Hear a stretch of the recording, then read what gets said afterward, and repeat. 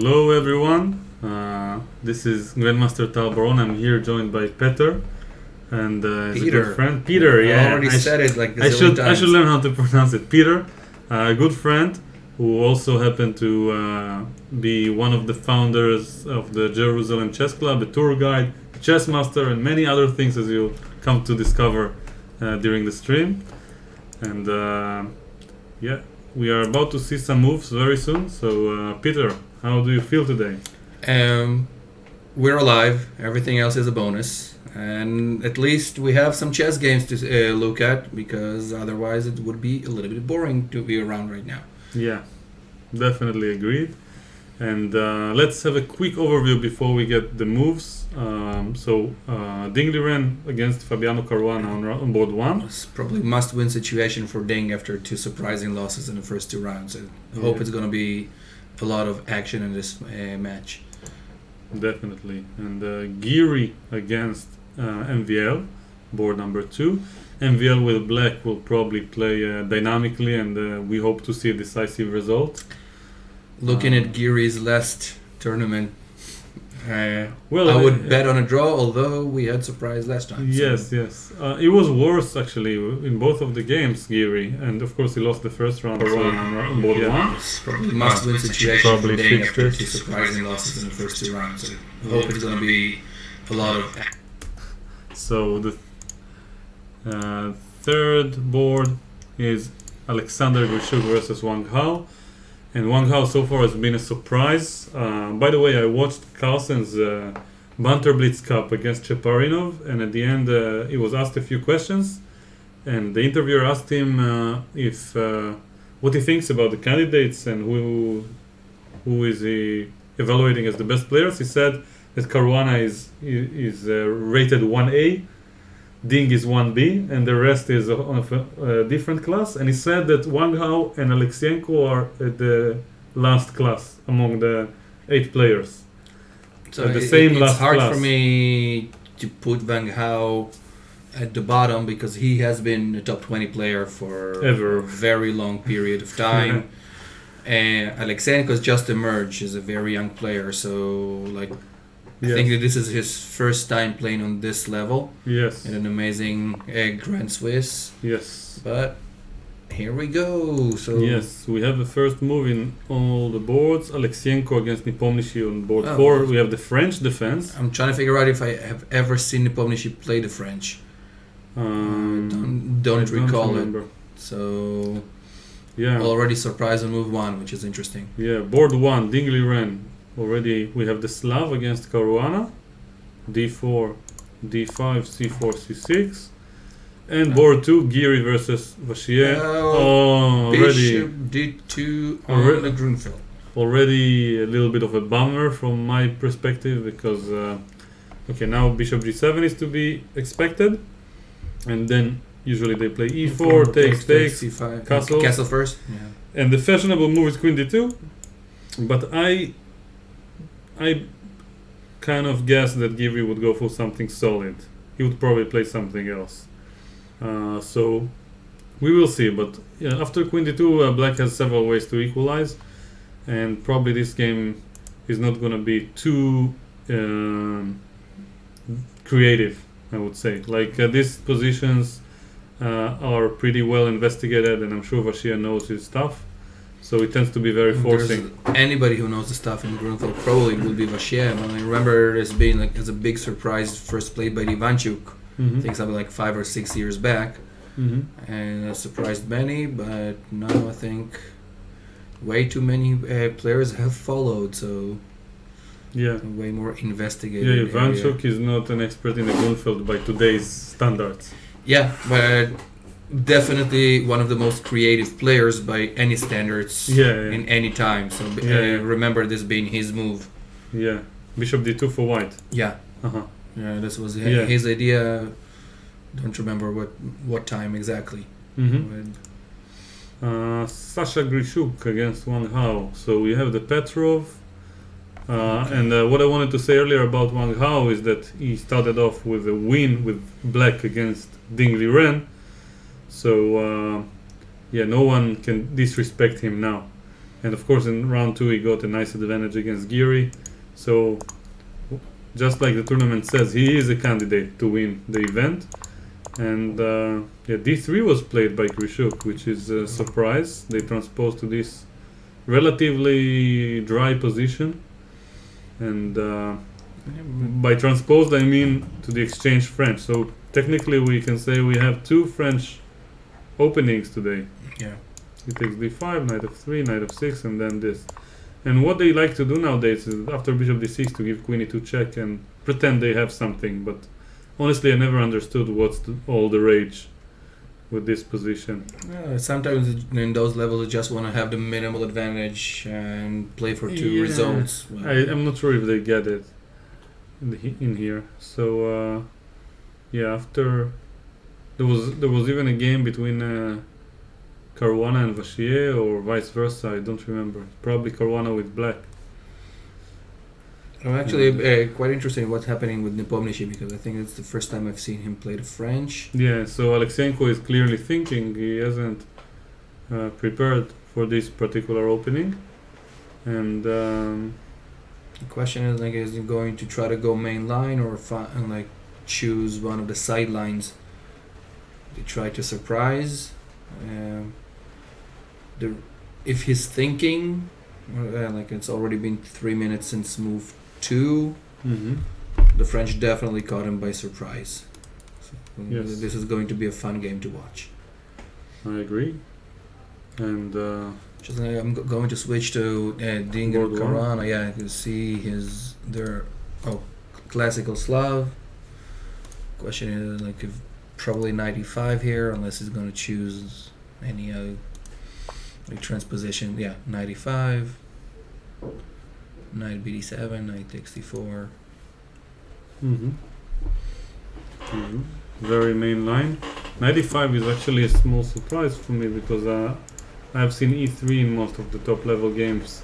I can recall almost all the games in the World Championship between Kramnik and Topalov started with this opening. e3, e6, bishop takes c4, bishop b4, castles, queen e2. No, it's black's Castles, queen e2, knight d d7, e4. It was like they had all of their games starting with this position, and trying to remember how it even. Sure, It was take knight a takes d5, knight then bishop d5. d3. Oh, really? I don't remember how it goes. Because bishop d3 looks like an improved French for me. But, I just don't remember how they reached this position, like bishop h5, queen e3, something like that. And okay. Oh, maybe it's. yeah, now one of the main moves in this position is knight b8. Maybe moving back to c6 and pressure on d4. But Probably, right? So. I'm not sure if I even got it right, but yeah. Okay, so let's go back to the game because I think we have So knight e5, e6, e6, f3. Now the main line goes bishop b4, and then e4, and bishop takes e4 with the piece sacrifice. And already looks fun. Oh, you don't have moves like g4, probably way too risky, right? Like because of the second g4. no, the only sideline that I've seen that was slightly popular here was king f2.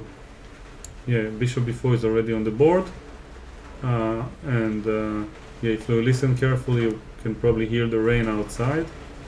And yeah, now after bishop b4, I believe Caruana is anticipating e4, and Ding most likely will play it. And in correspondence games, they managed to hold it with black, but probably there are a lot of details and a lot of ways to go wrong in this kind of opening after this. And I'm trying to remember, there was some Queen f3 maybe. something to do that has to do with queen takes d4. Queen f3, queen takes d4, queen f7, right? There looks a position with way too many details because, can you just show the audience a nice idea of like queen f7 Sorry, queen f3, queen d4, queen f7, king d8. Ideas like bishop g5 check will not work because knight takes g5 threatens the queen. Yes. So There's no time for no rook d1. time for rook d1. And if you take back the position, in a position like that, do we have anything interesting? Randy, because the d7 square is also protected. So, although maybe queen takes g7, bishop takes c3, right? So it's not. Yeah. So the way this line goes, I just checked because I couldn't remember. I wanted to suggest it, but I wasn't sure. Bishop d2, queen d4, knight e4, queen takes, queen e2, bishop takes, king takes, check, and king c2. And this is just the beginning. Yeah, And looks like, king c3 is another option, by the way, that is interesting. and also looks like reminds a little bit of the Slav gambit in general, with the type of positions. But that's like if they're going to have it, it's going to be fun. Yeah. So let's hope. For As long as it's not a quick draw.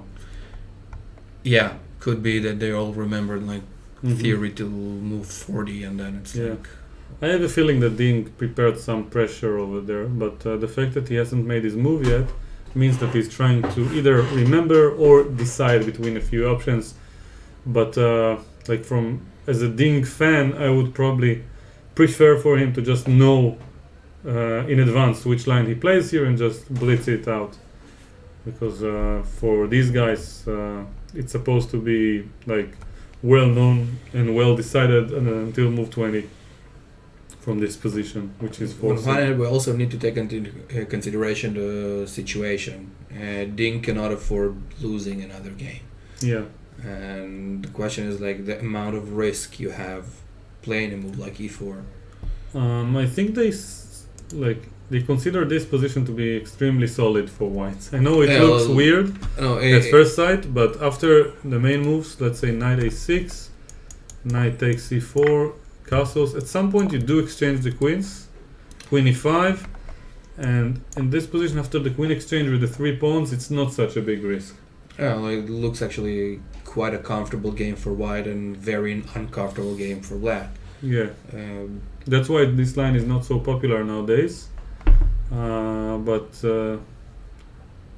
they still play it with the black pieces, of course. Actually, it's not popular for white. White doesn't play 95 too often, but I used to think that the main reason is that line involving Knight d7, knight d7, knight c4, queen c7, and then they play something like g3 and e5, takes, bishop here, knight fd7, and then after queen d4, they have this nice move.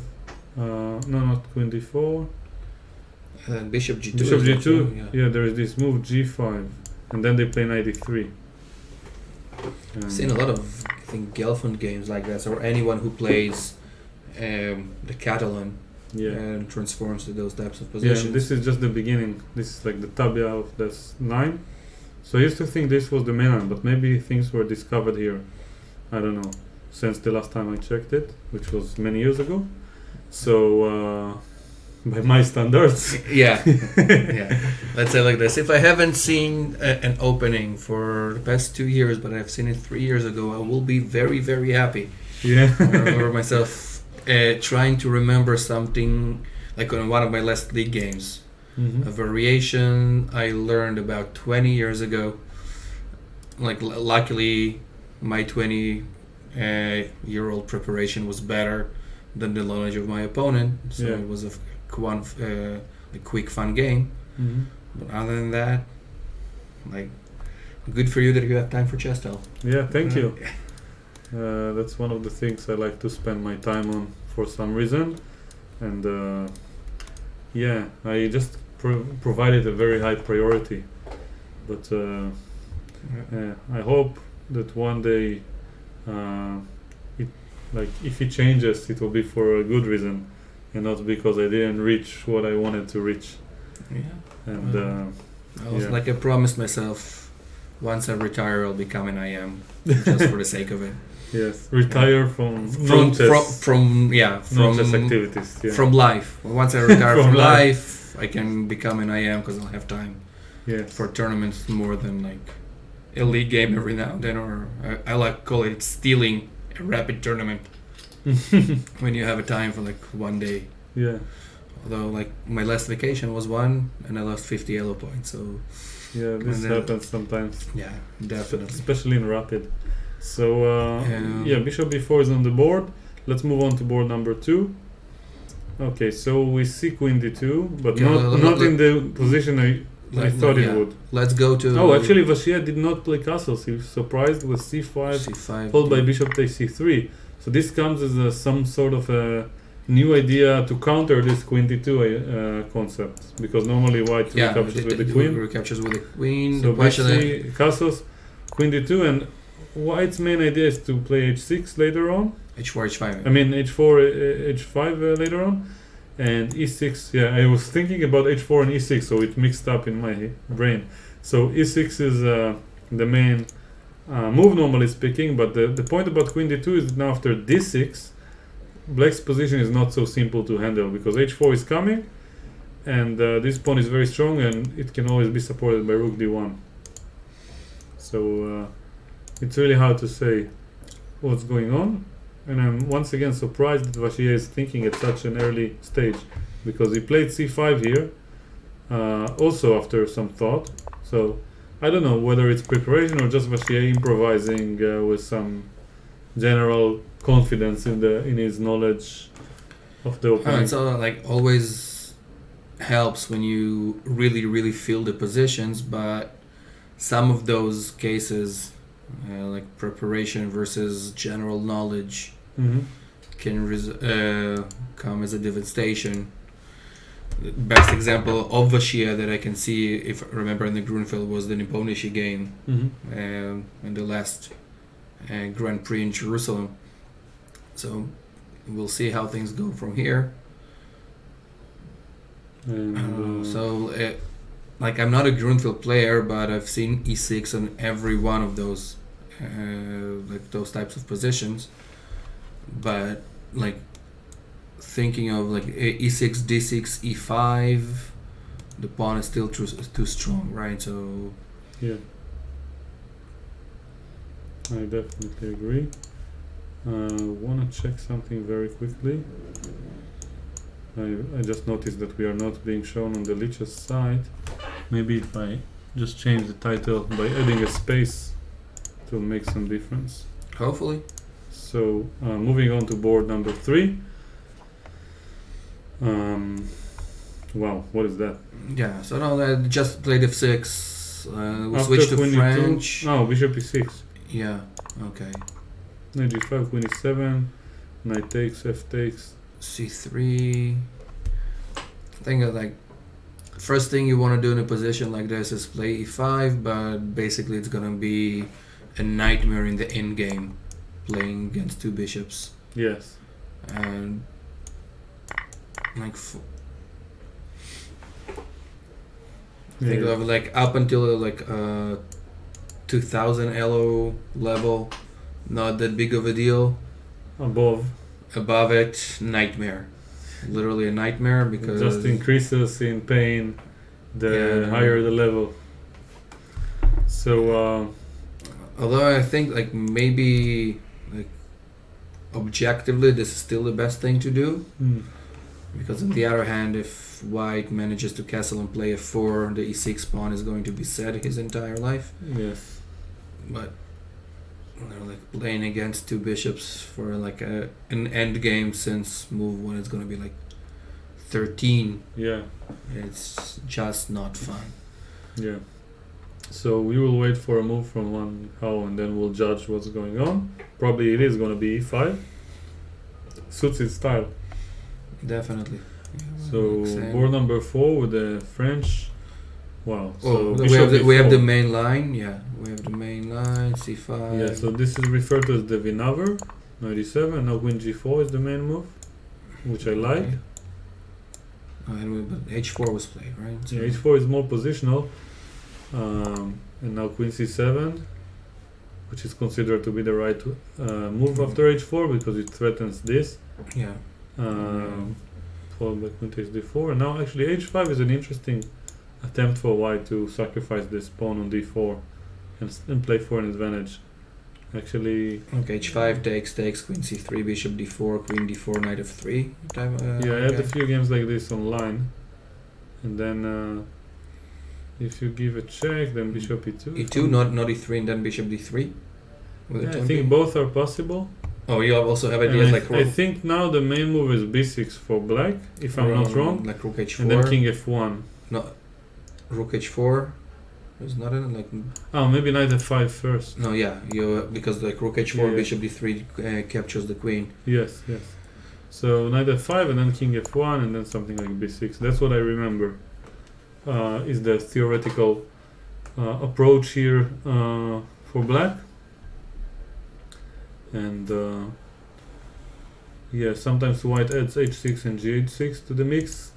It's a very complex position. I think computers says it's around equal and like everything. Yeah, basically. So knight You f3. play any type of position, but at the end of the day, it's equal. What can you do? Just become Houdini or Stockfish. Yes, become Houdini and start a magic career. Magical career, definitely. So So- b6 was played. The more Yes. positional approach of bishop a6 coming. Yes, and now the typical move is a4, with the idea of meeting bishop a6 by bishop b5 check. Or, of course, another typical idea is to give a check, and if black goes bishop d7 to go back. To the d3 or e2? Normally to d3 because you want to sacrifice. Yeah, no, but idea like If necessary. you want black to play c4 or not? Yes, yes. If the bishop is here, then I mean, inside the pawn chain, and of course c4 is in white's favor. Before the castling, maybe. Mm-hmm. Because there are. No, but even after Because- white castles, it's fine. You know, but I'm thinking of the idea because black wants to do long castle anyway, right? With if you like bishop d3, even if you like just play c4, bishop e2. Yeah, here. Yeah, although I would play so knight bc6 first. Yeah, and I also have time for a4, which A4, is yeah, great. and then still long castle, and there are many ideas I think like with f6 and moving the bishop to g6 or even h7 at some point. But this is like a very long thing to do. Yeah, But generally speaking, this might be the plan. but I don't think this is a good version of it. Yeah, Normally you get to blockade on a4 with the queen. There's this main line yeah, no, here. the main line before Yeah. with queen a5 and queen Yeah. a4. Ivanchuk likes to play it recently. I liking playing it when I was like 13. Yeah, now if you play the same move of h4, knight f3, Knight f3 is or queen g4 is also Yeah. one of the popular lines. so in Knight, this, knight c6, and then or queen b1, queen b1, c4. you get the structures, and black actually feels okay with the queen. What's here. interesting to notice is like on queen b1 when I had bad things of I did not want to block it, played a6, and queen b3 just gives a better endgame for white. Yeah, It's just the annoying way of handling this thing. So no, you have to play c4. C4 is a must because of that, and then Yeah, and then black normally plays these moves Yeah. sooner or later. b6 puts the king on b7, puts the rooks on f8 and g8, h6, and then waits forever. unless black wants to try to put the bishop on h7 or something of this sort, or g6. Good luck with that. Pressure on c2. Yeah, but Yeah. we have time, but let's see what's going on in the board. So, So- yeah, bishop a6, bishop b5 check was playing, right? Or Bishop b5, yeah. No, Bishop well- d7, and now we can anticipate bishop no, d3. Yeah. okay. So while we wait for a move from Alexienko, let's move back to board 1, see what they suggest. So they suggest us to watch. Yeah, So here, waiting for a long period of time. so here, What's happening with the uploading part? yeah. There is some issue.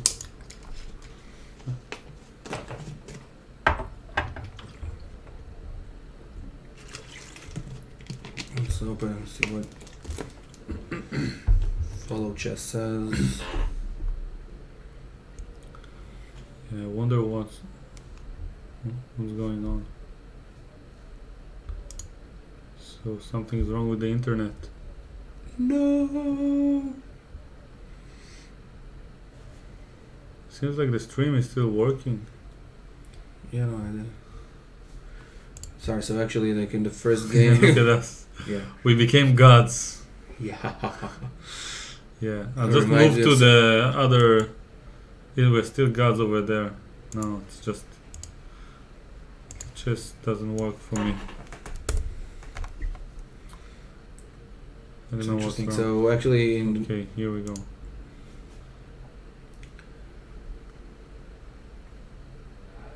the interesting thing is that King F2 was played and then E5. So Yes. we have fun action. So finally we are back. Yeah.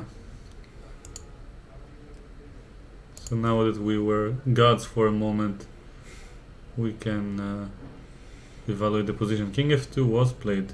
Yeah, like are sure gods or Raiden from Mortal Kombat? I don't know if you, Yeah, it reminds me of Raiden. yeah, no. If you played Mortal Kombat, Yeah. definitely Raiden. Yes. Or I think Shen Tsung in the first one also can create stuff like that. Yeah, but it doesn't look exactly the same. But Yeah, it depends on like what version of Mortal Kombat did you play, because the only ones I played was 1 and 2. I played 1, 2, and 3. But 3 was like there was a version that was better called Ultimate Mortal Kombat, and this was probably the best one. Who did you play with? I liked Liu Kang. Okay. I even remembered all the codes at the end for fatality Oh, and like babality. Remember? Babality and Imality, yeah, Yes, that started in 2. Imality. Like, all we had is Fatality in the first one, this is what I Yes. remember. And I Yes. loved playing with Scorpion, so... Yeah, But this was like long time ago. yeah. So Do you ki- remember ki- how to reach the green one? Have you heard of it? It was one of the famous mysteries of that game. I forgot how you call the green ninja. Reptile, I think. Reptile. Yeah, so Reptile was a hidden character in that game. In the first one or the second? Yes, in the first one. And only if you get to listen to this, to the level like 10 with perfect wins using no defense, then you have a specific screen which happens 1 in 4 times or something when you have an UFO over there in the background, and you beat them once again twice without defending yourself and without losing any life. Then you get to unlock this level against Reptile, and he beats the crap out of you. I can tell you that you have played way too many video games. No. I just heard about it, and then I managed to do it in the actual game. When I was young, I wasn't only thorough in chess, you know. Yeah, So basically yeah. you did not have a life. But at least you had Mortal Kombat, right? That's the main thing about it. I also had Counter-Strike. That's way after my period, but okay. Yeah. So, E5. What is that? Yes, Stan was thinking about Raiden as well in the chat. Definitely. So, like, I'm trying to understand the idea of it. What happens with just knight takes E5 with this thing? Good luck making sense of this. Oh, and like if Caruana played it relatively quick, It means he studied preparation, it. yeah, but Okay, so 95, I can assume that C5 makes sense, but at the same time they have D5. But then I don't know. It's really hard to properly evaluate. but I don't know what even if I'm playing a passive move like E3 now. Yeah, this whole position is weird. I think knight fd7 should make sense in some world. But why did you play e5 now? Oh, wait, sorry. Here, instead of... Yeah, I don't know. Yeah, That's the honest answer. yeah, it's going to be interesting to understand because obviously, like D plays. It was a mouse slip. Yeah, D takes e5. I don't know. Also looks a little weird because, like, you're sort of afraid of bishop c5 check, but you just have but bishop I think e3. here you play this with this threat of winning a piece. Okay, and what if I just play g3? I guess I attack this guy.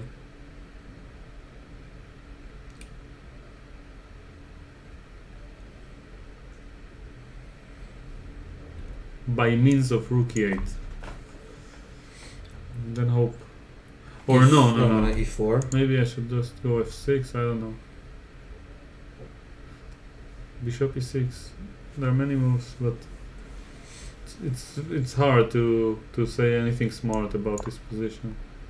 So yeah, d5 is probably not correct, and after knight e5 it's really hard to come up with a follow-up. I think c5 makes the most sense, but after your e3 maybe knight c6, I don't know, just to develop. Even if I'll be ugly, I'll take on c6. Be ugly. Bishop c4 or c4. Mm-hmm. Yeah. Yes, my king is a little bit sad, but then what? Don't worry. Be ugly. Yeah, I don't like it that much, but Caruana played it, and there must be a justification. Yeah, and he also did not even think about it. It's 140, meaning all that we see right now from black is preparation. So yeah, and I'm guessing this might be a novelty, like if Ding doesn't know it. Wow, Ding doesn't have things going for him so far. Yeah, definitely. And it's not a fun novelty to come up against when you're 0 out of 2 and you need to win. So after king f2, castles was played. Oh no, it was knight c4 first. So bishop b4, knight c4. Castles. Knight c4 is already not the most popular move. And then king f2 was played, and then e5. e5 is a novelty. That's impressive. So according to what we can see here, Caruana must have prepared it pretty deeply, and yeah, we can see in the live book that after knight takes e5 the move is bishop c2. Oh my god. Yes, I don't know what's the follow-up after queen d2, but that's the start. So let's check. Knight e5, bishop c2, c5 probably or something. queen d2, and then bishop b3 or something. c5 now. Yeah, it's just an option, but it's crazy. This position. That's why we like chess, for positions like that, right? So Yeah, so Fabiano is well prepared, and he came up with this surprise. And he's going for the win. I mean, for the initiative with black.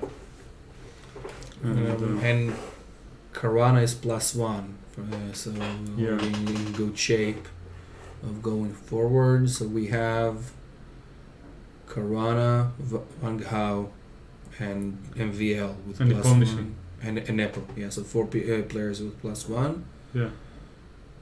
So definitely a long way to go, but being +2 in a field like this, it's already a very big advantage. Yeah. I doubt that the winner will be more than +3, but we'll see. I mean, it's possible if it's Fabi. Like, he doesn't care, you know. Sometimes he has +2. He needs he can lose and still win the tournament, and he wins the last round. It's really typical of him. Yeah, but on the other hand, Like, you need to win against players on this type of level. Yeah, And it's so never +3 should be the typical result to win such an event. Yeah. But this is a special occasion because in this time of the candidates, they have Alexienko, who is a real wild card. The previous wild cards used to be players like Kravnik, Kramnik, Aronian, and so on. And they're not as wild from the. Like as wild card of a wild card, definitely Yes. agree. So no, the thing is like Yeah. it's going to be very interesting to see how Alexenko can perform in a field like this. Yeah. And the question, like, I think it's a very good tournament for him to play to actually test himself on this kind of level for 10 years from now, even. Because one of the, if I remember correctly, is like 22 years old right now. 23. Yeah. Between 22 and 23, so I think 22. Yeah. he still has a lot of games against those players. Yes. Speaking Assuming there will be chess events afterwards. yeah, worst case online, right? But Yeah. let's see how Alexenko is doing. We have bishop on a4. Yeah, by Nepomniachtchi. Yeah, so Yes. we already I think have a threat by just to take on d4, right? Mhm. By black.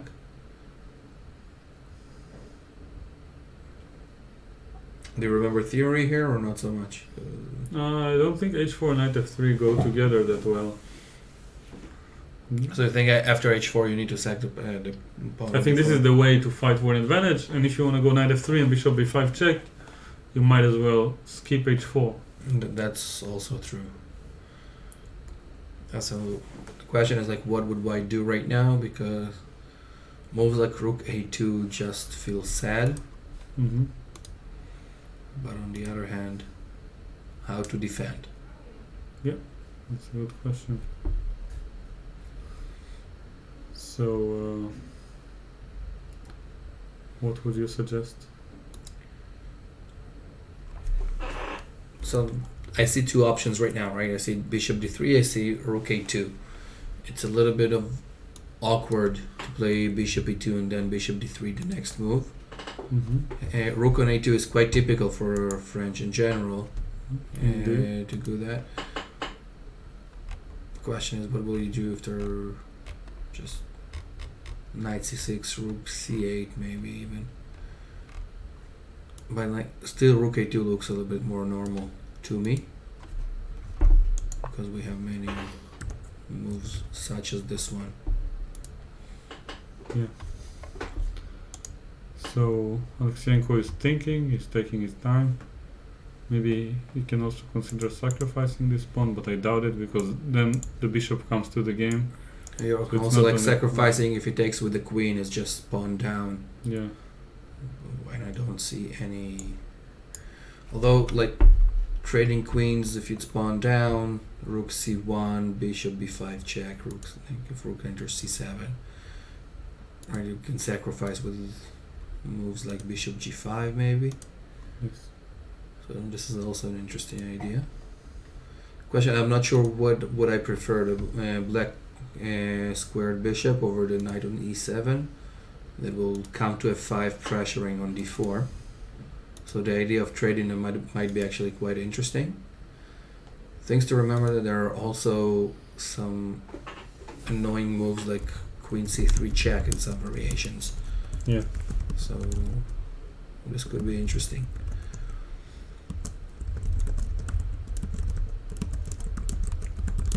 Looking at the board, I don't know, I would still go for rook a2 just in case.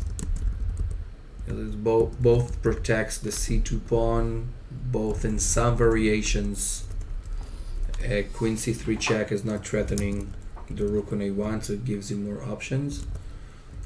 So I'm leaning a little bit more to this move, but this is like a very, very superficial look at the position. So is there any other option than rook a2? Bishop d3 is just Yeah, a bit weird. weird, Yeah. but sometimes it's better to admit the mistake you've made than to continue avoiding it. So I'm assuming this is also one of the reasons that Alexeyenko is now thinking. So let's go. The Giri MVL game started very interesting. Oh, okay. This is fun. Let's see how we stopped at queen d2. So it was queen d6. Yeah. Right, so queen d6, f4, b5. Nice. This is a well-known theoretical position. It transposed to the bishop c4 line. So after castles, like let's say here after the mainland castles, queen d2, knight c6 is what Carlsen played against Anand in the World Championship. Okay. There are many moves available, like b6 exists and so on, but c5 is the main line. And after d5, as I said, after e6 there are d6 ideas, but the main line here is actually to take, if I'm not wrong, and play queen d6. And then one of white's main options is to play f4, e6, bishop c4, and then b5 is the exact same position as in the game. Yeah. And then bishop takes b5, e d5, and now bishop c4. And there was a game by Dominguez, I don't remember with which color, I think he was white. And black showed the way already in that game with b5 and managed to equalize. That's what I can remember. Moves like rook e8 here or something else? Because on rook e8 you have queen takes d5, so bishop needs to move right now. Yeah. So is bishop b7 only move here? I don't know, but probably bishop b7 is the only logical one. Yeah. Yeah. There are always an option for a non-logical one too. Yeah, no, but I'm trying to figure out what basically it's a pawn sacrifice, right? So what does black have for this pawn sacrifice? Yes. Besides, I don't know, open files for the rooks.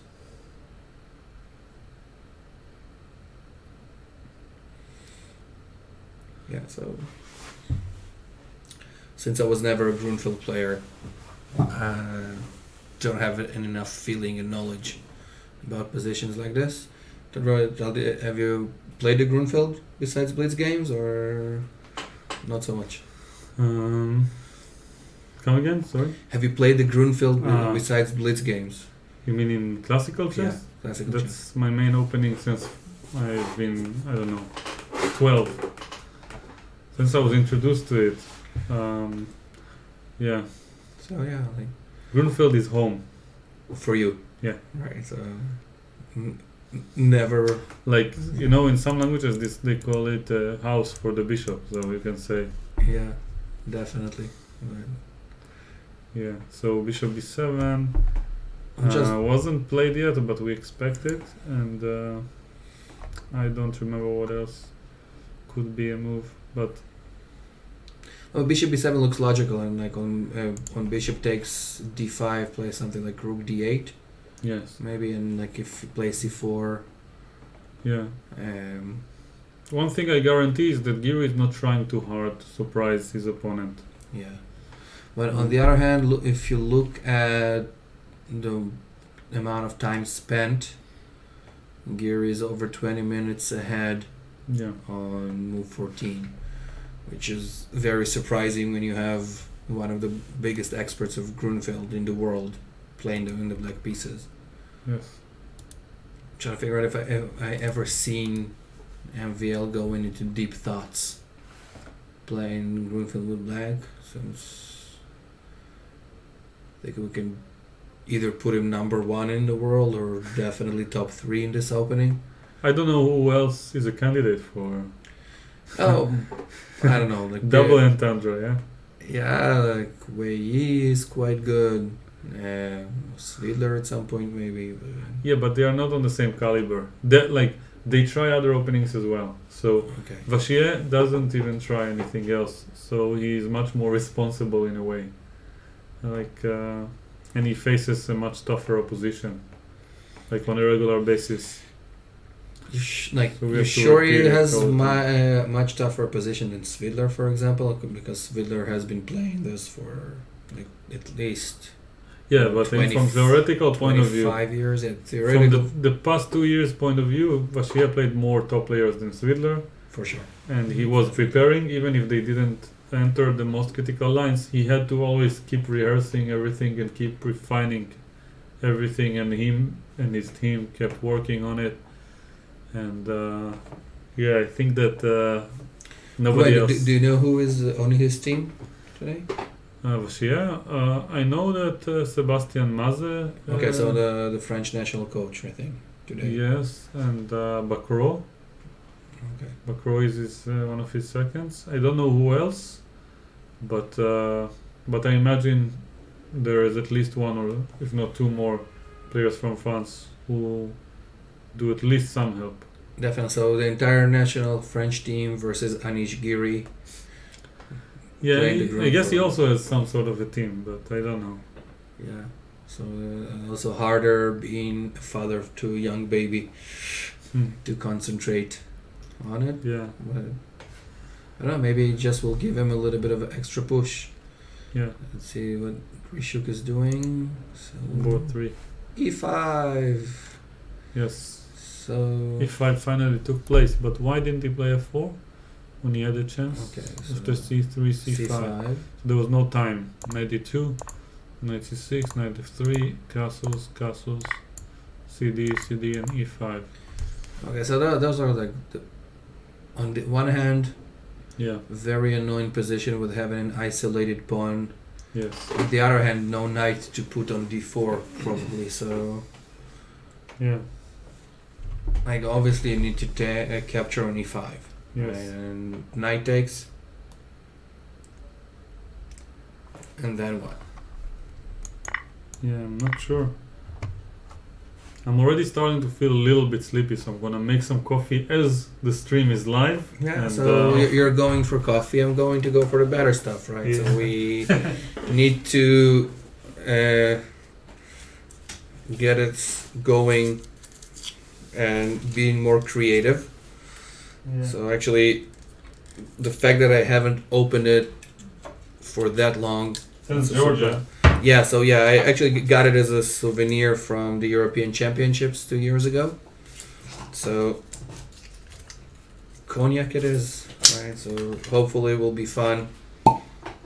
You want some, or you're A little. a little bit? Okay, Yes. we'll do cheers. I won't let you drink alone. Yeah, because that it's gonna be an alcoholism. Yeah. So here we I go. think it's the first time in history you can hear like the water boiling on my stream. It's always important. Yes. It's coffee. But the question is, would you play moves like bishop g5 here, or capture on e5 and go to the endgame? Capture on e5. Capture on e5, Yeah. right? And like queen takes, bishop takes. Yeah. Rook b1 is sort of a must. I guess rook e1 is also a move. No, but rook e1 you have problems with rook e8. I'm not sure what you're doing next.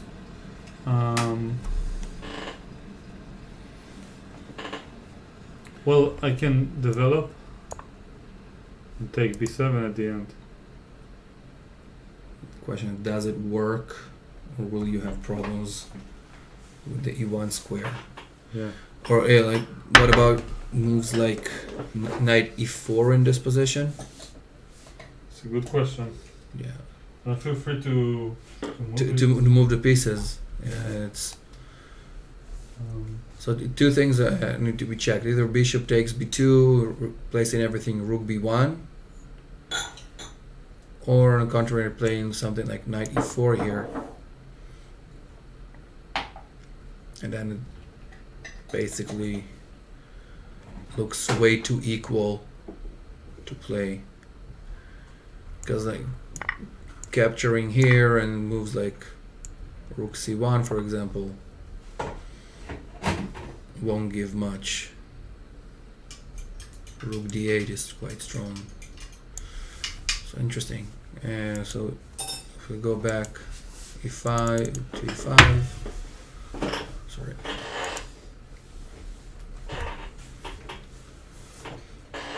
So e5 in this position. And Yeah, it's like I'm pretty sure that capturing is a must, but then you can think of what to do next. And the question is like if you take and on knight e5 play something like bishop g5. Oh, knight f3. No, but when knight takes e5, bishop g5, knight takes f3. No, without taking on e5. I think bishop g5 here, knight takes f3, queen takes f3, queen e5, queen g3. Playing something like this maybe. what's good for white? What would Okay, d5, knight e5 was played. Okay. And now we can expect the Rishuk to think. And Rishuk also likes thinking and evaluating. Yeah. And I think is Yeah. the best player in the world under time trouble. I'm not sure if he's the best, but he's definitely in the top 5. I mean, Give me You- somebody who played more accurate on like at least like 3 games in each and every big tournament under time pressure. yeah, I mean, the fact that he does it doesn't mean that Carlsen or Nakamura or other top blitz players are incapable of it. But Rishuk does have this unique skill of being able to play both very quickly and very deeply. Yeah. On the other hand, so whatever, at least on my level, I find is blitz games is one thing, and being under time pressure in a long game is something else. Yeah, that's And true. usually I play blitz way better, Yeah. and I play long games under pressure.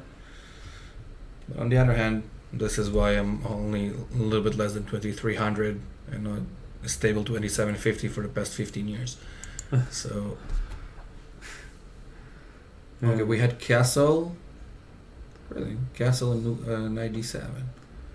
So Still threatening the same.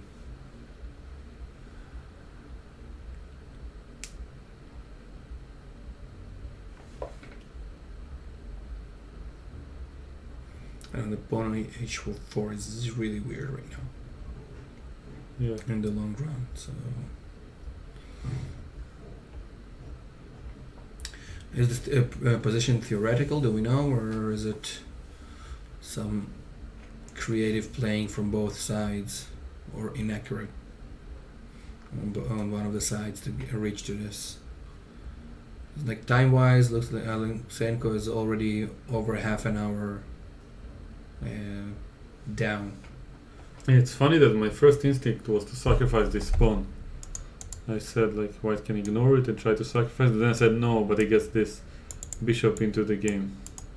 But I guess like here white had something else in mind. Maybe he just doesn't care. Maybe after queen c2 there is queen e1. After bishop c2 he just likes to develop. It could be. Or also like moves like bishop b5 check in between, like Yeah. Oh, queen c2 bishop b5 bishop wins. b5 wins. Yeah, so bishop c2 Bishop c2, bishop b5 also makes sense. Yeah. makes sense. Knight d7. And I could consider taking, I could consider moving to e2 and you cannot castle yet. On one hand, on the other hand, bishop e4, knight g5 is quite nice. Yeah. Probably bishop g6, but yeah, it's very complicated at the moment. So we didn't No, take like the pawn. bishop g5, like on bishop g6, Yeah. bishop g5 looks very, very bad, right? So knight d7 was played straight away, renewing the threat. And Alexenko is thinking. Yes. Just a second. So I'll still probably lean towards rook a2 now, but on the other hand, you don't want to play passive. So maybe actually bishop g5. Those are the first two thoughts I have in this position, Yeah. but we'll never know. We'll see how things develop.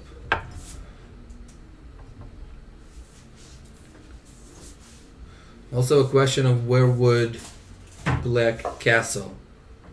Was it like the typical French long castle, Yeah. and then the pawn on h4 could be an issue, or just ignoring it and then castle on the short side to king side. Play like f6 is gonna come at some point anyway. Yeah. So actually, like, a little harder to find a move for white right now. Although maybe just like bishop f4. Try to play for an open c file. It's so hard to evaluate these positions. Yeah, but on the other hand, like I don't, bishop g5, f6 automatically probably, or even h6 and take with the king on e7, and white has no way to attack it. Right. Yes. So, yeah, could be I interesting. like black's chances, but I don't like the position in general. From like Alexienko's decision is not principled. That's what I like to refer to it, because he probably is afraid of Nepo's preparation. That's for sure. Yeah. My idea here, I mean, I play Queen G4 my entire life as white, and of course I don't remember everything by heart all the time, but if anyone enters this position, I just say bring it on. I don't care what's the situation, I don't care what are the consequences, let's just have a game. On the other hand, you're not playing Nepo. And not in the candidates. And not in the candidates. But you know, if I was in Alexienko's shoes, I would just let loose, because like if he just has fun, I mean he's probably not gonna win the event. So if you're just gonna have fun, then maybe he can actually learn more from this tournament than by trying to survive with white by playing solid chess. On the other hand, you don't want to crash in this tournament, because finishing, for example, with like 2 out of 14 is a very sad situation. Yeah. And I don't know, I cannot put myself in his shoes right now because I'm not a young aspiring player. Mm-hmm. I think I would have been the oldest playing here. So the oldest player is Grishuk in this tournament, and I know we were born in the same year. So, and I think I was like a few months ahead, so I would have been the oldest, having fun, not caring. And other than that, like, since Alexienko has a lot more aspirations, actually maybe the decision of learning to play solid against players like this would be a little bit more good for the long run. But we'll never know. Only time will tell. Gonna go back to Ding versus Caruana. So okay. I wanted to make one remark about having fun, because like in Alexienko's shoes, he would influence the challenger, which is funny. Like he can just have a lot of sharp games and do whatever he wants, and the other people will be under pressure to exploit it as much as possible, because if they don't, then they lose some of their chances to become the challenger, and this way he might get some more winning chances, but of course more losing chances as well. So it all depends. I mean, people will give him winning chances throughout the event because they just don't want to draw against the lowest rated player. Definitely. If they think they are better. And I'm assuming they're better. Yeah. Also has a lot to do. So bishop c2, queen d2 was played, and c5, like, and now c5. Yeah, that's the move. And well, Caruana still hasn't spent any time, and Ding Liren already has less than an hour left, like 53 yeah, minutes. He started with 100 minutes, so he has like half his time almost spent. And we have the increment on move 40. Yes, so the time control arrives for like, I think it's 50 additional minutes, I'm not sure. No, like it doesn't matter. I'm looking at the fact that he has 29 moves to make. If we'll do a little math, it's like 14 and a half minutes, let's say 15 minutes. Has an hour. It's about making it less than 2 minutes per move. Yeah. Am I wrong? I'm not right, sorry. A little bit over 2 minutes per move. but still, it's going to make it tough unless he finds some series of quick moves. Yeah. So. And I really hope Ding stays in the tournament in terms of winning chances, because he's one of the more exciting players that we have here. So D5 was played. It's really hard to evaluate. I'm thinking of like if we just exchange on C3 and Probably take on bishop D5, B3. yeah, bishop B3 E4. So I'm not sure. Yeah, and then some weird computer move. So weird computer move like taking on E4. I guessed correctly. Yay! So remembering also that you had the computer on a similar position about half an hour ago. Yeah. Makes it the easier. live book showed the suggestions here. And the question on moves like E4, do we have knight takes E4 or not? That's an interesting question to ask. Yeah. Oh, he keeps Rook playing E8. quickly. Rook E8. I'm trying to figure out how tough is it being on such a high level tournament, knowing you're inside the preparation. Yeah, you like especially here in this situation with Dink, he has so much to lose. Yeah. On the other hand, quite a lot of, I don't know, Queen F4 here maybe. One So, thing that he probably doesn't think about, but is worth mentioning, is that he can his spot in the candidates is secured by rating. But if he loses in this tournament, he might lose his rating for the next year's candidates. So you will have to qualify when once did they start calculate? It's also like from what year? January 2022 probably. No, but Or like, no, sorry, February 2021 maybe, or something like okay, June. So the I question don't is remember, how like- close they are when it comes to world ratings Yeah. on averages. No, but I think Ding will make it either way because Either Ding or Caruana basically were 2 and no, 3. but Caruana, if Ding doesn't make it, Caruana will probably be the challenger, and then he is not qualified by rating. What happens if, let's say, Nepo wins the tournament, so or MVL, or also among the leaders, Yeah, they're the challengers, and then the 2 highest rated players of it for the longer period of time were Caruana and Ding Liren. But you'll never know. yeah, You'll never know. I think the fact that Giri decided to sit out a very long period of time, not to risk his rating, was a good a good show of how important the cycle really is. yeah, And the question is also debating the wild card issue.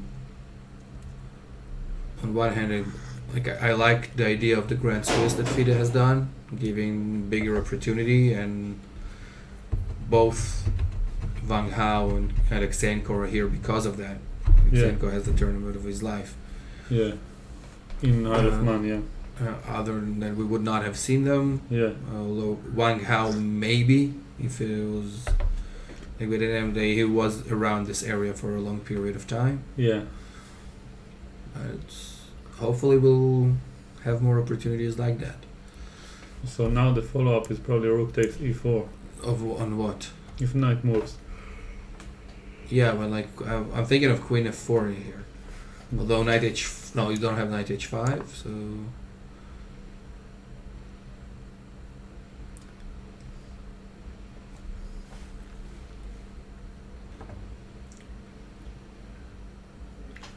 Yeah, it's hard to come up with something concrete. Unless you have something prepared, which is the case probably. Yeah, Thinking even like Bishop C3 and Bishop D5 in place a situation like this. It might be... I know, we always have Queen F7 check. yeah. Exactly. So, I don't know. Let's see what Caruana finds. Was any move played, or did they just... still thinking. How are we doing now?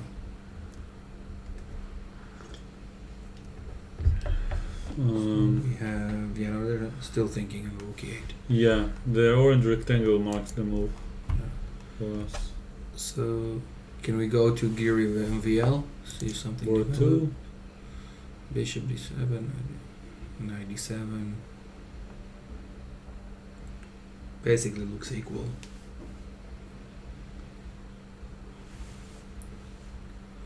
Yeah.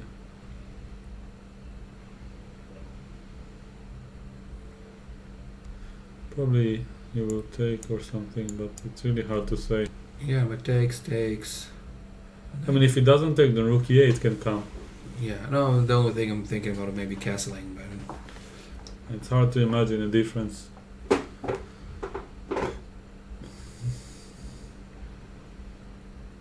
If you castle knight b6, comes with tempo.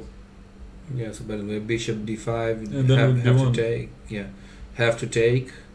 Who do you take with? Knight, and I'm threatening f4. No, wait, so bishop d5, right? I mean, here or after? No, like I'm talking bishop d5 here, bishop takes d5. Do you capture or castle? Maybe rook d1, I don't know. Castles, probably. Castles, knight b6. This is also a move. Then e5. Yeah, but I have this, and I just win a pawn.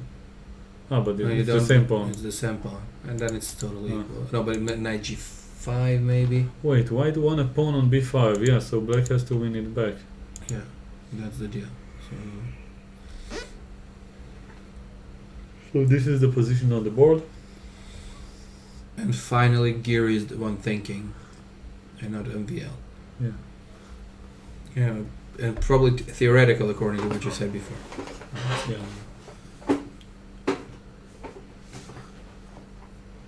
So let's see board number 3 while they're thinking. Same.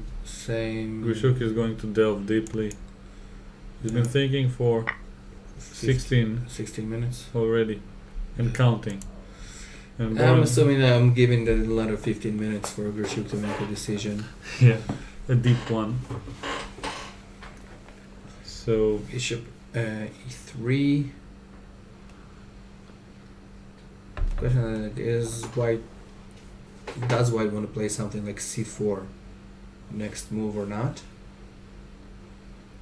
It's an interesting question. yeah.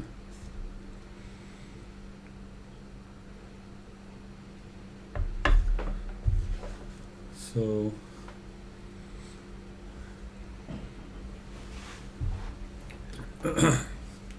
So the most natural move in a place like this is like separating light f5. The question is that who does it benefit? yeah. And where does black want to castle? So those are the questions I would ask in general. Question number 2 is c4 something white wants to do? So, pretty sure it's quite safe. Yeah, c4 is definitely an idea. Now that he is close to finishing his development. I think I finished it already. Like when maybe Yeah. adding a queen move to connect the rooks. But Yeah. But he shouldn't be better. That's my point. that's the general thought anyway. But the question is, do you play a move like c4 with black I would. and switching to typical French positions? Yeah. And the fact that you have a bishop on a4 is to your advantage already. And on the other hand is where would you put the pieces after that? Yeah, So- I have a feeling Nepo won't play it. He would play a little bit more More aggressive? concrete, keep the tension. He would probably consider castling long even. Castling long, c4 is not a big deal? Or I is don't it? think so. Or is it? Because on the other hand, you're opening the d8 rook with a move like c4. So castling long, queen b1.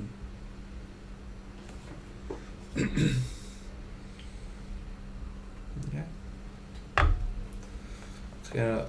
on finally Black started thinking, right? So how much time did he have? Yeah, so 7 minutes of thinking. Finally, Nepo needs to make decisions and not play blitz. H6. So, what's the idea? Besides preventing knight g5, idea number one.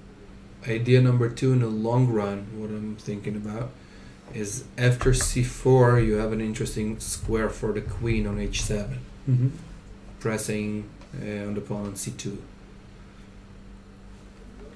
Yeah.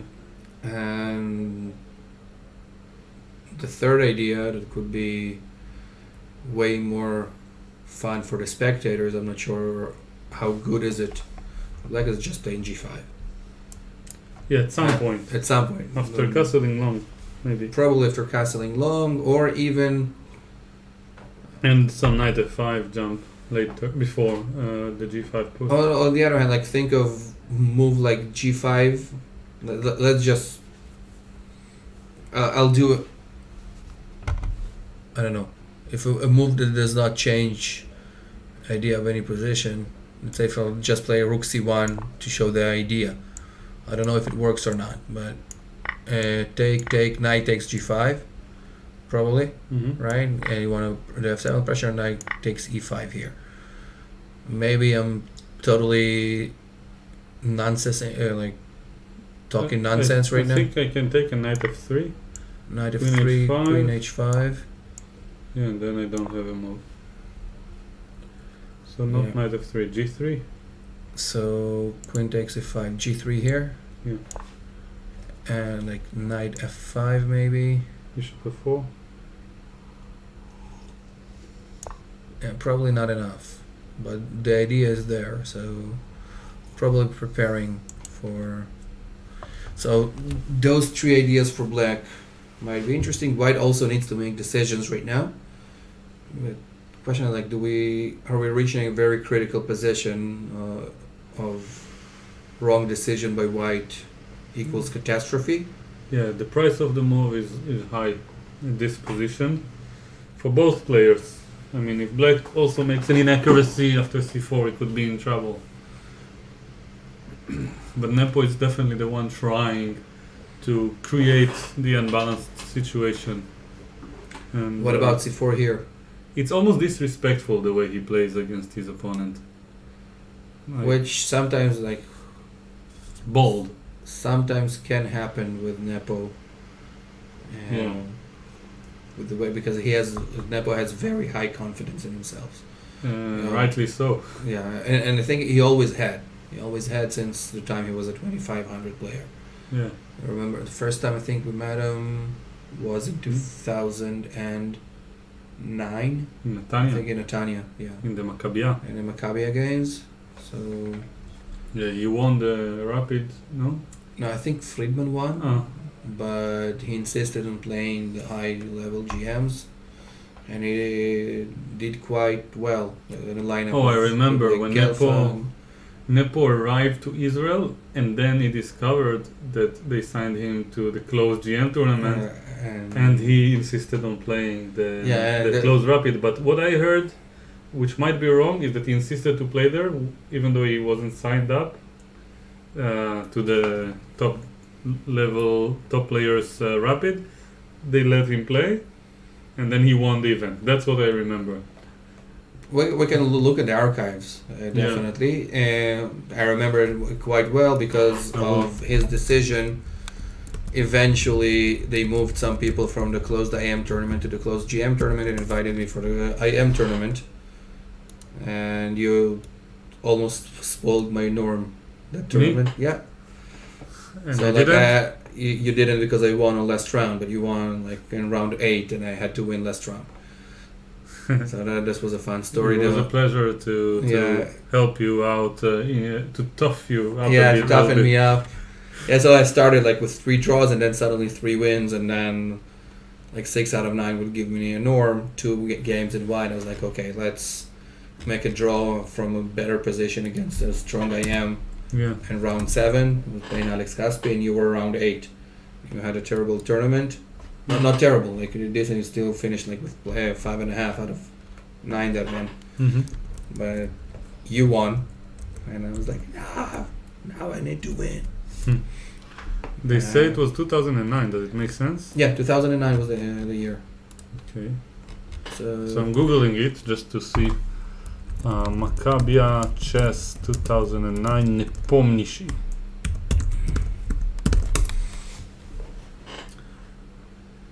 So Okay. they were leading. with Nair, yeah, but we can open up the results, I think. Yeah, gold medal. He won the gold medal in the Maccabia. Oh, really? Yeah. Yeah. So I think he won the event. I remembered Nair winning it, but maybe. Yeah, I remember that name. The sponsor. So Nair and Nepomniachtchi, They were leading. but is this the final one? No. Is this just a report? Yeah. We need to find something, but you had players like Gelfand, who was in his prime at the time, Elianov, all the Israeli national team was playing at the time. So he did good. So So let's see. I'm interested in Ding versus Caruano. Yeah, actually, so okay. So we have a 2-pawn sacrifice by Caruana, yeah. trying to prove that his active game is better versus the king here. Oh, he's still playing a tempo. No, so the thing. So if we go back to the position with the Queen f4, probably didn't listen to my ideas. Right, c4 was played. Yes. Interesting. Takes, and then take knight d7. So 2 pawns up. Very weird position because I'm trying to figure out what Black's threats are. Will he have something like, I don't know, either capturing on e4 and some, like, it's somehow, still don't understand how. It's gonna be nice. I'm like pretty sure that if we put computer evaluation into it, it's gonna prefer white. But the question is, what ideas does black have? And if like for Yeah.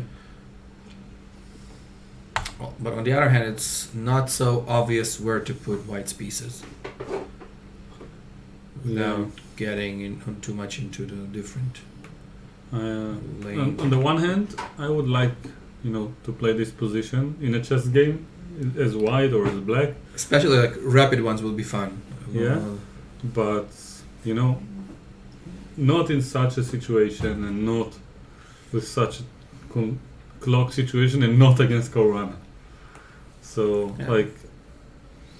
Ding must be under heavy pressure, mentally speaking, because of the 2 losses and the fact that he's not prepared. He knows that if he gets caught in time pressure in the next 5 moves, he could lose, even if he makes good moves now. So he has to increase the pace, and this puts pressure on him because it's really hard to come up with the right moves here with all the pieces on the board, and when the opponent is fighting so hard for the initiative. and basically Caruana is still in preparation, and hour 41 remain for Caruana. Yeah. 37 minutes to Ding Liren after 15 moves. So spent way over an hour over the first 15 moves. Wow. So I don't remember seeing something like this Me neither. in those high stakes of tournament. But I really hope, just for the sake of the tournament, that the highest rated player. Don't remember if Yeah. he's higher or Caruana right now is higher. But Caruana is a little bit higher right now, so but still not little higher. It's like almost 40 points higher. Oh really? But Caruana is very close to his peak. Yeah, probably. But there are like both of them over 2,800. Yeah. No one as close. So we'll see.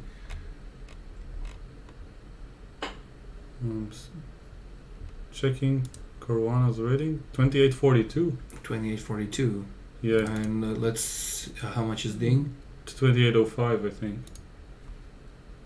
2,805. Yeah. Yes. So quite high there. Yeah, and so Caruana is very close to his peak, and is if he keeps winning in this tournament, he might be the second player in history to surpass Kasparov's peak, which was 2851.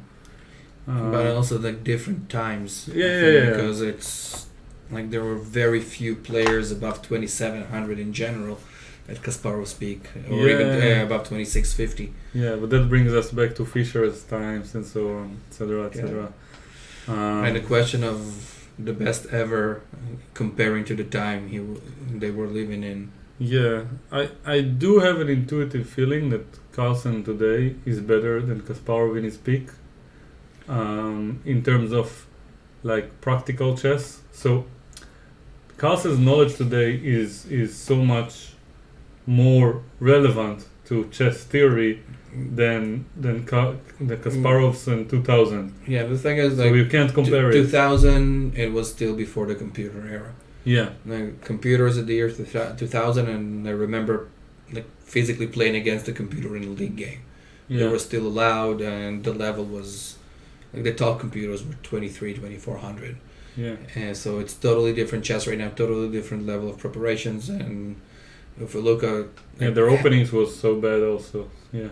Yeah, no, but in general speaking, a lot of ideas that people were calculating and checking as a person, right, not as a computer. Yeah. Today, every idea you have, you put it on a sure computer. you missed those days, yeah. Of course. Like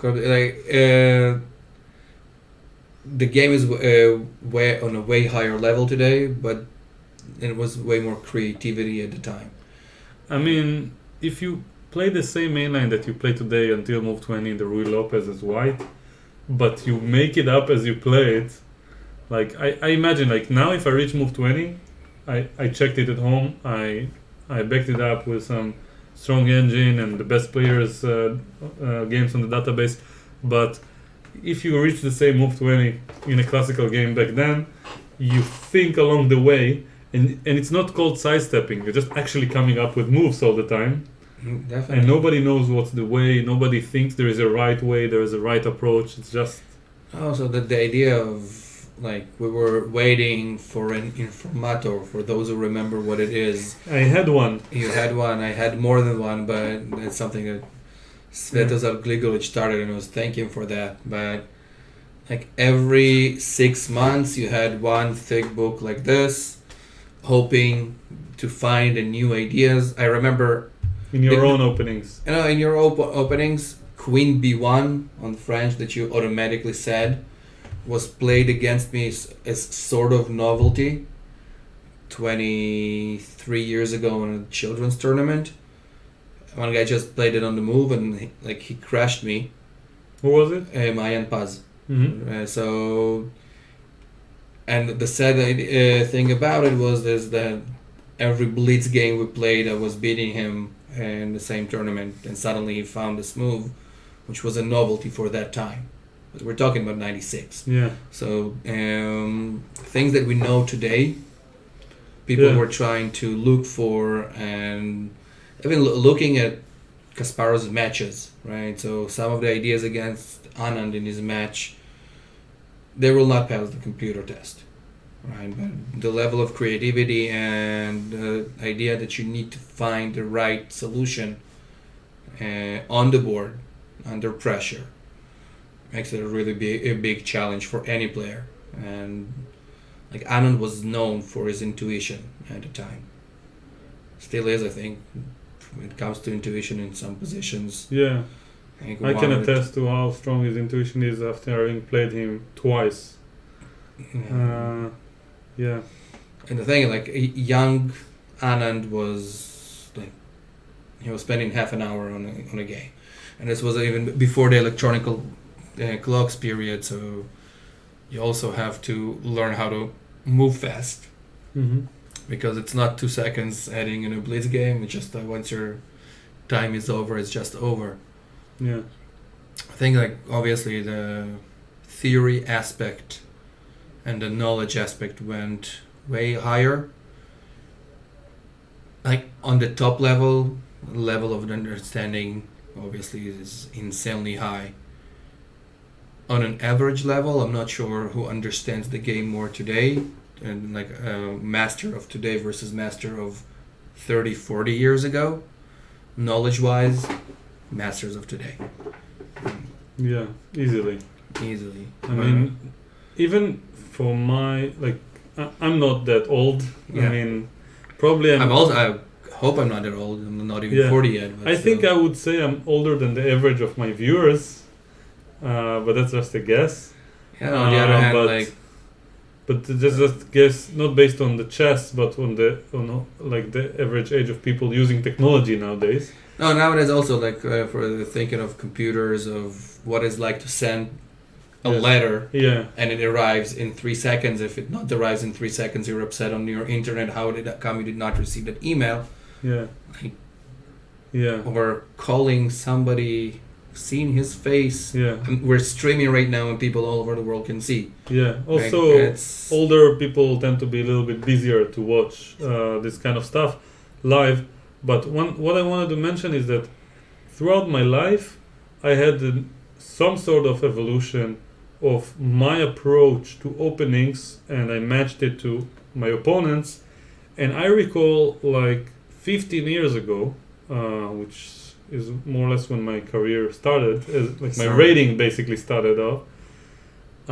So let's go a little bit forward. Let's say 13, 12 years ago, I would play 2100, 2200 players, and my knowledge, even though ChessBase existed and engines that are relatively good existed, my knowledge of my own openings, which back then was Sveshnikov and Grunfeld as black and 1e4 mainlines as white, was based off some books that were repertoire books, and I was like studying them quite thoroughly, but I would just know the first 4-5 moves of every mainline, not the actual details, and come up with new ideas over the board afterwards. And I will just believe that I have some slight advantage as white, chances for counterplay as black, because that's what the book said about these structures. Do you remember which ones were you using? Yes. So Which E4 authors? according to Anand by Khalifman. Okay. So back then, the year I'm talking about, so let's say 2008, let's say, there were a few books out, like 5 or 6 books already out.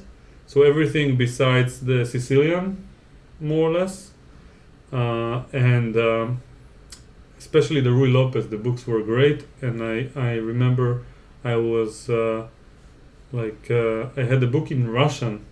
And I looked at, I don't read Russian, but I looked at the pictures, the diagrams, the moves and so on, and I would go over it with the actual board, and I really remember, like, knew the Rui lines. Lopez ones from the 80s, the 2 thick books, like each and every one like this? Or No. this one you're talking about? No, so something else. No, this is from the year 2002 or something like Yeah, that. so the... Like, E4 according to Anand by Alex Khalifman. yeah, so it's...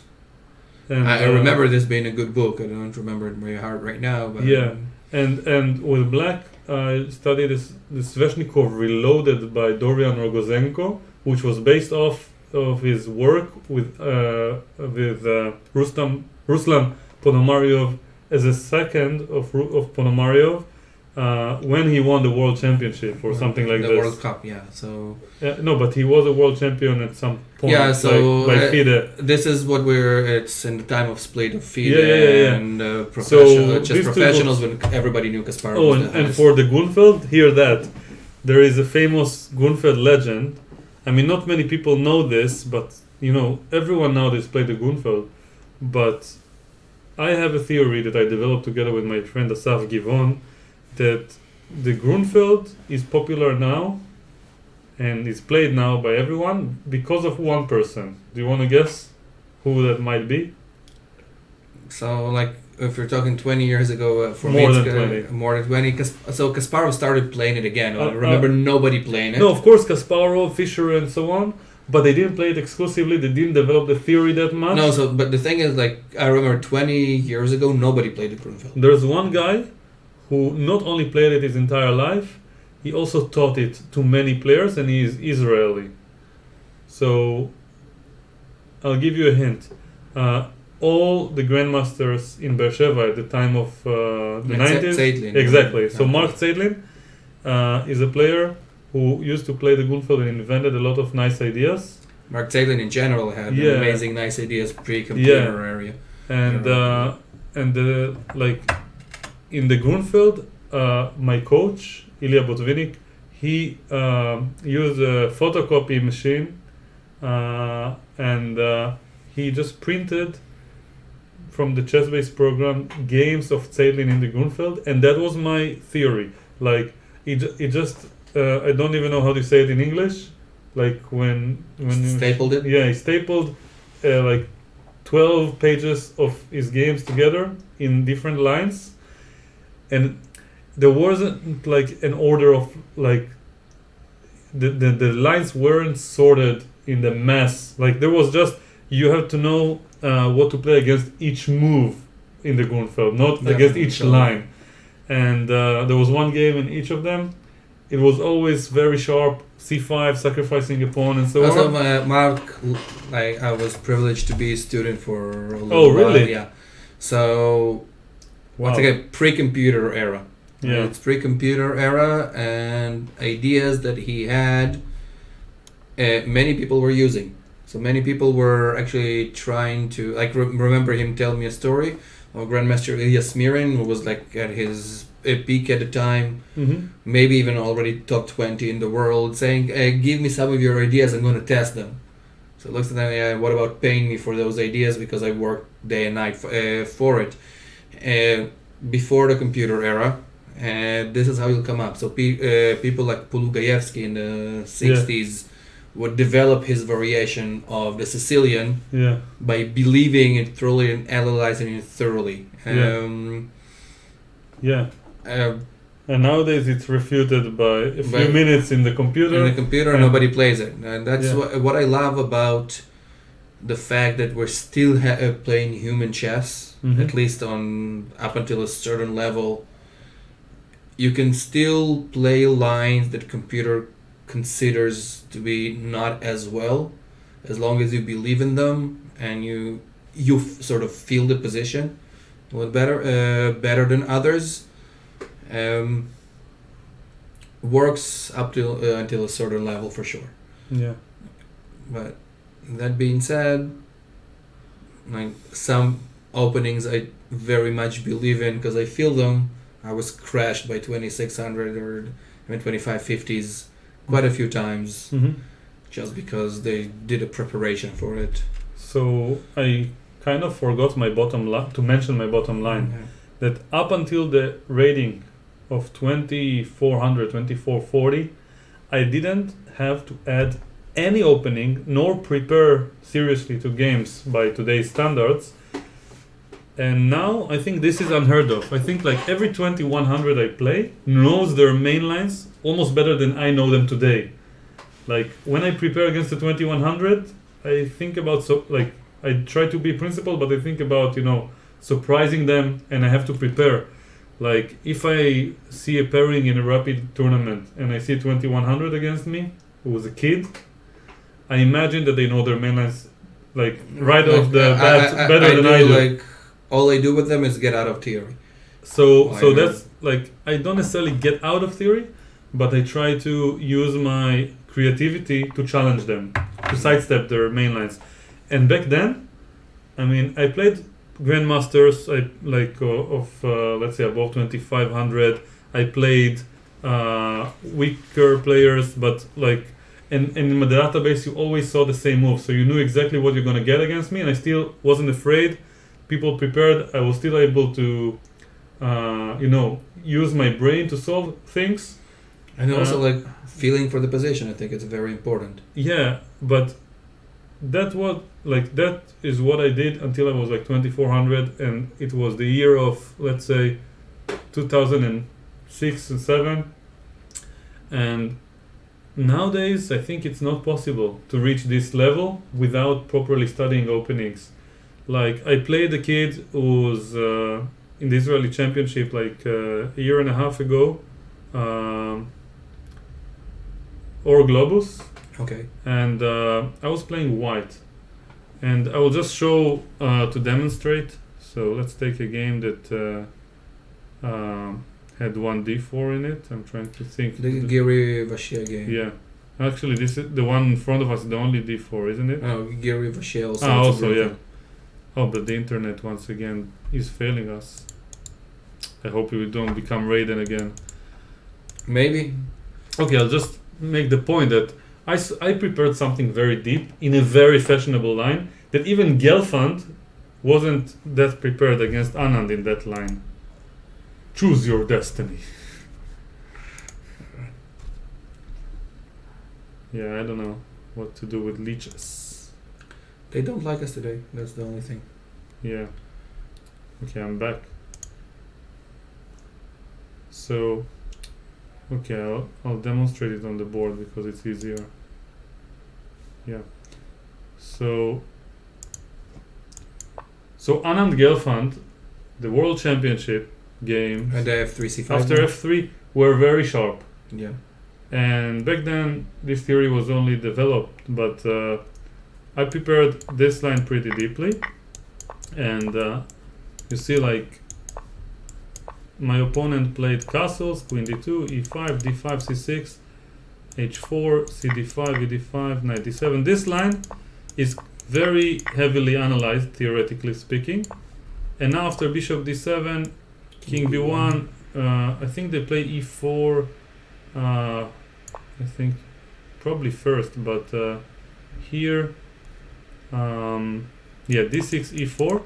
So I had a game already where I played a specific move here, which was probably prepared by my opponent. And as a chess professional, every time I play a game, I try not to be predictable for the next game. So at the same day, like, I played a game, I analyzed it for like 2 hours and searched for a new idea. I was so happy with fe4, which was extremely complicated. Rook c3. Yeah, and in that game against this 15 years old boy with almost 2400 rating, I was thinking, I was sure I would know the theory better than he does. And he just blitz out some moves. And then after the game, the cloud and depth 40 something suggested this move and says it's equal. And like, I had to come, like, I didn't even know the position. Like 2 moves later, I don't even remember how it went. Something like this. And I think queen e8 makes sense. He played some rook c5 later on, and could have been this position, I imagine, something along these lines. He played rook c5 really quickly, and I thought for like 40 minutes or something. And what I was thinking of is, like, for the first 2 minutes, like, what have I done? And my opponent plays quickly, he knows everything, he's only 15 years old, he goes to school, he has time to check the opening. This is a line I never played before. Like, and it happens to me constantly when I try to enter the main lines against talented young players. And then I have to figure out everything over the board. So the point I'm trying to make is that back then, life was good. And definitely. And you speak about times even before that, before these repertoire books and so on. No, the repertoire books existed, but the level of those repertoire books were not as high as your time. Yeah. Because many things were developed as we go, right? Yeah. And since you mentioned Satan had a lot of interesting ideas in many different openings. Yeah. So he was a very creative player. You can put players like Yaakov Morey at some point. Yeah. Or if you go to the older stages, think of everything we know today was somehow developed by people using boards before the computer age. Yeah, so everyone now knows something deep about openings if you catch them in the right line. I mean, if you let them play the right line and predictable enough, and let them check it at some point. And For sure. And like in 2006, I could spend, let's say, 1 hour out of my entire life checking one sailing game with some ideas, and I would feel fine as a 2400 player who was fighting for GM norms against grandmasters in that tournament. And now I can safely say I spent like more than 10,000 hours on openings.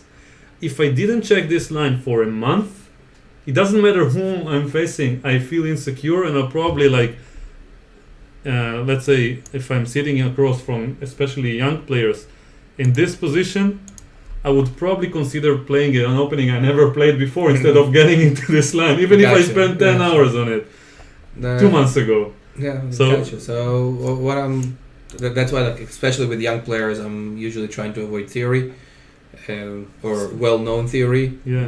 You never know.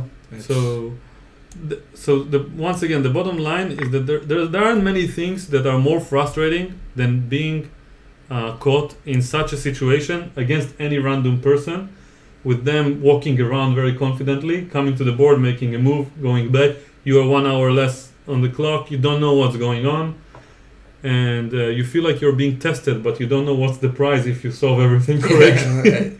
The prize is 1 point, basically. Well, maybe a draw with white. Yeah, or 1 point, because like if we still go to the Yeah. position, the last position right now. Yeah, but before I do, maybe we should mention Dink played bishop e3. Caruana kept playing quickly. Knight f8 Yeah. instantly. Bishop d4. Here I Knight don't understand g6. why not taking on f6. And by the way, the fact that Ding is playing, the Caruana is playing quickly here, is actually impressive to me from Ding's point of view. So Ding actually is finding the correct moves, even though he never seen this position before. And I still I don't understand why not taking on f6 here. In this position, Yeah. Probably something So to do with G takes f6. Probably the check is something to do with it. That's my guess. But king here? Yeah. Here. Yeah, bless you. Yeah. You know, in the street in Tel Aviv now, people don't say bless you anymore. They just shout Corona at you. It happened to me more than once. This feels like... This feels like Corona. Yeah. Yeah. Fabiano. Yeah.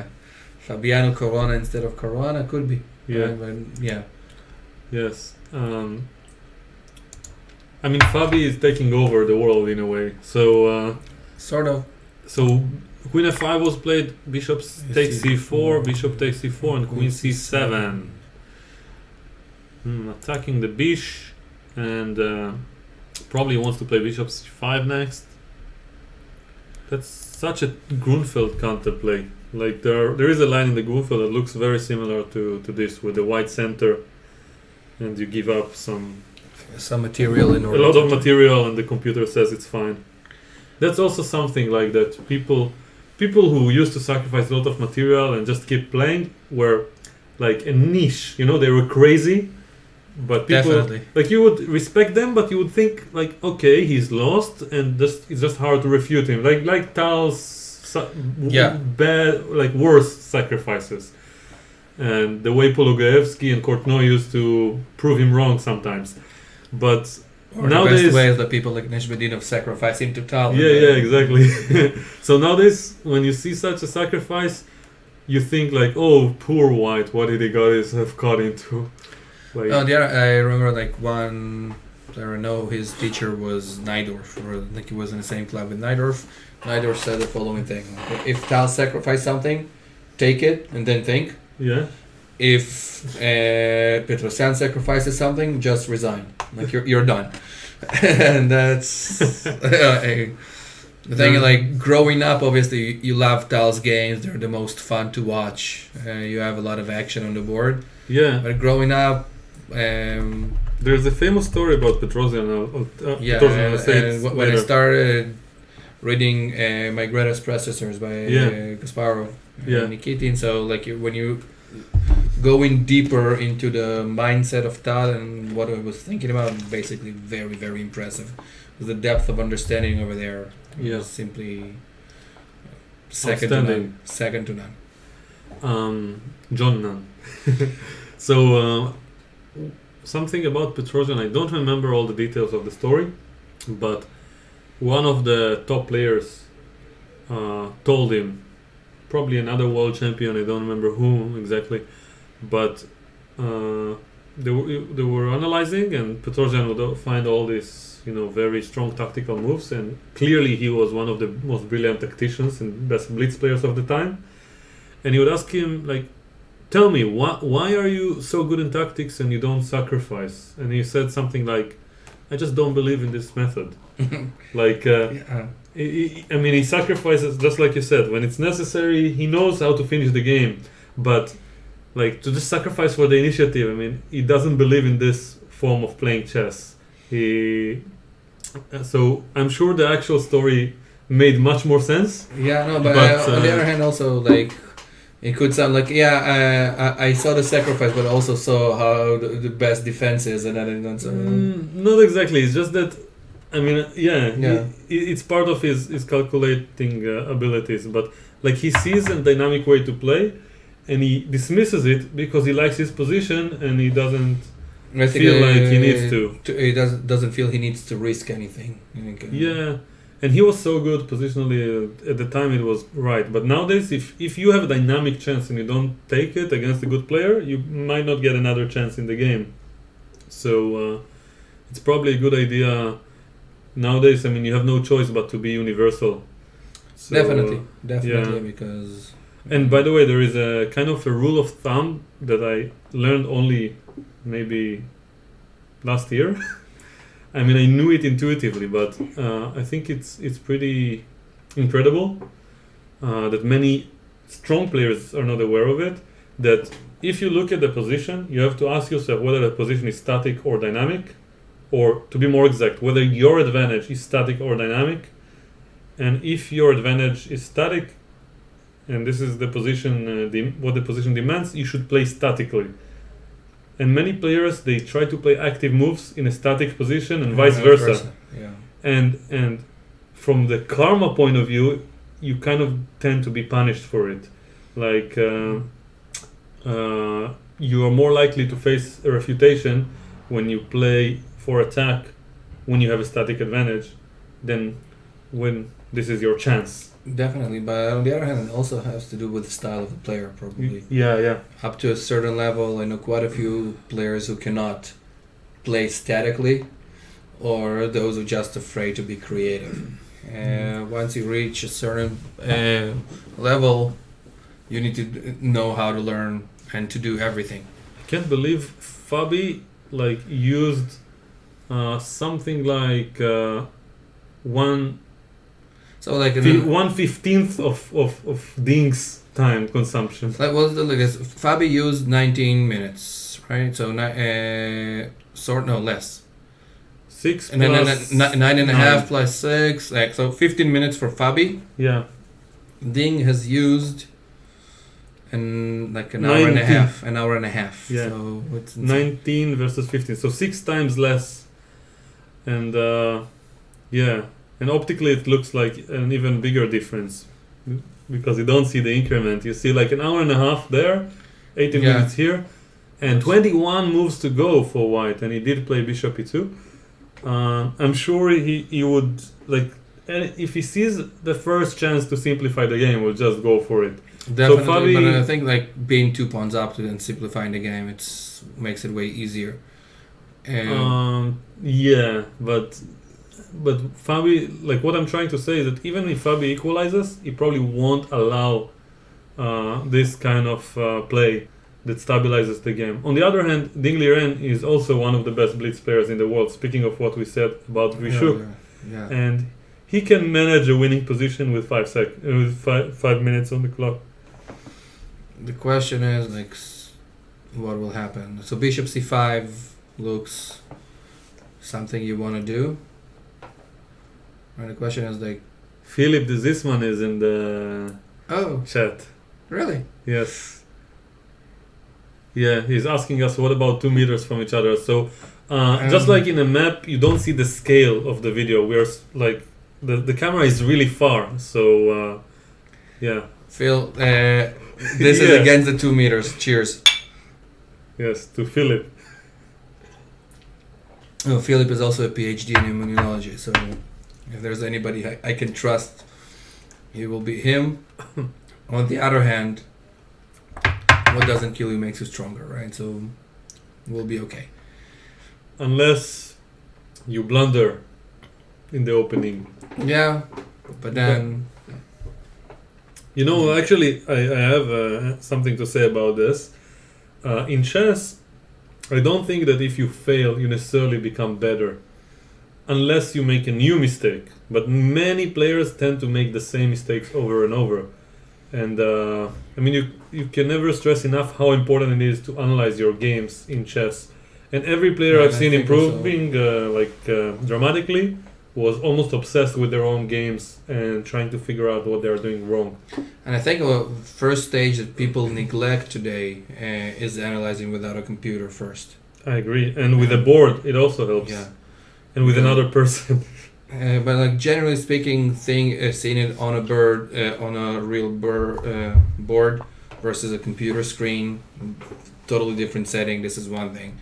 Yeah. Second, if you like listen to the engine, not understanding why, okay, because many times we cannot find the engine moves anyway.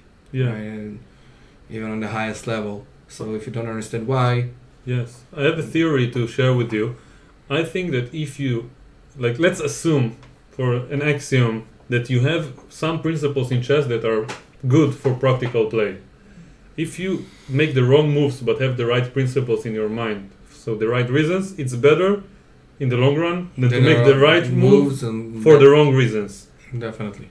For the development of any player, even at my level, which I consider to be not so high, but for some of the viewers, it will be above average. Definitely. Same as like, I'm not a grandmaster, but some people will think that 2300 is a high level of game.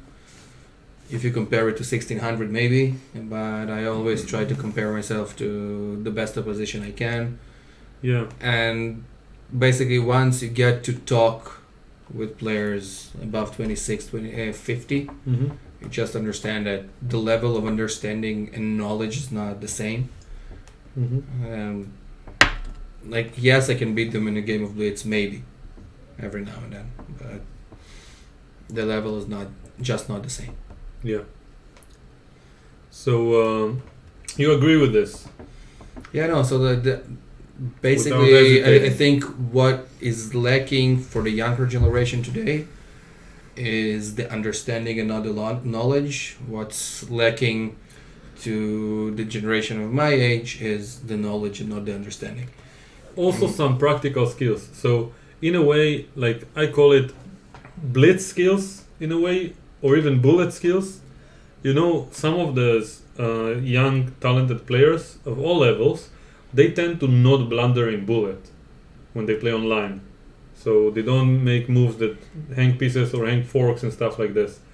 And some of the older players are around 2300, 2200 level. They are capable of making horrible blunders even in classical chess every now and then. Yeah, but also this is like sort of the hand automatically because the younger generation today has way more games. I think it's some form of alertness, like tactically. And this kind of helps. And by the way, one thing I noticed is that the younger players, they don't tend to ask questions that often. So they think in terms of variations. Yeah. And like they don't use words in their head. So when I sit with some of my students and ask them, why did you make this move? They never come up with an explanation. They always say something like, I saw this line, I saw that line, That's the thing. and I thought I evaluated it, and it's always intuition. And yeah, like, the thing is, so many times when I'm having discussions with young talented players like this, I'm trying to ask them questions to rationalize the thing, and I'm directing because they're doing a tree of variations many times, and not asking themselves, okay, what piece I want to exchange. Exactly. Right. So once I pose the question, they immediately know what they shouldn't do at the very least, or what direction to think of, and many times they find the moves, the correct ones, easily. So like best example live, right? So in a position like this, okay, so a young player will think of bishop c5 first and foremost because like openings lines, and he will calculate some sort of a variation. Yeah. A classical player just understands I want the white has holes on the black squares. Mm-hmm. The piece that basically defends from those holes is this bishop. Once I replace this bishop, then we can go, because basically all of those dark squares are good. Now looking at this position, like I'm trying to figure out where will the white queen go after queen takes c5 and rook e5. Yeah. It's hard to see because I think only square was h3, knight f3, knight f4 is coming with a tempi. Yeah. Queen e3, so looks very hard for black right now. Sorry, for white right now. At least on a practical stance. I think Fabiano's preparation is amazing. Yeah. I mean, it's on a completely different level from anyone else in that tournament. I think Carlsen's preparation is a little bit more impressive to me personally, because it's not as concrete, but it's much more. But they deep. Both, I think they play in different chess in general. Yeah, because these are the two players that impress me the most in terms of opening play, and by the way, Caruana's style of openings is something I relate to much more. Caruana, the thing is, Caruana has a lot of knowledge and they're both amazing players. But it's like the joke you used to say, you play 90 minutes of soccer and Germany wins. At the end of the day, you play 6 hours of chess, and by the end, Carlsen wins from some sort of equal endgame, equal position, and then like, come on, and then he finds some chances. Yeah. So it's totally different. Like I think what they're aiming for are two different things, and like I think what Carlsen at least most of the time used to aim for is a game with a little bit of chances, and then try to explore his amazing talent in those types of positions, versus Caruana that tries to look for something more specific, and this is what we're seeing here. I think it's still like. So bishop takes c5 was played. Yeah, bishop takes c5. So we can anticipate queen takes c5. Queen takes c5. Yeah, king f1, rook e5, queen h3, and now the question is like. So how can we check? Let's assume that this position will take place in the game because it's forced, more or less. So what is the most important question for black to ask here?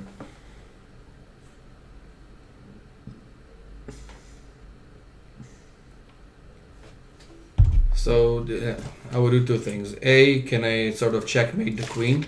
Mm-hmm. This is one thing. Number two, what's white's most important defender? Asking the second question, I would say the knight on c3, because if I can sack the rook from c8 on c3, I would not hesitate. What was the first one you mentioned? Can I checkmate the queen? Does the white queen has anywhere to go? This is a very concrete one, right? So looking at moves like knight f4. So this is high level stuff that you're mentioning, but for our viewers, I would suggest some sort of a system that I like to mention at all times.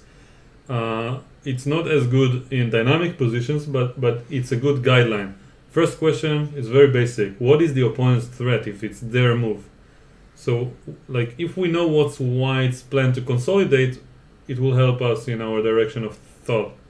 So, it's not so easy for white to make moves, but probably his main idea is to bring the queen and bring the king to safety.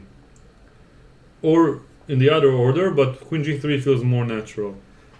So now that we know that this is what white probably wants, we don't really consider rook h5 and stuff like that to be logical anymore. No. So the question, so this is the main idea. The king is kind of stuck, and even though we are 2 pawns down, if white doesn't get to bring this king and connect the rooks, he's playing without a rook, so we are happy. So now what black should ask next is probably which piece doesn't work, and the answer is pretty obvious. Yeah. So the only piece that didn't move. And I'm not speaking about Caruana and Dean kind of chess. I'm just for anyone who's playing a casual game in their own level. So you try to think of how can I get this rook into the game as quickly as possible and with the most energetical play. And intuitively speaking, it's probably bad, but it's to put it on f8 and try to get f5. Which can combine with the idea of we don't want the queen to move to g3 with moves like knight h5. Yeah, exactly. So this is just an intuitive suggestion that I have. It's probably not that impressive, but of course, just move and then get f5. And even if I'm not doing that well, I will have some play because all my pieces will participate in the game, at least for a moment there. So this is just a suggestion of a line of thought that makes sense. The reason I wanted to mention it is because I don't think any sane person would come up with rook f8 without asking questions. And I don't know if it's a good move, but I'm just saying that it's a move that comes up only through this process. For those who are not experienced in making such attacking moves. So generally speaking, one of the first things you need to ask whenever you're attacking is how can I increase my attack? Usually is by adding a piece that does not participate. Yes. By the way, knight h5 straight away also makes sense to prevent queen g3, yeah, but and then prepares f5 for later. Like maybe knight h4 is a threat, but yeah, it's not as impressive. And of course, the usual stuff is to put the rook on an open file and then do what you mentioned. The only problem is it's hanging, but yeah. Yeah. But, no, but I mean rook c8, if they go queen g3, then you can go queen b4. Yeah, but I also want the knight on f4 for that. But generally speaking, this is like the thought process will be very important. Why is he thinking? Oh, maybe he wants to go rook e5, rook h5 first? I don't know. Like rook e5 I would sacrifice, but that's a whole I think, like from what I see in the commentary, somebody... Oh, maybe he wants to go here, and in case of queen g3 to go knight h5 and you don't have queen f2. Oh, this Fabi is very cunning. Yeah, but like on rook e5 I would just play bishop d4 and sack the queen. You would, but automatically, because but then I'm happy because I get material back. You don't want to take here, I think. Why not? Because your king will be slightly misplaced. So if here I'm taking. Okay, check. King g3. I can take here and queen f6. No, I don't recommend that. Okay, yeah, but I think yeah, there is not enough time to sacrifice the queen with a play for the advantage. No, not even playing for the advantage, but I know I can simplify the position and like even like it feels worse for white, to be honest. Maybe on one hand, but on the other hand, if I can simplify and have a little bit of worse position, which is relatively easier to play, let's say not taking. As long as you don't think. No, but like rook h to d1, king has a safe spot on f1. We have a bishop pair, which is quite nice, and I think like equal material also. Yeah. So it's not as bad. So let's see. Board number 2. While Caruana is thinking, because I have a feeling that once Caruana plays Ding, we'll have to react fast. So yeah, it works. So we have some development after bishop c4, bishop b7. One of the things I'm looking for is the time spent, and d4, e5, queen d7. Yeah, and one thing is like although MVL spent a lot of time thinking, Giri is also not in a preparation right now as we speak.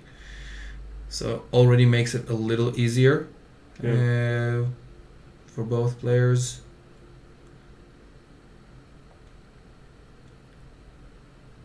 So, I mean, it's like, as a Grunfeld player, who would you prefer here?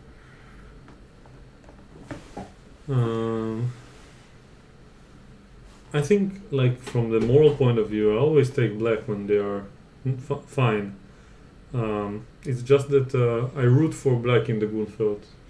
Gotcha. And when white enters the Grunfeld, I think they already did something immoral in a way. Because, unless they have something to show, but that's very rare. So That's the problem with an opening that's so much analyzed. yeah, and it's very forcing and very active for black. I mean, it fits today's fashion because passivity equals death in modern chess, even if it's equal. And that's why a lot of people don't like to play the Slav because, I mean, in the, let's call it semi-professionals, because you could get positions that computer says is equal, you have to learn a lot, and there's still some play. And white still tries to Find something out of nothing. to pretend to have pressure. And one clear example is all those lines that start with the knight h4 and knight takes g6 with the bishop pair and so on. Yeah. I'll probably show it just quickly. So for those who are curious, I mean, in this, one of the main lines against the Slav nowadays is this, and then after knight h4 you get the two bishops, and even though computer says it's equal, then it's still a very, very long game, and it's still very difficult for black to feel comfortable until a later stage in the game. So here, queen d7, I like black. Maybe I would play white, but you know, with white I have a chance for an advantage with one e4 or with something more creative against the Grunfeld. By the way, a nice move they were trying recently against the Grunfeld, which Maxim tried himself h4 immediately. in the must-win situation against Nepomniachtchi, and he actually got a winning position in the process, was h4. And I really don't know like how to treat this move, because I mean it's what I like to refer to as modern trash in a way. Sort like of, yeah, like modern BS. Like, I mean, it is an attempt, but 30 years ago people would laugh if you play such a move. Definitely. So basically against any principle in chess, but let's try to repute those. You're aiming towards like trying to force them into a weird King's Indian when they can also transpose to some weird kind of Binonis, and of course they can still play bishop g7 and then knight c3 d5 h5, and it's still supposedly close to equal. So it's just an attempt to add more homework to everyone in the world. Another funny thing that I'm probably going to regret mentioning is that some players started playing this. Yeah, have you seen it? Yeah, and too many draws. And I mean, come on. This is too early to be annoying. Yeah. I mean, you can start to annoy your opponent from move 5, but if you're a coward. But like here, and computer says that this is the best move for Definitely, for yeah. black. But the problem is if black does not want to draw. No, but I mean, if I were black here against lower rated guy, I would ask for a take back and get the pawn back and like tell him, just pick a move for me. I'll play whatever opening you want, but let us play. Definitely, But you can't take it back. Yeah, and that's the problem, and like moves like c6 are not as good, right? So I mean, it's not bad. It transposes to the Schlechter. yeah, but what is the bishop doing on d7 there? That's Nothing bad. Nothing bad. Okay. I mean, it goes to f5 or to g4 to be exchanged. I mean, yeah. it will transpose, but the Schlechter is not. Not a Grunfeld when it comes to play, right? Yeah, it's not my cup of tea. So moving on to board number 3. So after the break, Ryshuk was thinking like, I'm more curious about how much time he spent than the actual move. So only 14 minutes. Wait, no. Here, knight takes e5 took him 35 minutes and another 14 to take here. So overall of almost 50 minutes Typical Rishuk. for this, and then f3 was played quickly. Yeah, but then this is like understanding endgame. He understands where his problems are. Yeah, he just wants to control this knight. Control this knight. And bring the king to like closer to the center. Yeah. And at some point, rook b1, b3 to develop the remaining pieces. Mm-hmm. Unless moves like bishop f4 just work because of the tactics on taking on b7. Yeah. And then a move like g3 will be important for keeping the king safe from mates on the first file. Yeah. Philip says, by the way, that you have great whiskey. This is not whiskey. This is Cognac. This is cognac from Georgia European Championship. I was Whiskey, there. yeah, whiskey will be later. That being said, we need to pour some more for some creative thinking. I'm still struggling with my very small bit. No, but that's like we have a few hours here. We're not gonna drink way too much. Yeah. So basically, this is like a. Like I prefer white just because of bishop pair and d5 pawn. Like I will almost always prefer to play against an isolated pawn versus with an isolated pawn, unless there is a very serious attack which we do not have here. Mm-hmm. So I think it's just easier to play with white. Yes. But like I would still bet on a draw here rather than white winning. We'll see. Yeah, and cognac is also good for disinfection. That's why we brought it. That's what we tell ourselves. Yeah, right. Yeah, also, you should do it with a Russian accent, yeah? That's why we brought it 100 years ago to the culture. No, but Russians did not bring cognac. All they brought was vodka. So let's see. I know nothing about the history of drinks. Actually, it's something worth checking. Yeah. Like there's like each country and culture have their own made drinks, yeah? Definitely. The more important part is like if you ask a question, where was beer invented? Please let me know. No, but like for all those saying Germany, Czech Republic, Ireland, or all this sort, don't know it was ancient Egypt already. Wow. Yeah. So, Ancient Egypt. Yeah. And the hummus fool? So food is very typical Egyptian. I don't know if it started there or not. I heard it did, but I don't know if it... regarding hummus itself, I would like somewhere in the Middle East. Yeah, but in Egypt, those dishes are full, like, it's beans like that are warm on hummus, so it's like something that was... Do you know, by the way, why in Israel it's not as popular, right? Yeah. Do you know why is it not as popular? Food itself is not as popular in Israel. Because of the Iraqi origin and they have allergy to these beans, yeah? Yeah, the G6PD... G6PD is the name of the... Yeah. It's funny, but like not many people know, like outside of Israel, that a lot of Jews are actually originated from Arab countries. So we are like we have a bit of everything here. So definitely. So for those looking for history, about 600,000 Jews moved in their late 40s, early 50s from Arab countries to Israel. Yeah. After the War of Independence of Israel. In 48. So 48 was the establishment of the State of Israel. 49 the war was over. Early 50s, well, like Iraq, Syria, Morocco. Yemen had a little bit earlier than that, and then added on. Yeah, I'm thinking of an idea like to try to access, like find the mailing details of the royal family in Yemen and write a letter to the king, and try to represent them in the Olympiad. And that's just an idea, yeah? As an idea, yeah. So, as an idea, it is possible. Practically, not so much. Okay, up until we have diplomatic relationships with Yemen. No, but yeah. I'll try. I'll try. Yeah. I mean, I just sometimes I like to say this as a joke that I wrote a letter to the king, but it would be such a better joke if it actually happens.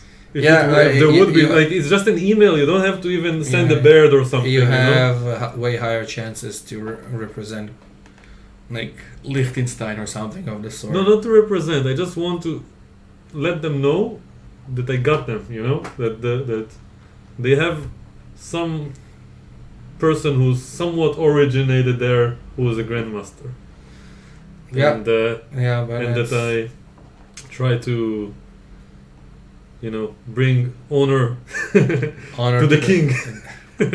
I don't even know if they have a king. If just someone suggested it. He will be one of the guests here actually in some of the next rounds, and suggested it. We'll probably discuss it in more length, and maybe we'll spend some time during the stream to find the email. The email of the King of Yemen, so the royal family or whatever. So royal family of Yemen, if you exist, we'll need to check with Professor Google if you do. This is Grandmaster Tal Baron. I'm assuming, and we can check on FIDE, above, like at least 400 points above your highest rated player. No. I think they have 2,300 or really? so. Well, we can double check. But way higher than your highest rated player, can represent you very nicely on board one. So while we're doing it, Tal is checking and the FIDE listings. Whether I can bring some students as well. Top countries, yeah. Probably you do. But do you have Yemenite students?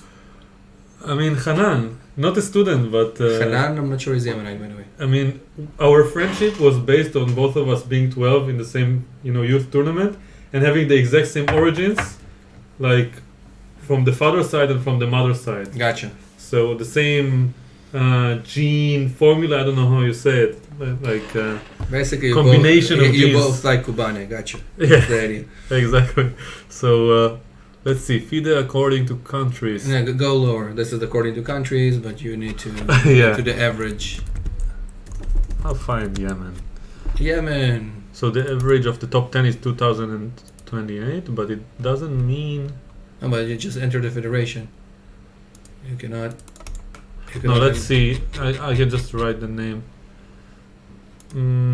So on the advanced search. So maybe in the meantime... Website, meantime... let's mention what happened since H6. So you can do this. So H6, Rook A2 was played to protect the C2 pawn from all the different captures. Knight F5, Bishop F4 preventing the capture here. Queen C6, which is an interesting move. Probably does not want to commit yet, and maybe a move like Bishop B5 to exchange bishops, and then have the C4 square for everything. So Rook B2, A6, takes on C5, Queen takes C5, Rook B4, B5, Bishop D3, and Knight E7, Bishop D2. Right, so everything's protected on one hand. The other hand, I'm not like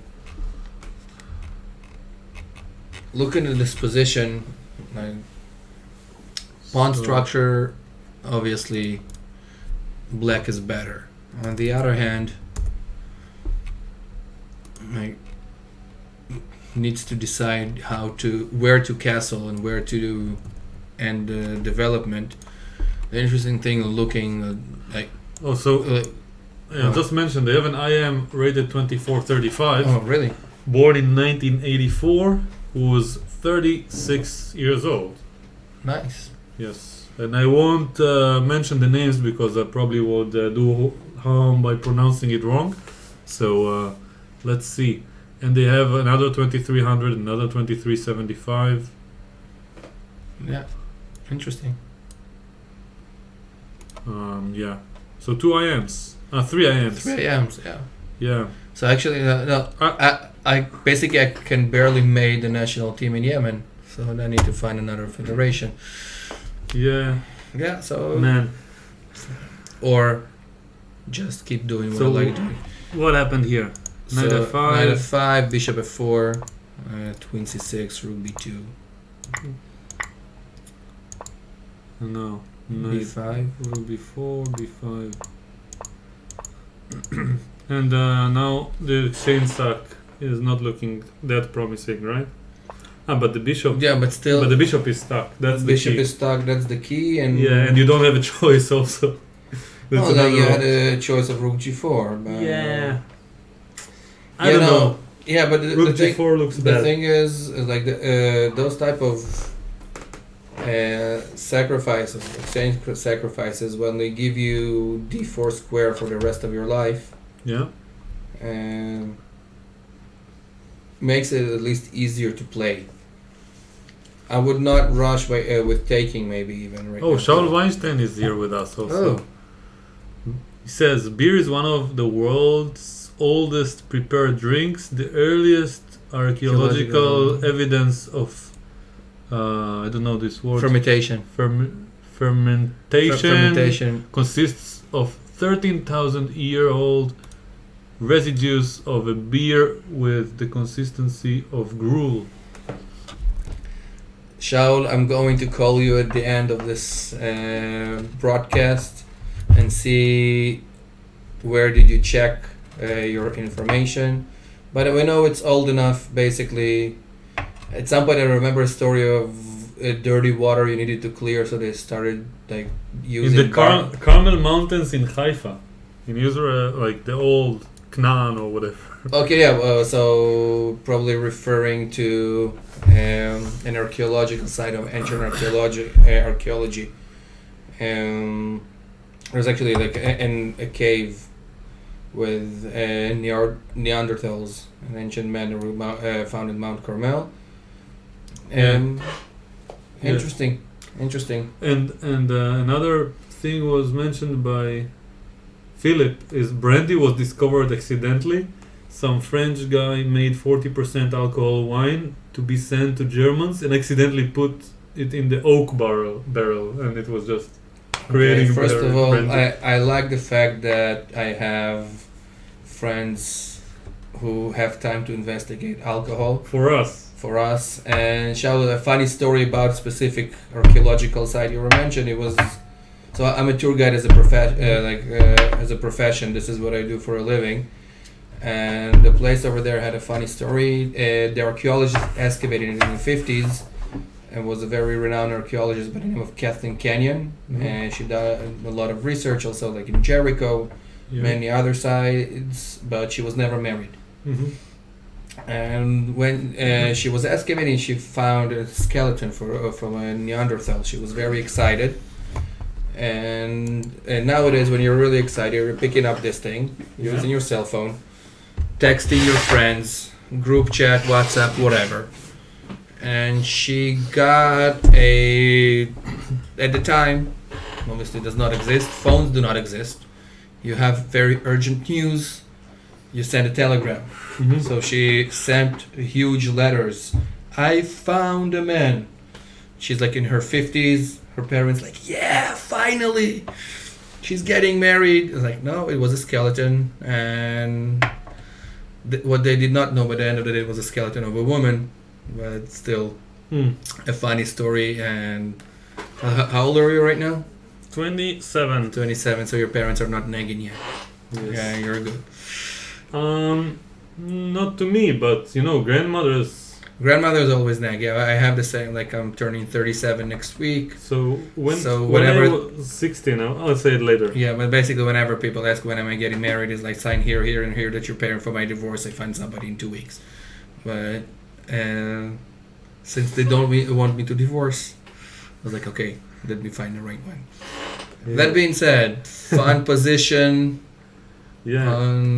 I wanted to mention that when I was 16 years old, maybe even a little bit less, my older brother got married, and in his marriage a lot of the aunts and grandmother sisters and stuff like that asked me, when will you get married? And I got this question asked like 10 times, and I was like 15 and a half.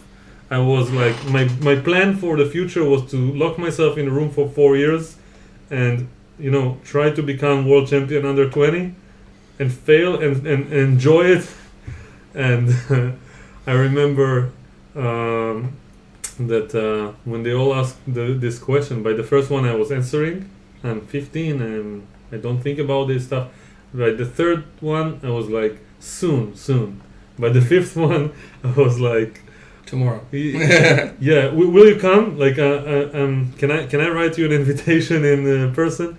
And when you get this same question asked a lot, especially I think all chess players can relate to that, when like there are many questions that repeat themselves. So in my case, it's like, oh, you play chess, can you make a living off of it? And there are other questions like, oh, do you see things ahead of time? Yeah, do you predict stuff? Are you prepared for any situation? So I tend to try to not to bore myself with the same questions and answers over and over again, to come up with new ideas and new answers. And at some point, like and even when some of them of course are not true, I try not to say it until the conversation stops being interesting. Yeah. So yeah. The thing is also like, oh, you can play blindfold. What? Oh yeah. Oh, come on. But friends, going back to the position in hand, Fabi already has some very interesting attacking chances of bringing back material if I can calculate correctly. The question is, who will it benefit at the end of it? So an idea is like rook e5, rook. By the way, we didn't mention it, but here I suggested rook e5. We agreed it makes sense. Rook c8, rook f8, and Fabi, he doesn't care about anything we said. The cognac already gets an effect half an hour later. So h6. Yeah. It will be funny if after one sip I'll be drunk after 1 hour. No, but like I'll start finding good moves. Rook d1. That's for the Queen inspiration. b6. I mean, okay, so remember all the principles I said? Ignore it. Just look at Fabi and enjoy the ride. No, so the logic is also, you have the things of like, can I threat anything when I'm I mean, it makes sense to calculate in such a position. And in calculation, you search for 3 things in that order: checks, captures, and threats. So forget the mate first. I mean, checks. Yeah. If a check happens to be a mate, then you don't have to search. Yeah. So checks, captures, and threats. And here there are no useful checks. Same for captures. You can eliminate those quite quickly. So this is a very useful threat. But why from b6 and not from b4? And to have the next move, we'll give the answer because he won the e3 square. With tempo. With another and now rook c2. So now, like... a6, of course. Who would have thought anything else would make sense here? No, it's preparing b5. No, or preventing bishop b5, which is also amazing, if you think of it. Yes. Like he says, okay, I have time in the middle of this craziness. Yes. If I can try to think of the process of thinking of b5 Gabi, is an idea, though. b5 may be an idea on one hand. On the other hand, is like, what is white's chances to somehow get out of it? Bishop b5 might be part of it. Yeah. So maybe let's prevent it. And b5 could be an interesting idea. Obviously, capturing on b5 will be deadly with the opening of the a file. So b5, b4. Yeah, that was the point, to fight for the activity. I don't know. Since like I'm trying to root for Ding in this game, just because I want him in the tournament. Too bad, like fighting in the tournament. Yeah. So like thinking of moves like d6 and 95 maybe, but I don't know how well it will, like how fast can it work or not. Yeah. So yeah. Let's see some other games before this one explodes, and we won't be able to look at the rest of them until it finishes. So we have some after Queen d7. takes, rook a d8, rook a d1, takes, rook d3, and this is most likely going to be a draw. Yeah. The question is also like, if you would be playing here, rook d8 or rook c8? Rook d8. Sure. I'm not 100% sure, but there are two things I would check just for the sake of it. Would you rather like defend a little bit or have an active rook to try to? Yeah, but the point with rook d8 is that it's not. Yeah, you it's also not passive because I get knight a4 next. This is very important. Yeah. And okay. and if you move the bishop to d1, I get knight c4. So if I can break the blockade, then all your pieces will be tied to the d3 square and to the pawn. And by giving up the pawn, I will never win this game. No, I'm talking about rook c2. Yeah, that's what I meant. Yeah, was a mouse slip. So here I think I will never win. I mean, after let's say bishop g4 takes e6. I mean, it doesn't feel like. It feels like It feels like a draw. The question is like. No, I'm not sure this is a draw. Why not? But I mean, take on e6, queen g7. How? Oh, you have to give a check first. Yeah. Yeah, and then you take. No, I mean it's very close to a draw, but white, has a Fischer type of pressure. Fischer-esque. No, somehow, you know what? I'm even looking at the endgame you just showed, seeing that h square is black. I'm way happier. I mean, it's not a big risk, but Yeah. it is something. Okay, but what I I'm meant not is the idea of knight a5. That's the Knight a4 Knight is the a4, key. sorry. And knight. Yeah. This knight is always doing good stuff in the Gunfeld. Finds its way to glory. And in terms of counterplay, I can always try for some stuff like that. And typical f6 is when the king is on e7 to make it Even easier. immediately, yeah. Yeah, but then you need to think of e6 whether or not it can work or not for. Yeah. So rook d8 is my choice, but it's just intuitive. And maybe rook c8 is more precise. Moving on, board 3. So after the long thought, king f7, king g2, g6. Preventing bishop Yeah. f5 just in case. Seems like black is active enough. That's just what we spoke about before the stream. I think I talked to you about it, Peter. That these top guys, top level players, they don't mind having an isolated pawn against the two bishops and so on. Yeah. And like if they have enough activity, they're gonna just be precise and make the draw if necessary. Some just like. But for me, it's I would be afraid to play such a position with black. And the interesting thing is that this is sort of I'm losing a pawn now. Oh my god, right? But looking at this, Yeah, black is almost winning. Black is almost winning, right? So Probably not even almost. Just winning after first rook e2. Rook e2, rook e2 to prevent rook d2, right? Actually, rook e2, no, rook d2 is not possible anyway. Yeah, why? because take and rook e2. Yeah, also So- this is like So rook c2 might be even more precise because you don't allow king g1. So yeah. but still, so this is like basically very fun. We're obviously not going to do that, but Both are winning. So yeah. so probably bishop f4 now. And No, I don't think so. I think he will play like rook b1 or something like king f1. I don't know. do you think like bishop f4? It makes sense, yeah, but I mean this game will probably end in a draw either way because black has enough activity. So game number 4. So Okay. I was surprised by how quickly Nipponishi took the exchange. He spent only like a minute, Yeah. and a b4, queen c7, rook e1 was played, knight b8, knight d4, knight c6, queen g4, knight takes, c takes. That's a very interesting position.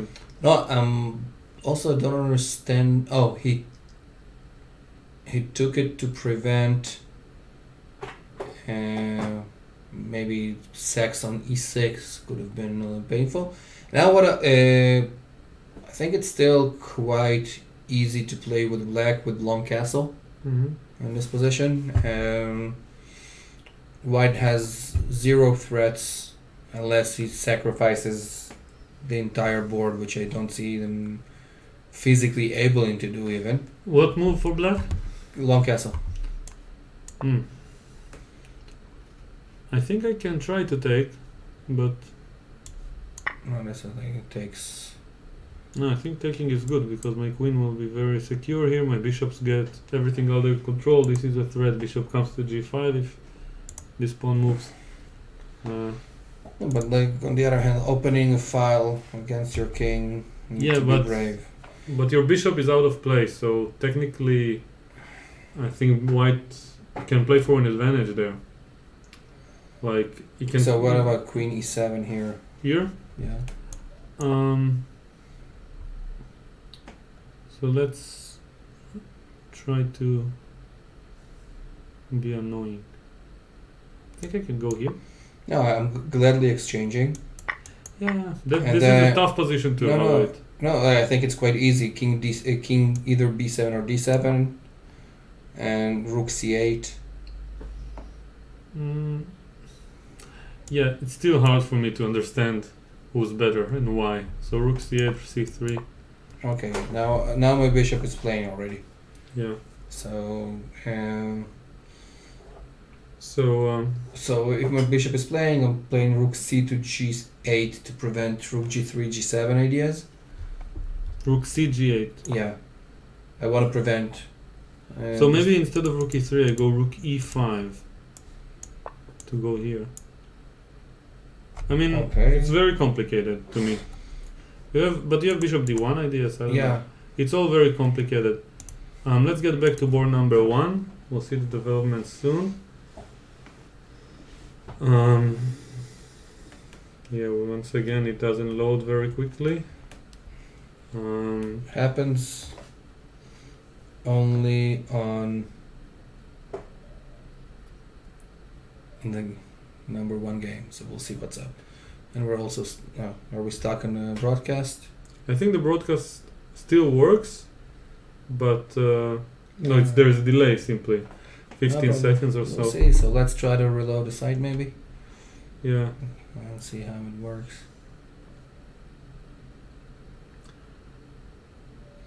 Well, if we have some issues looking at board 1, maybe it's a good time to do what I wanted to do only after move 40, but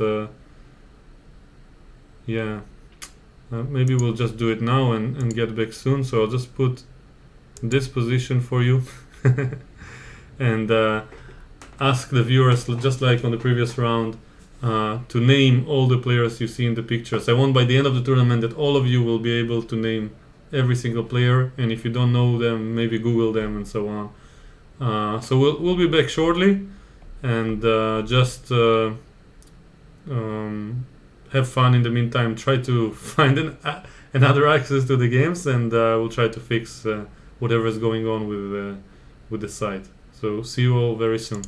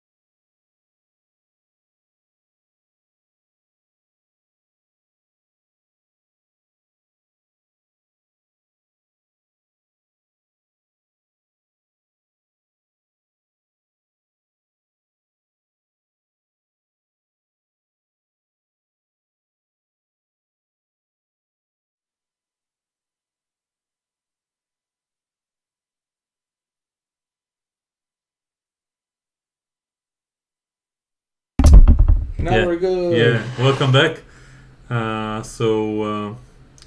Yeah, we have some updates in the position, as you can probably see. Last time we visited, it was somewhere around here. But before we delve into the position, let's mention we have a result in board number 2 between Giri and MVL. And last time we visited was the position after rook d3, so Vashier played my suggestion of rook d8, bishop d1, knight c4, but after king f2, which the side gives a question mark to, instead of playing for an advantage, Vashier went for the immediate move repetition. Maybe this is the reason it's not precise, I don't know. Yeah. So the players agreed to a draw by threefold repetition. So overall, we can say it's a good result for Maxim. I'm pretty sure for both, actually. For Giri to stop the bleeding. And for MVL, draw with black pieces, win with white. Yeah. He'll be happy with it still. Vashier is incredibly dangerous with white, and he knows that the best move is e4. So one of the very few players who are aware of it nowadays. So the statistics say otherwise, but I'm like all for playing e4 on move 1. yeah, I'm happy people don't do the Berlin that often against him, but I hope I didn't jinx it. Yeah. Yeah. That's Okay, so let's get back to the interesting situation here between Ding and A6 was the Caruana. last move we watched. Move 25. And then Queen h3, b5. Queen h3 is a fascinating idea, because I would only do it after rook e5, but White actually did this voluntarily, this plan, which justifies Fabi's choice not to go for rook e5. So it's quite impressive how well both of them understand the position, and I'm quite convinced it's a position they never saw before, Yeah. and has a lot of concrete factors, not necessarily something you can generalize on. Definitely, it's also like the level of defense with, we can fairly say, time trouble for Ding is quite amazing, because few more moves and he can say he can feel safe again, and feeling safe equals a win, I think, in a situation like this. Yeah. On the other hand, you always need to calculate moves like rook takes e4 at some sort of a position. Mm-hmm. So It's also like, it's interesting to see what the computer will have to say about it, but it will be way more interesting seeing it after, because the human aspect is as important as the actual evaluation, especially when you're talking about 10 minutes or let's say 15 minutes for the next 10 moves. For White, minute and a half per move. One mistake can decide the game. And the tournament in this case. In this case for Ding, and decide a game of one mistake by Fabi can bring him back to 50%. If Fabi wins with black against Ding, this will probably make him a huge favorite to win the event. On one hand, yes. On the other hand, MVL looks good. Nepomniachtchi looks good also, right? Nepomniachtchi has nice chances against Alexeyenko today.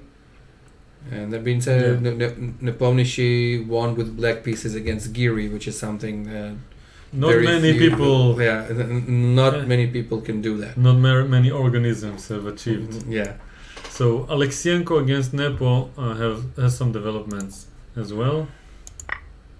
So instead of sacrificing the pawn, he played g6. Now h5, takes, castles long, f4, and now king b8 and c3, because c2 was probably somewhat threatened. In some variations. No, I mean takes and rook c1, sacrificing the queen might have been an idea. Not immediately, but probably. Oh, I'm just making up moves. So c3. Yeah. And Also, consider that it's a position. yeah, bishop b3 makes sense to get the bishop here. And I'm trying to figure out if the end game, if I like exchange everything, now a5 wins the end game yes. easily, right? So white cannot switch to an end game, and f5 was played relatively quickly. But I'll still favor Nepo to win this game. Yeah. Because exchange up, open G file for the king.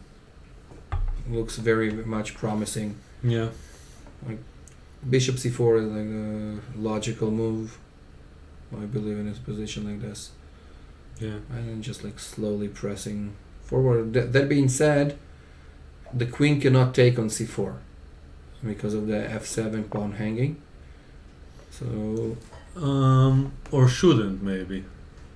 I mean, it's something that can be considered. Yeah, because of queen d3. Yes, exactly. That's what I meant.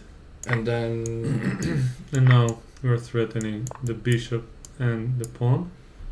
However, after queen takes e6, white has a perpetual at the very least, maybe more. Looks like even more with rook a1. Yeah, takes, king goes to d7, and No, queen why do I? Oh, yeah, but maybe more. That's what I maybe meant. more. Yeah, but I think most probably more because of queen d6. no, I'm thinking of queen b7 actually. Even No, but what I like here is that I have this fork. Yeah, that's for sure. And if you go the other way, I'm winning instantly because of queen c6 and rook a1. Yeah. And there is no perpetual. So this is a nice line. So bishop c2 was played. Bishop c2. Yeah. So he does not want to exchange. On Probably the other because hand, of like d-takes. D-takes and Yeah. no problems there. Yeah, Rook g8, natural moves. Yeah.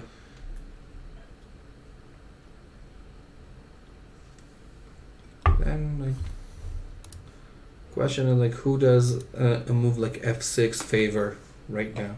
Mm-hmm. Does that mean saying like I think black at some point will have to play a5 to try to break in from the queen side?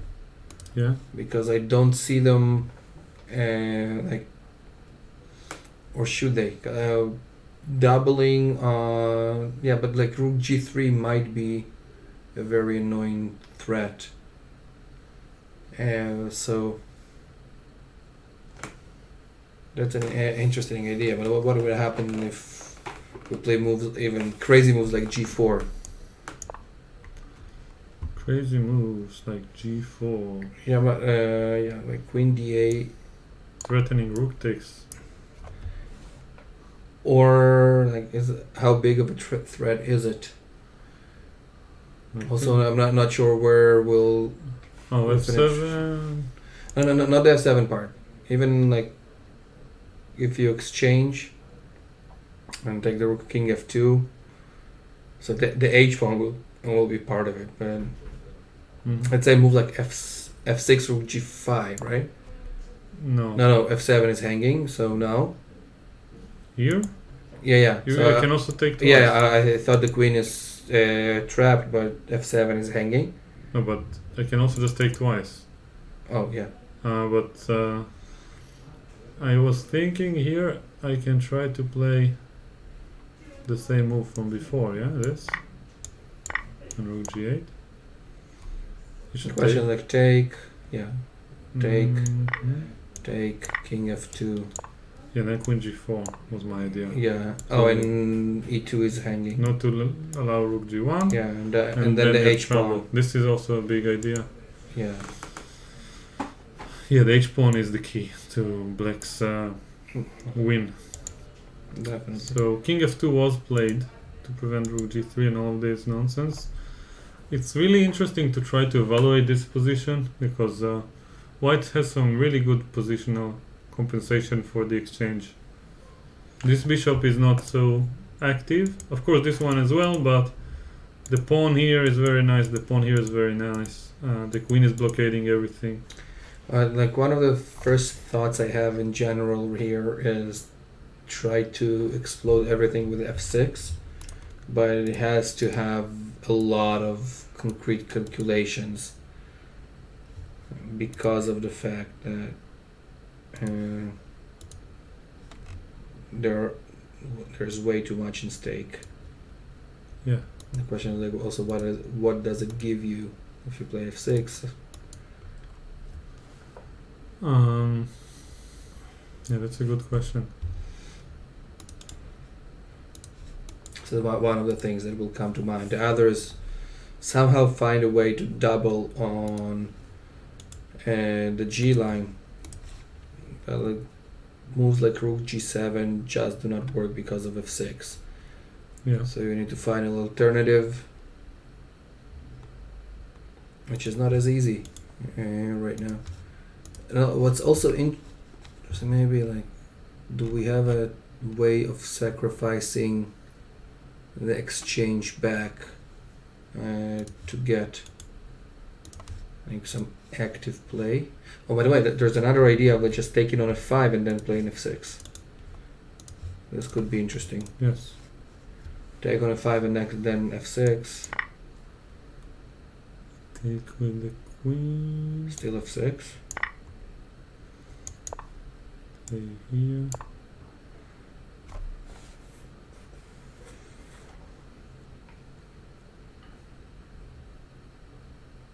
Looks like f takes e5 looks drawish. I'm not sure. Because I have rook e7 check. Rook f8. Oh, yeah. Yeah. So yeah.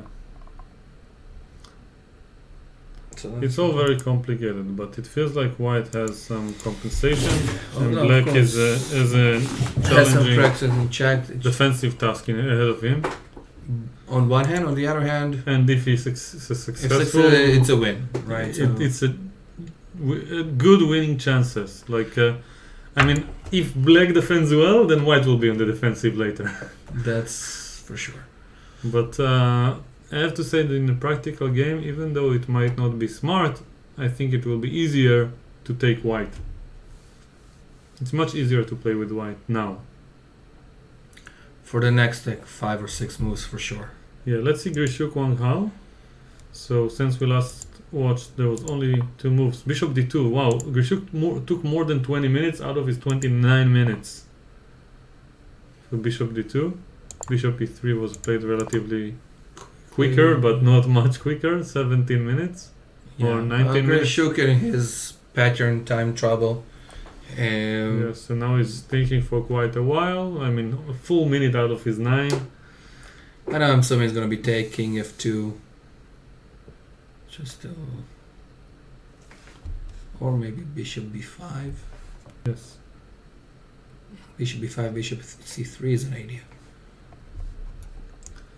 Bishop b5. Rook c2.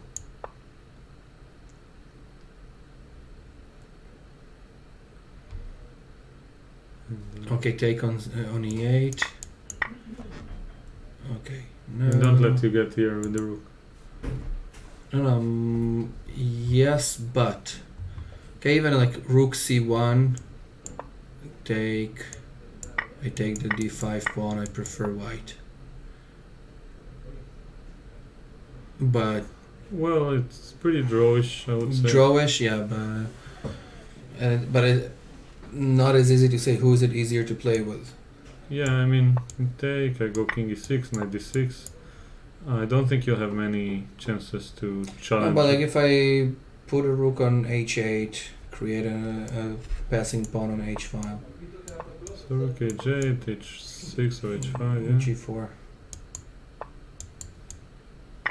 Yeah, but black has some counterplay coming. Of course. Here specifically I can even grab this pawn, at least go after it. But yeah, I don't think black will risk anything there. And Question is like if you just take on e3, king f2. and by the way, rook ac1, I can just take. Yeah. That's quite an important detail. Very, very important detail. Oh, rook b1. But then I can continue. Take on b7. Yeah, just move here. You have some. Rook e1 chances at some point maybe. Or Are you sure I have d4? we have d4. Yeah. Yeah. No, this looks really good for black. Definitely. Yeah, so let's go back to bishop e3 was played. Yeah. Starting to yawn, so I'll drink some more whiskey. No, some more cognac. Cheers. To Ding's chances. And switching to h2o to make life a little easier. Mm-hmm. So what happened? So Queen f2. Ding really increased the pace. Queen d7, g3, queen h3, king g1, and a5.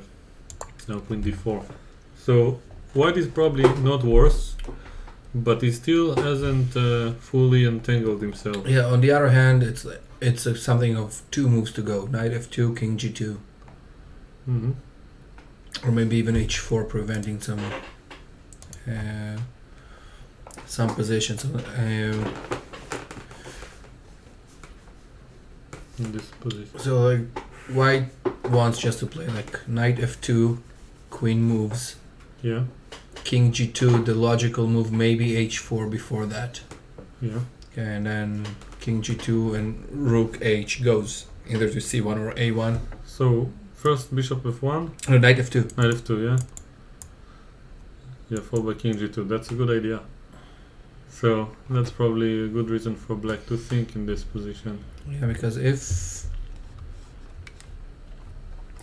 nothing drastic happens, the e4, d5 pawns are simply winning. Yeah. The a pawn could be some sort of a counterplay, but with as many pieces on the board, it's going to be very hard. So one has to favor Ding's position right now. Yeah. And by the way, And come a bit closer. I'm out of it. Gotcha. So I don't know. Time trouble is less of an issue already because we have 7 moves to go and about 11 minutes. Mm-hmm. If you take into consideration the 30-second increment, and once we're at move 40, Ding can smile and breathe again. Mm-hmm. He has some time to think, to walk around, Yeah. and that makes. He hasn't breathed a lot since. Yeah. So And the king can also breathe. The rook can breathe. Everyone. no, the important part is like he has been under pressure since move 12 Yeah, as white. as white, and being under pressure from there early, you need to find the correct plan and correct moves all the time. Very few people can do that, and without knowing what the result of this game is going to be, kudos to Ding for finding so many Good moves. good in a row. moves in a row. That's why he's a 2800 player, and I really hope he will be on the winning side here just to bring him back to the tournament, because like -2 sounds almost impossible. -1, it's already like Feasible. visible, since like if you're winning against one of the leaders, you're already equalized with them, so makes it good chances, Yeah. but you'll never know. Yeah. If he wins this game, then he suddenly becomes a contestant Again, again. and like he was my favorite coming to this tournament, so I'm not sure. Yeah. Yeah, so I know many people favor Caruana. Mm-hmm. I think like out of the people, Caruana has not the highest chances against Magnus. I feel like it, although maybe he is second strongest player in the world right now. Caruana has a chance with the proper preparation. Yeah, but less of a player's chance, I think. And player's chance wise, I think. I mean, Ding beat Carlsen in a speed playoff. He's the Yeah. only one who's been able to do it. Definitely. Even Vashia didn't manage. Yes, Even many times. I they tried. think that like Vashia might have a chance, and on the other hand, surprisingly, like Nepo being Carlsen's second, Yeah. in some of the matches can give him a little bit of insights, and I think this is something that propelled Nepo's chess in general, helping world class player and world champion prepare to the most important of them all. Helps a lot. Like Kramnik beat Kasparov after being his second in 2000. Yeah, but both Kramnik and Kasparov. We have an amazing example of Elianov being the second of Gelfand for their world title match against Anand, and suddenly the amazing run at the World Cup that happened. Mm-hmm. He was winning game after game, not necessarily from good position, but from practical chess, and this is the highest he has been ever since. And yeah, we can see, unfortunately, a drop in the form of Elianov, but still a very, very strong player. Yeah. So in the Grishuk game, we have some moves taking place. One move at least. So after bishop e3, he played h4. h4 is always good. Yeah. That's a famous quote by me, quoting a friend of mine. I don't know what is the origin, but I like to give the credit to Nitzan Steinberg, because this is the first time he really pumped this sentence into my head. Like every time we meet, at some point, h4 he says chess from the heart, h4 is always good. Yeah. And the same applies for h5 as black, obviously. Yeah, but that thing, if we think of less Nitzan Steinberg quotes, but more general things, in Endgame you want to create space. H4 creates space. Yeah. So in the long run, moves like h5 are logical. Yes. So Grishuk is under 4 minutes.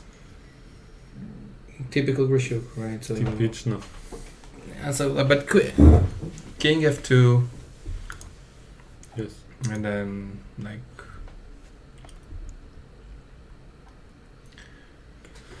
King f2, yeah. Move played. He has 13 moves to go. Yeah, but it's very easy to do them. Like for example, Rook e8 is Rook ce8 is the most He's logical playing move. for a win. Yeah, that's the thing. He's playing for a win because like Rook c8, Rook c1 is a very logical move. G4, Yeah. G4 is a threat. Like How is the G4 endgame without the rooks? easier for easier. I think easier for white if he brings the king to d4. So I mean, easier for black compared to this, not objectively speaking.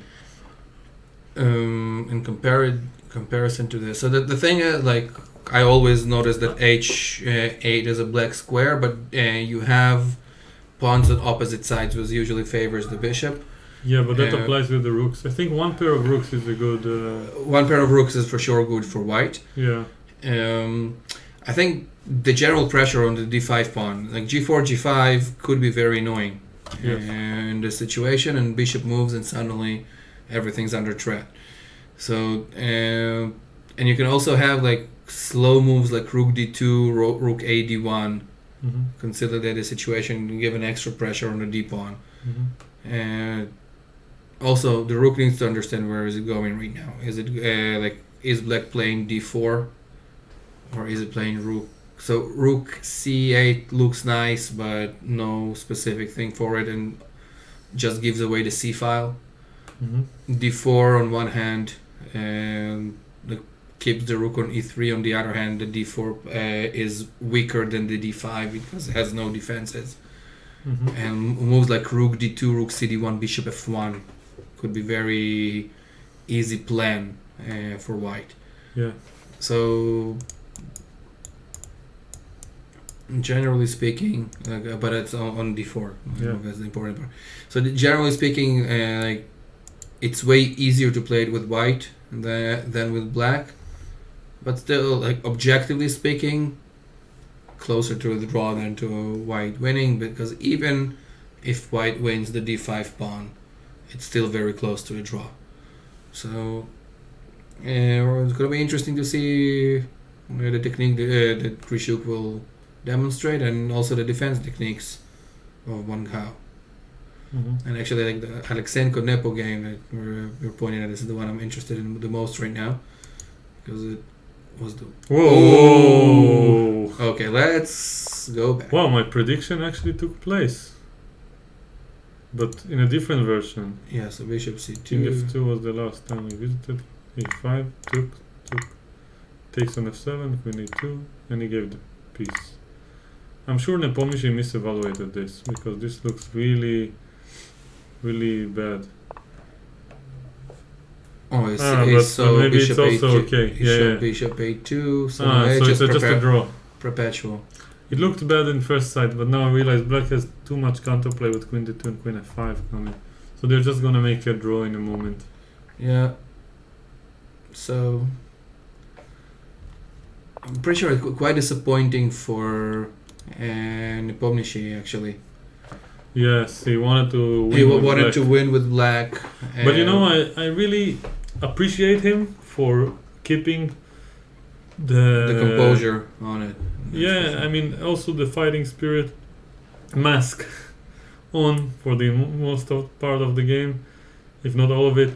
Like, I wish all players were like this, but in a way, like, I'm disappointed from Alexienko for playing such a solid opening with white when the opponent gives you a chance to fight for an advantage, which you don't get against most main lines, and at the same time, Nepomniachtchi tries for a win, which is, in my opinion, something that is appreciated. Also, Carlsen is like this. Yeah. Many players are afraid to play for a win with black. You imagine how much fun it would be if both players was like this in every game. We wish. Right. The thing is, like, I'm trying to figure out. So a5 basically gave an immediate draw. Right, so with the variation it took place because everything looked forced. Yeah, but probably after rook a1, it's not so easy. So you think this is the threat? Yeah, could be like rook a1 and f6, and then good luck breaking through any position. Yeah, exactly. So and then white can try take on h6 and so on, and bring the pawn to g5. Gotcha. So maybe if I put the rook on a3, I don't think you can do much. Gotcha. So yeah, e5 it was the good timing to play it, and white found a lot of correct moves. In time pressure, by the way. Just the correct idea of taking on f7 and seeing the perpetual. Yeah, I'm curious if white had a chance for an advantage in this game at some point, but I guess I'll check after the event. I mean, after the round. So round 2, board 2 was a draw. Board 4 was a draw. Now board 3, rook d2 was played.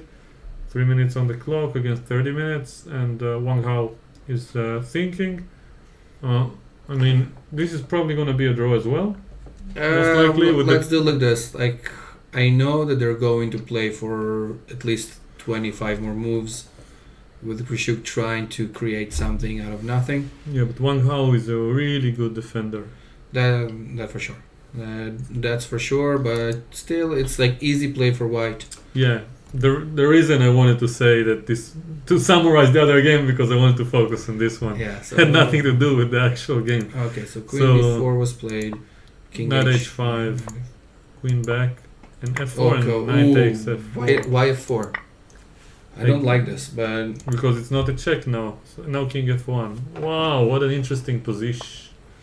Queen d6 so quickly. What are we looking for? I guess he wants to prevent e5. I think going for queen g6, and if rook g1 he wants to take. Not here. Not here. But maybe e5 still is. Yeah, this is a good idea.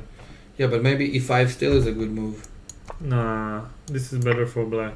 No, you forget it. You're sacrificed a piece right now, right? Oh. Like sacrificed a piece, and then it changes a few things in life.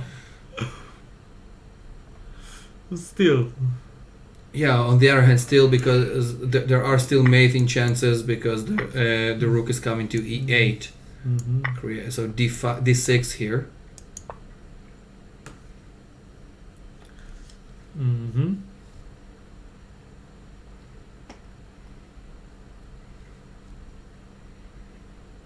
Actually, it's not looking so promising for black. On the other, also like is it promising for white or not? This is also Looks like it might be. Rook G1 was played, not E5. okay. Threatens mate, no harm's done, right? So I mean, after F6 you don't have E5 anymore, so... or don't you? Because I'm serious because. I mean, it's a better version than what we analyzed. I mean, let's search for a solution here for black, because maybe there is something we missed. I mean, it's pretty likely. Yeah, but first of all, is a capture with a queen forced? I believe yes, because the knight on f3 is threatened. Taking on e2 does not help, right? So we exchanged queens, right? So exchanged queens, d6. Okay, I have an idea. It's probably bad. Like most of your ideas. I agree. Here, takes. I was thinking about playing forced chess. Something forced. Because I have 2 pawns, if I get this one, then I'm okay. Yeah, so the idea something like rook d8, yeah. Rook d8, bishop f3. And then rook e8. I don't know, just try something. What is the most precise way? Maybe a4? Bishop f3. Again. Rook e8. Knight g4.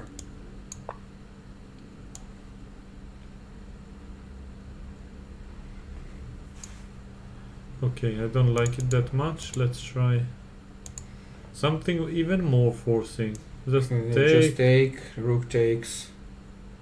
Right, rook d5. This is their thought. Yeah, exactly. And then I mean, this position should probably be drawish. Yeah. I mean, equal, not draw. And but knight e4, f5. It seems like a good move. Yeah, I'm thinking of king g2, rook a1, but that's like way too drawish. Yeah, right? so after rook g1, let's see what Dink has in mind.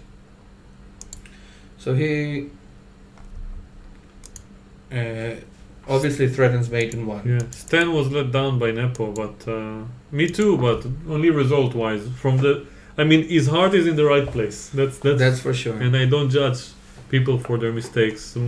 Prefer their intentions to be. And fighting spirit is important. Okay, Yeah. This is something we might be lacking in those, like specifically those types of tournaments. Yeah.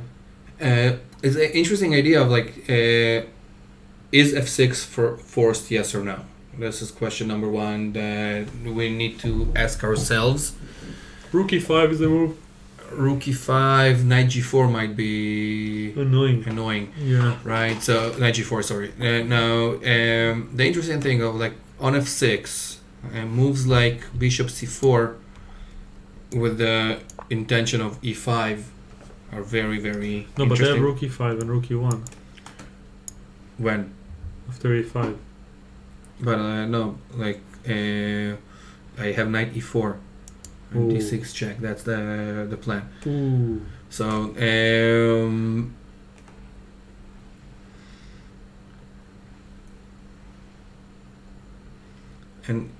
if we have an active play, knight g4 here, h4.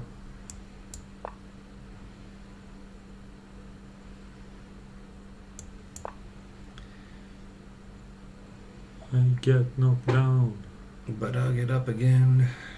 e5. Take her with the queen.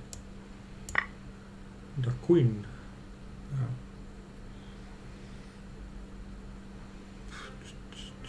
Looks totally winning for white. I think.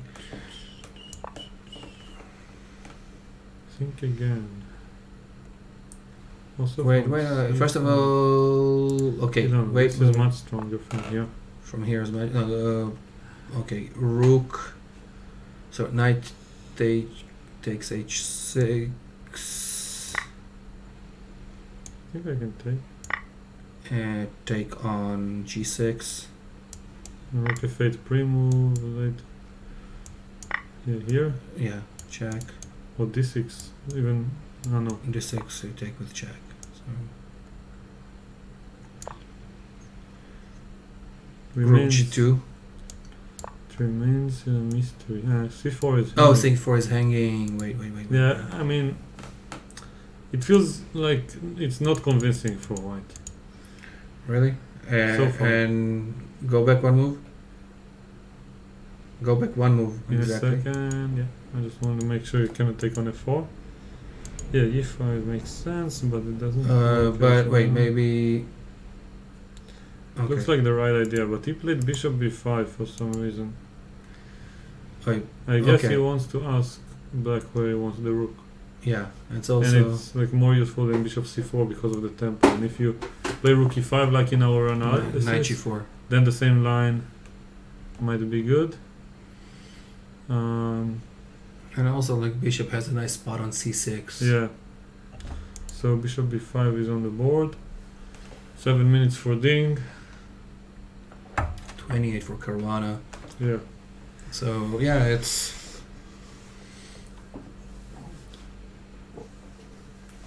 Think about like what's the material like. So bishop for a pawn.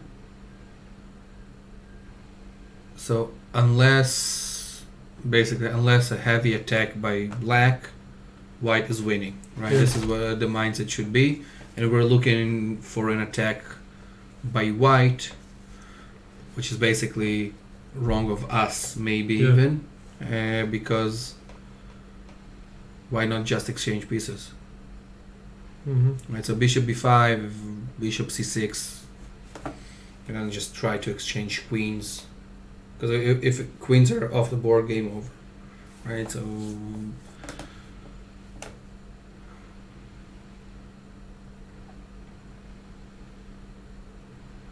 even if it costs us one pawn, it's probably game over with the d pawn staying. Yeah. Right, so I don't know. Assuming computer will give a very big advantage for white now, but might be mistaken. Hard to say. I mean, Caruana is really good at creating chances, but seems pretty desperate what he did until now. Yeah, and the question is like also we also like forgot after knight g4 moves like rook f2 might be very strong. Yeah. And creating extra pressure on that pawn, and we can also even take with the knight on e5 in some variations. Mm-hmm. And what after knight h3? Or you mean after h4? In what exact line? So rook e5, knight g4. Mm-hmm. Yeah, knight g4, rook g5, h4 first, right, and then rook f2. Mostly.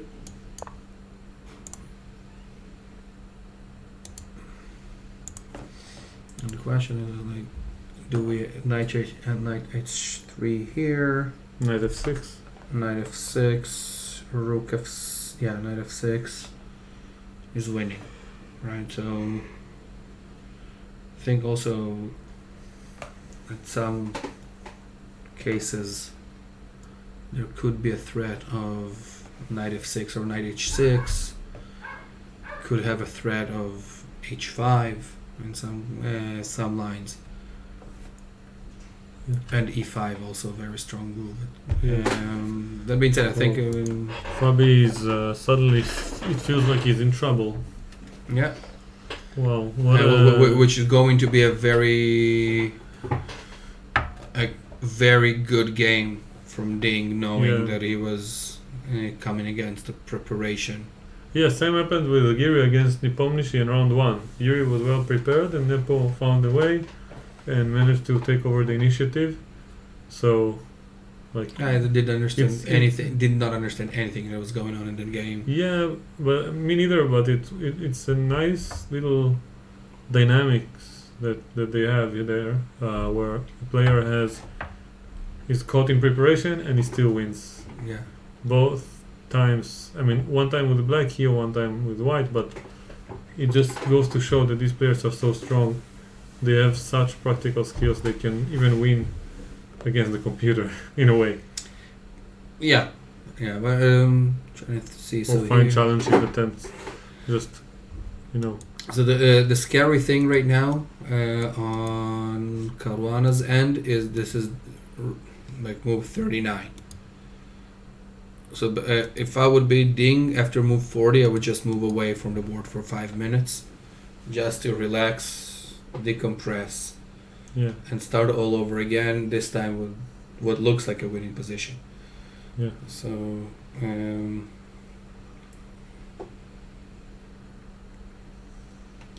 Question also, if the rook does not stay on the e file, makes knight g4 just way stronger than it would have been. Yeah.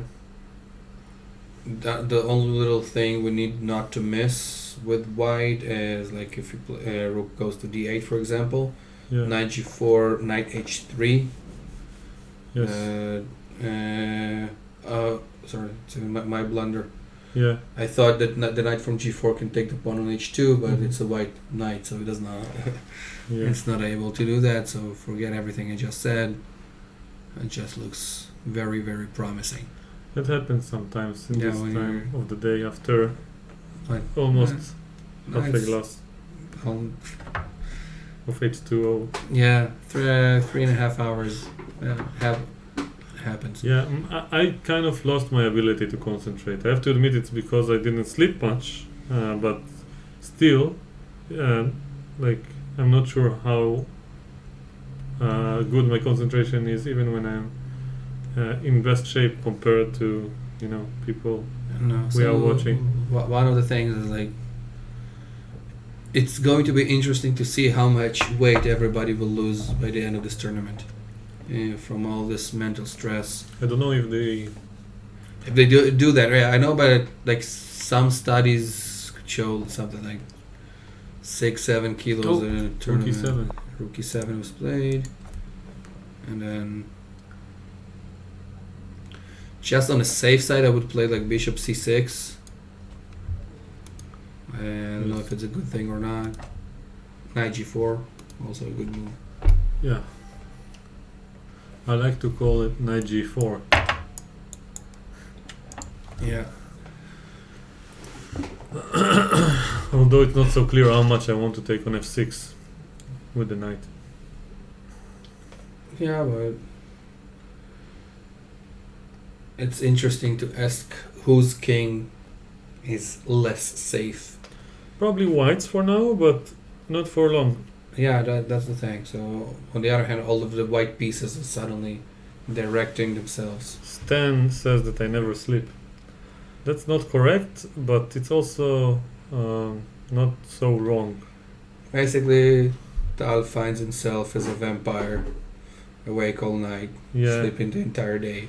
I like to think of the metaphor to be more suiting to an owl. Vampire. Yeah. Yeah, it's part of it. So, okay, can we see how Grishuk is doing? I think we have Sasha. That we're all looking at the fact that we have. Yeah.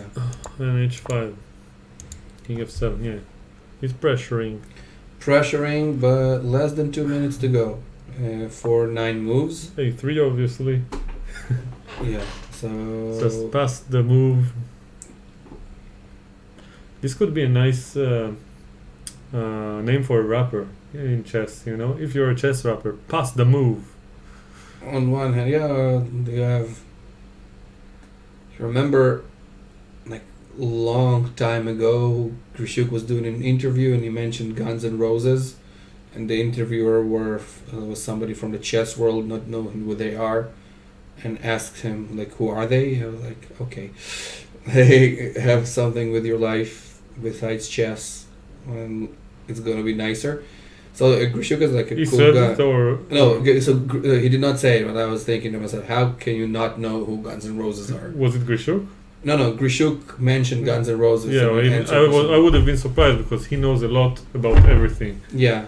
I'll mention something he said in an interview soon, but who's the person? Like, was it a chess player? Yeah, some kind of a chess commentator, I'm not sure. Like Russian television, don't remember exactly who this was. Like, come on.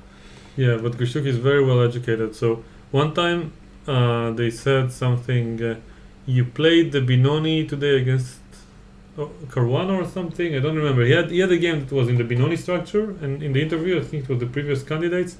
They asked him, and the other player, of course, what does Benoni mean? Like, what is the meaning behind this opening Benoni? So he said it's in Hebrew, in its ancient Hebrew, son of sorrow.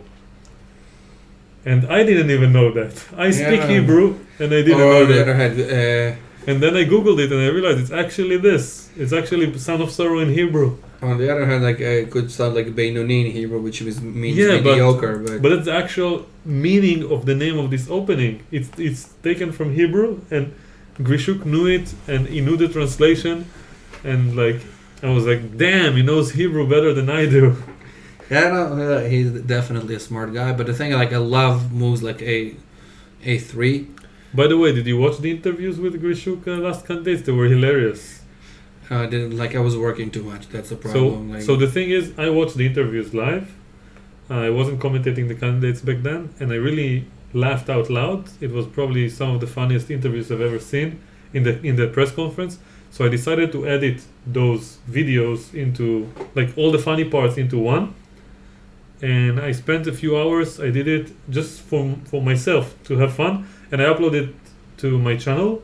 And then 2 days later, another person did exactly the same thing. I don't know if he was influenced by my work or not, and just added the Thug Life meme to it. Yeah. And his video got tens of thousands of views. Then people saw my video that was published 2 days before, and wrote hateful comments like, why are you copying from that guy? Why are you doing this? It's not cool, man. And Yeah. Yeah. Do you remember with the Thug Life meme, what song are we talking about? I don't. Dr. Dre, the next episode, but okay. The next episode by Dr. Dre. I will check it out. I can YouTube it as we speak. Yeah, I don't want the copyright infringement Oh, to gotcha. take place. Then they can silence the whole video, you know? Yeah. It's crazy. They can just mute everything. So I don't did you mind. change- Take my money. I mean, the monetization rights. Take my $50 or whatever less that I get for this video, but they just mute it. So, I mean, they have different scales of a-holeness. Definitely. The thing is, so you can also, like, as a meme, do the Thug Life on our end, and then There is something Put it also into- called royalty free, that you can put the music if you credit it, but you have to know specifically how to do the credits. They have this system on YouTube, and it's not so easy to use, Okay, to so- utilize. Question. So, would you play like rookie 2 in a position like this, or try to like move forward with the king to F, like G3, F4? By the way, speaking of not sleeping for a long time, last night I was playing a lot on ICC on the 3-minute and 5-minute pool, and I wanted to cross certain ratings, but I was tired, so I couldn't concentrate. So I was watching a YouTube video while playing, and it was like a vicious cycle that never ended. Yeah. You know, So like every time I play, it's I like, kind of lost my ability to concentrate only on chess while playing Blitz. And Blitz, it's fast enough, and I feel really bad about it. I feel like one of my goals as a chess player is to get back to the days where I could just focus 100% while playing Blitz. with the ADHD we have nowadays. Yeah, it's hard. Forget about it. No, I mean, it's possible, but it's a very strong, Yeah. very fearsome struggle. So let's go back to the position. So Grishuk has still the same time, but now for 6 moves remaining, like bishop b1 a2 is coming, right? So the d5 pawn is falling. Yeah.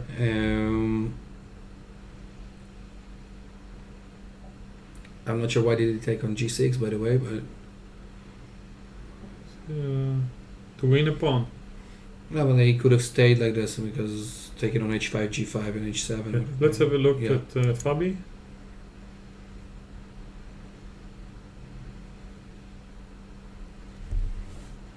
I hope it won't create us his gods. Make us gods once again. Raided. I like playing with him as well. I like that move when he flies, yeah. Yeah. I'm Raiden again. Yeah, we're all Raidens. No, this time it doesn't do the thing with the eyes. Why not? I don't know. Why are my eyes not white? Because they don't like you. Leeches is back. Let's see. How are we doing? Okay, so bishop b5, rook e7, b3, rook f8. Okay, so we have... It's move 40. Yeah, so now they're happy, first of all. If it's move 40, I think all that Ding has to do is just to play a few accurate moves. I'm trying to figure out if there's some kind of a counterplay for black as an idea even. Mm-hmm. Right now the only thing I can think of is trying to open the F file, but like move like rook c2 right now, trying to basically do a lockdown on everything. Rook c2, rook c6 is a threat.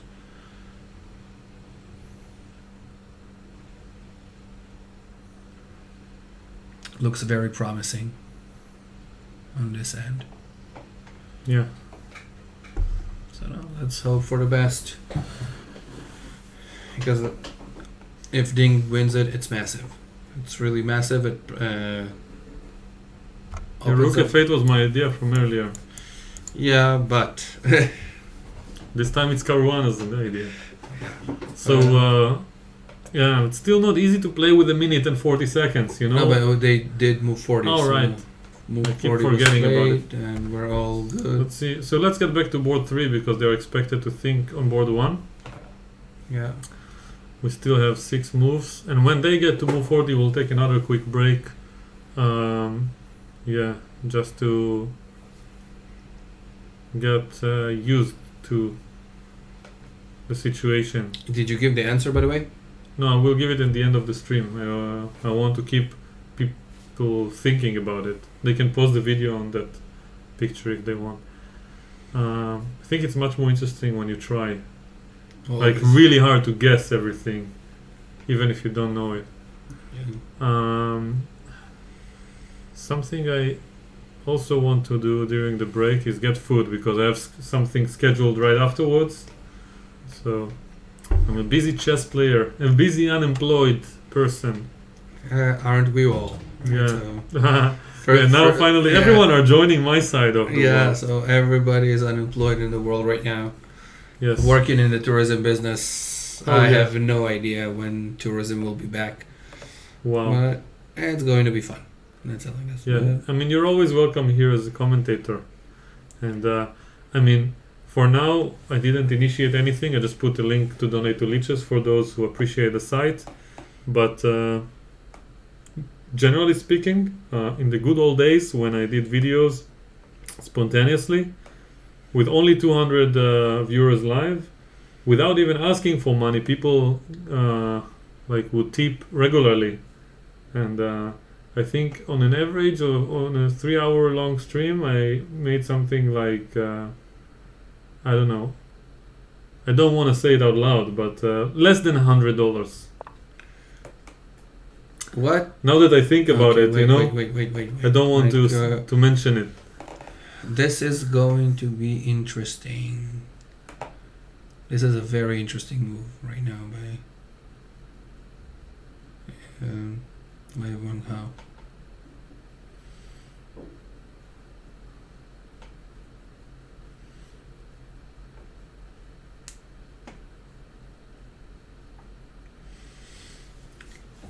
Very interesting.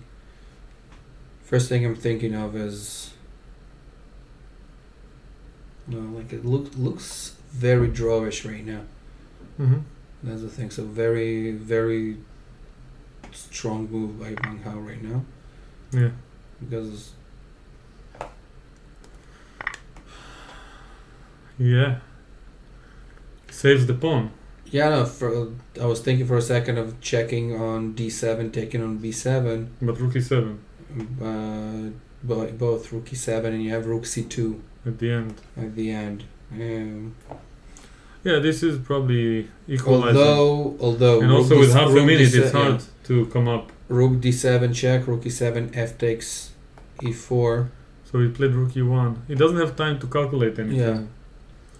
So. Oh, but also a nice idea because takes on f3, rook d7 check, and takes on takes on e8, takes on b7.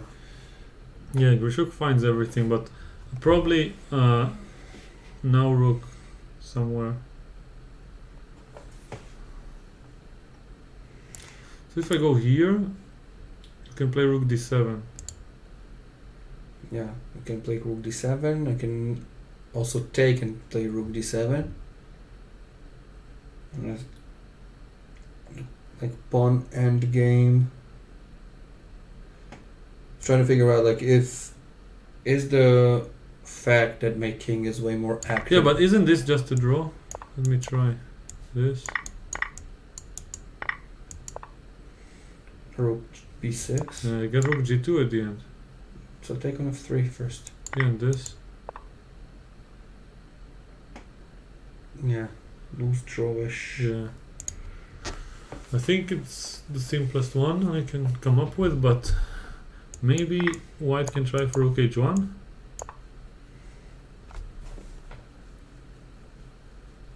That's risky for black. That looks a little bit more dangerous. Yeah, but like king g8. King g8, you have rook dh7, maybe.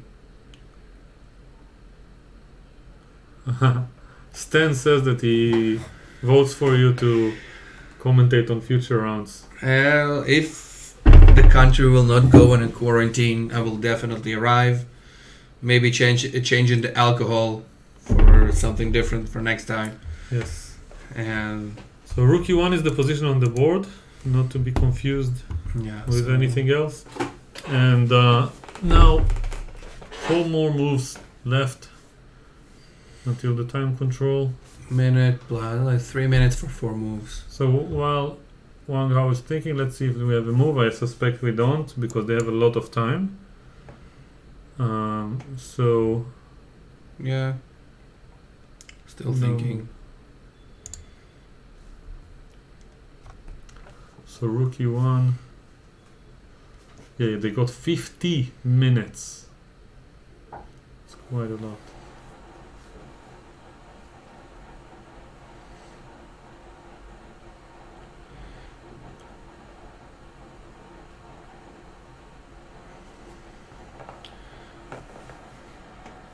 So rook c6, we're saying check, right? So rook d7 check or take on e4 first?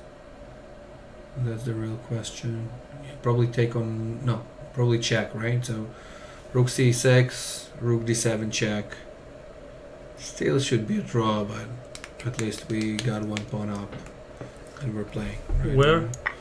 No, I'm talking about rook c6, right? Rook d7 check. King? No, I think rook e7, right? It looks yes. Yeah. Rook takes? Rook takes. Otherwise, king takes rook e4. Are you taking with a rook or with a pawn? Rook. Rook because of rook e5, right? So it just moves with the rook. Can go rook b4. B5.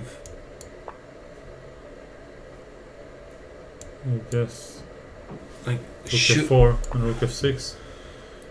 Rook f4, king g7, right? Rook f6, you have bishop, rook b2 check. So this is quite an easy draw. You need to. Is it? Yeah. Is it easy? Yeah. Why? b4. Okay. King g8. And a4. Rook a2. King f4. b3. King d5. b2.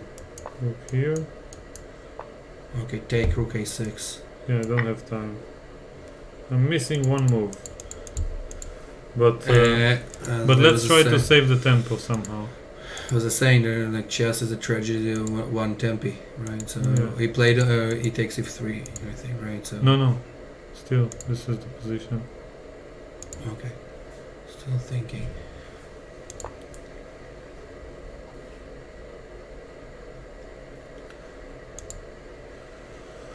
This feels like there should be some winning chances, but how? Wang how? If we play general. Let's and start with King G3. King G3, right? General. Rook C2, Rook B4. Yeah, Rook C2 again, still, right? Okay. Rook C3, Rook B4, B5. A4. A4 take. This time I get more chances. A5, Rook B5, right? Hmm. So let's go back. Rook one A3. sec. But maybe I'm not playing Rook C3. Maybe playing Rook B2, Okay, Rook B4. B5. Yeah, but now I have time. King E4. King E6. Here, and I have Rook E4 check.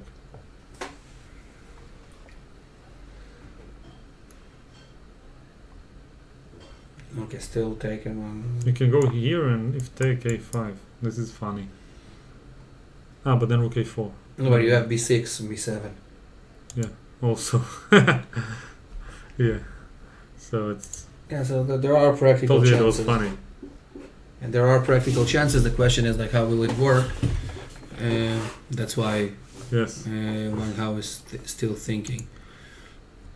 Can we check on Ding and Fabiano?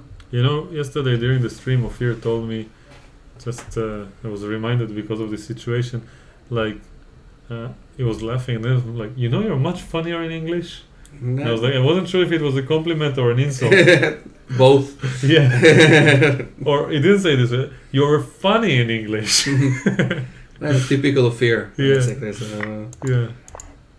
And then we had this okay, so whole discussion about people having is this the different- position right now? yeah, Rook H1 is Rook what we H1, expect what we in expect. 1 minute or less. So we had Rook this H1 was played. yeah. We discussed people having different personalities in different languages sometimes. People have King different. G8. Yeah, the question is which rooks to H7. That's a question. Well, if you go with the H rook, you don't really have a threat. You have to take Yeah. it into account. Maybe just taking on B7 and Yeah, if you go with this one, I'm just gonna take this pawn, and I don't know if you have a claim for anything. yeah.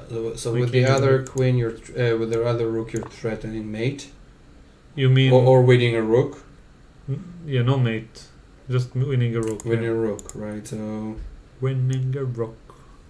And if I just take from here, I wanna go rook c3. uh, I think I'm fine. yeah, let's go back for a second. So rook So- h7 will be played, I think, and then they will make a draw. Well, the question is maybe rook B7 and then think what to do next. What to do next? So rook B7. Yeah, that's a good move. I guess I will go after the g5 pawn. So still rook.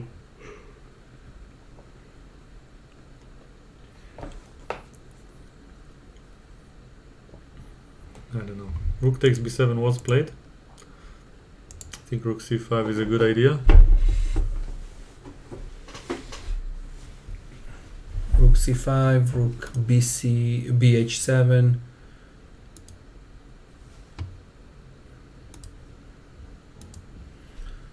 Still high drawing chances.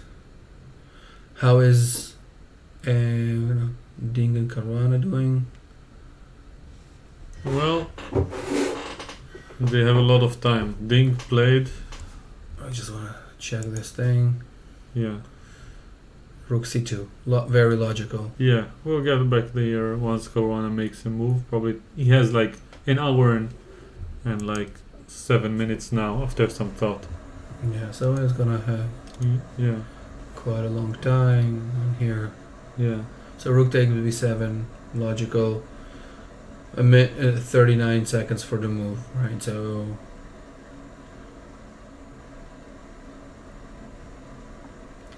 it's also an interesting idea by Black just to play rook F8. I don't know if it's good or not. Rook f8 feels a little bit dangerous. Right, but on the other hand, it's like rook bh7, right? It's the I was threat. also thinking about this, but this Rook is just a c2, draw. rook Yeah, c2 check, right? the usual draw. No, but this is you're losing. Rook g2. I don't think I'm capable of losing this position. I was for a second thinking of king h4, but yeah. But if rook f5 here, Just check and back. check king f8. Just go back and it's a draw. If I take on b7 and play f2. What do you mean? Oh no, sorry. I wanted to take on b2, but you have rook b8 mate at the end. Forget what I said. This is a draw. So Rook takes b7. We are anticipating. Yeah, rook f8 is an idea. rook c5 is an idea, as you proposed. Yeah. So black probably is trying to find a way to play for more, but I don't think it exists when I have rook h7 just coming up next. Yeah, like two rooks in the seventh. Yeah. Very hard to lose something like this in general. Agreed. So like one of the things you want to do Yeah. coming in. So yeah, it looks like 3 draws and one very interesting game, hopefully to be decided. That being said, like good defensive skills by Wang Hao. Yeah. It's unless he blunders here. Yeah. So it's If he doesn't lose any game with black, he is a real candidate to win the tournament. And with white, he wasn't posing too many problems, but I think he's capable of winning a couple of games. He just won a super tournament in China with all the top players, including Ding Liren. including Yu Yang was playing also. Wei Yi. I don't remember if Wei was there, but And yeah, Wang Hao won out of not so many rounds, I think, but he managed to get a few wins. yeah, so meaning is in a very good shape. Being in good shape always helps. This is also a very long tournament and a grueling tournament, so the physical aspect of it, and who's in better I like physical shape. I How think. much he's thinking, because he's confident. Like, I would get nervous, move 39, I'll make some move. Rook f8 is good enough, okay, let's do it. But he is like, he doesn't mind making it with 1 second on the clock, even though he has another move to make. Yeah, I'm trying to figure out. So the other idea was rook c5, right? What else did we have?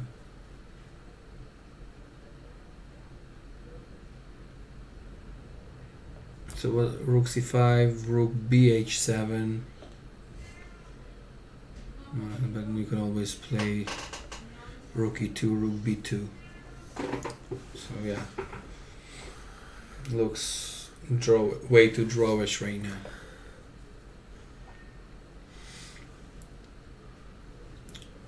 Who is your favorite to win the tournament? Ding. Ding still? My favorite, you mean who I think has the most chances? Yeah, Fabi by far. really. Fabi is just so effective at winning in every color, from every position, and his opening style suits this kind of tournaments because he's very principled and he has a lot of different options. You see, this kind of preparation didn't go his way today, but it's a very fearsome play. Yeah. Kind of play. I mean, it's all interesting. It's going to be a very, very close tournament. You could win it from the opening if the player in front of him was not Ding. Yeah. Or anybody else but Ding, because Ding is very good with Calculation. dynamic play in general. Yeah, they say he's one of the best calculators in the world. And Yeah, they I also think say it yeah. about Fabi, but Fabi was the prepared one, so he didn't have a chance to show it. And Mamidyarov, I think. Right, also is I'm not sure if Mamidyarov is that good of a calculator. He has amazing intuition, but Tal wasn't a very good player in calculation as much as he was in feeling the position. Yeah. And of course, he had imagination and he was calculating well, but speaking of discipline and precision and concentration. Those two players on board one. I don't think it gets much better than them. I mean, Vachier is close. Played him already like 2 classical games by now and a few quick games. The guy calculates when he has time very thoroughly, very deeply. He doesn't like randomness. So yeah, Rook C2 check was played. King takes F3 and Rook C5. So Black wants to play as forcing as possible. I guess the point is that after Rook H7 he gets perpetual straight away. Rook F5 and la la la la with the Rook. If he wants to. I guess he will, but he's a pawn down, so it makes sense that the game will end soon. So we are anticipating a draw in the next couple of moves. Yeah. Whether white or black will force it doesn't matter. And they have reached move 40, so Grishuk can finally let the clock run out. I'm sure but the interesting thing to notice is Wang Hao ended with less than 2 minutes on the clock by the end of it, so Grishuk managed to create some problems. This is interesting. Yeah, he wants to prevent the perpetual. Yeah. But I think it's only optical. Yeah, and he made it with 3 seconds on the clock just to make sure that he's not missing a move like happened to Ivanchuk against Ori Kobo. Definitely was. Wow, it was devastating to watch. Ivanchuk is very expressive, and after when you see it on the footage, I mean, you cannot. I mean, even though I really wanted Ori to win, and I was very happy that Ori won that game, no matter how. Yeah. I mean, just seeing his expression made me sad. I think Ivanchuk is one of the players that really, really loves the game. Yes. That's the most important thing about his approach to everything. He really likes chess, loves chess. Yes. And I saw an interview with him, talking about his win against Tanjan Kui, I think it was, in Gibraltar, with the fire in his eyes and the excitement of the variations he was calculating. Yeah, there's a 1 hour long lecture with Ivanchuk from some tournament in Spain like a month ago or 2 months ago. Oh, I think I haven't seen it. I played in a tournament, but I haven't seen the masterclass. I'll send you the link because I watched it. It's really interesting. It just shows you positions from his brain, from his memory, and just the way he speaks is worth it. I can imitate it, but I respect him too much. Definitely. To do it publicly. The same thing that when I remember his masterclass from Gibraltar many years back. So he was analyzing his games against Udacity in the candidates matches of 91. Yeah. So it's showing some lines, showing variations, and then he says in this place the guy from ChessBase analyzed it and he said this, this, and this. Things were literally a minute, but I don't agree, and then gives a variation, crazy variation of 6-7 more moves, and totally changes the valuation after the guy actually checked it with a computer after a long analysis. Although not as strong computers, but it's amazing what this guy can see and create. And remember. Yeah. Yeah. And he also achieved a lot of opening success without seemingly being able to work his way around ChessBase. In the lecture, he doesn't know how to press the buttons there. Yeah. So he knows openings to the highest level, plays all the openings possible, understands everything, but can't really operate the machine. That's the level of genius, right? So when Kasparov was leaving chess, he said, "I'm leaving you, Anand and Ivanchuk." This was the quote. With? I'm leaving you with Anand and Ivanchuk. Yeah. Those are the next two geniuses. Because maybe not being the strongest players, you could add Kramnik at the time. But the chess is in good hands. You can add Kramnik at this time. Kramnik is a totally different player than those two, right? So if you want exciting chess, usually you don't go to watch Kramnik, right? But every Ivanchuk game can become 3 very easily. I think this is also was It's interesting to check the score that Ivanchuk has with Kramnik. Yes. Because I'm not sure who's actually who's winning there. Yeah. Ivanchuk and Kramnik.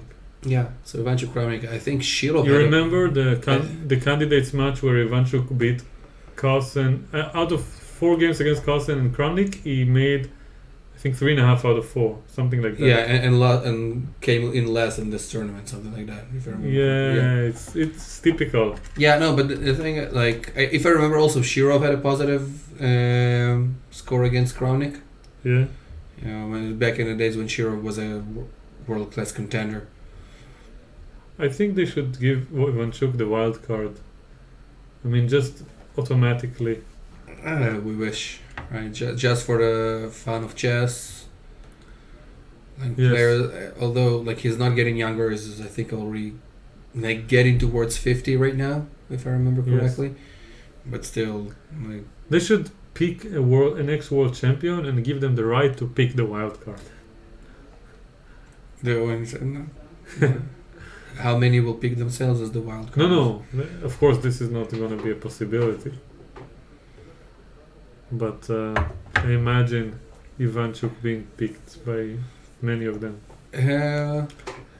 I mean, here, not to offend, of course, anyone, but if Ivanchuk and Aronian would be added, instead of any 2 players besides the top 2 who really deserve to play against Carlsen by means of their chances, their class and ability to win, I don't think anyone would resist. Yeah. The way the spots were decided this time was much more fair than in the past, but still, Aronian and Ivanchuk are missing.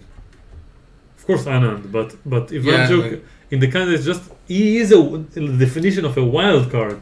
Yeah, definitely, and problem is you can never bet against him. On the other hand, many times you can never bet for him. Yes, from the nerves point of view. No, in any game, because I've seen him losing to 2,500 players also. Yeah. But I've witnessed it in Gibraltar, against 2,600 player. He lost without a game in 1 hour and was blitzing the whole game. Yeah, but just lost it. That being said, he can always he literally can win against anyone. Yeah. So past move forward, it is gonna be a draw very soon.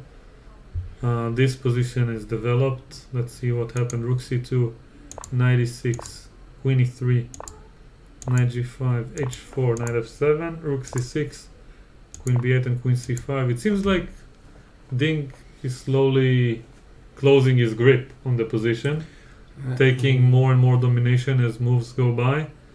And with only a pawn for a piece, I think we can expect only one result. Yeah, it looks like game over in a few moves. Yeah. The rook on e7 is hanging, the pawn on f6 is hanging. Yeah. Imagine that Carlsen couldn't beat Caruana for 12 games, and then Ding comes along and just, you bring this amazing preparation against me, I'm gonna beat you anyway.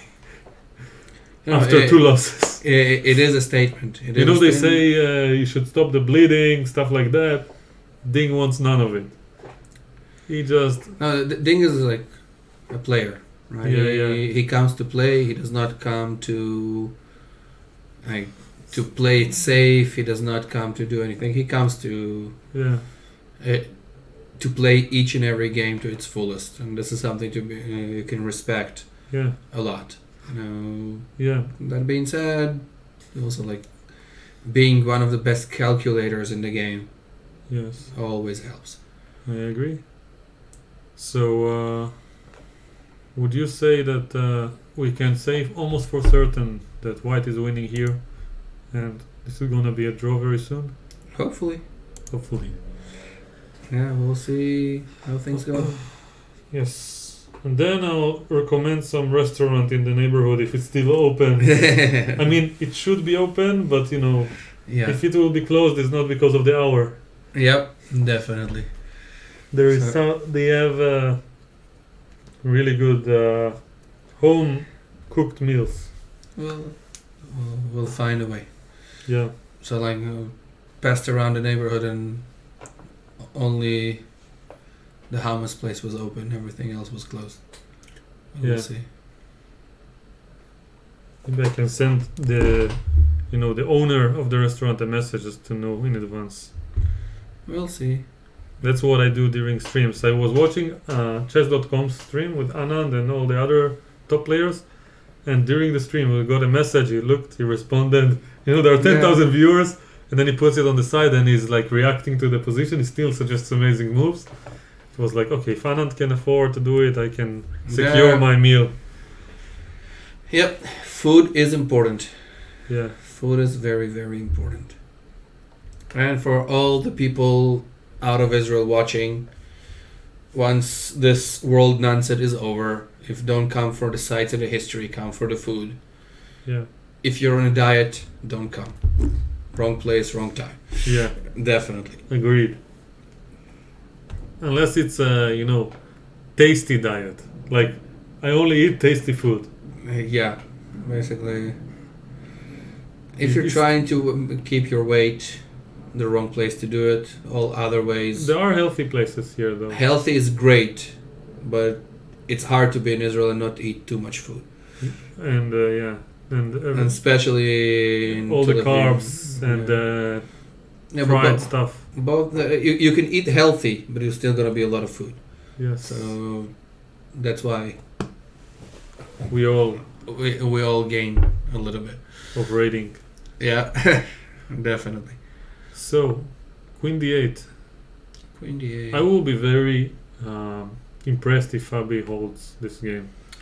I like it. I would be very surprised with Ding if FIDE holds this game, and very disappointed.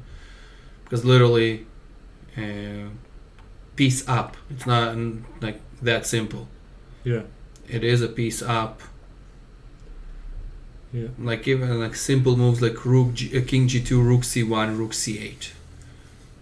I think there are more precise ways. Of course, but like generally speaking, like looking at something like this, not talking about like if capturing. I'm thinking. Let's actually try to find the precise way. Looks like knight G4 or something, but I'm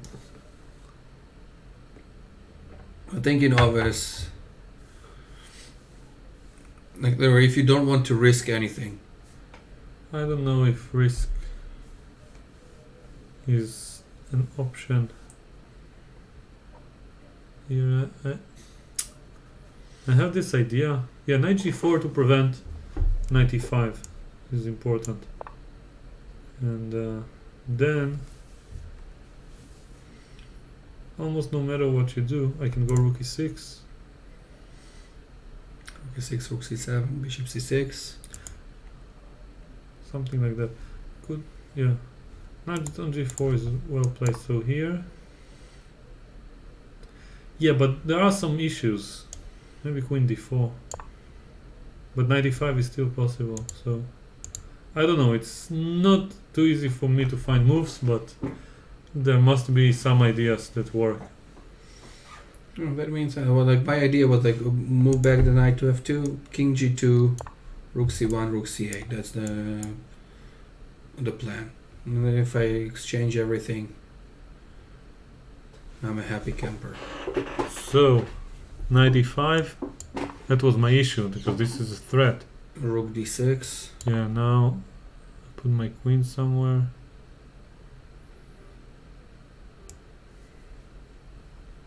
Huh. But where? But where? Rook C1 still. Like water.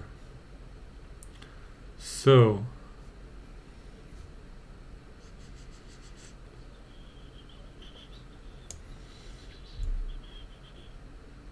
here take on F6. One trick pony.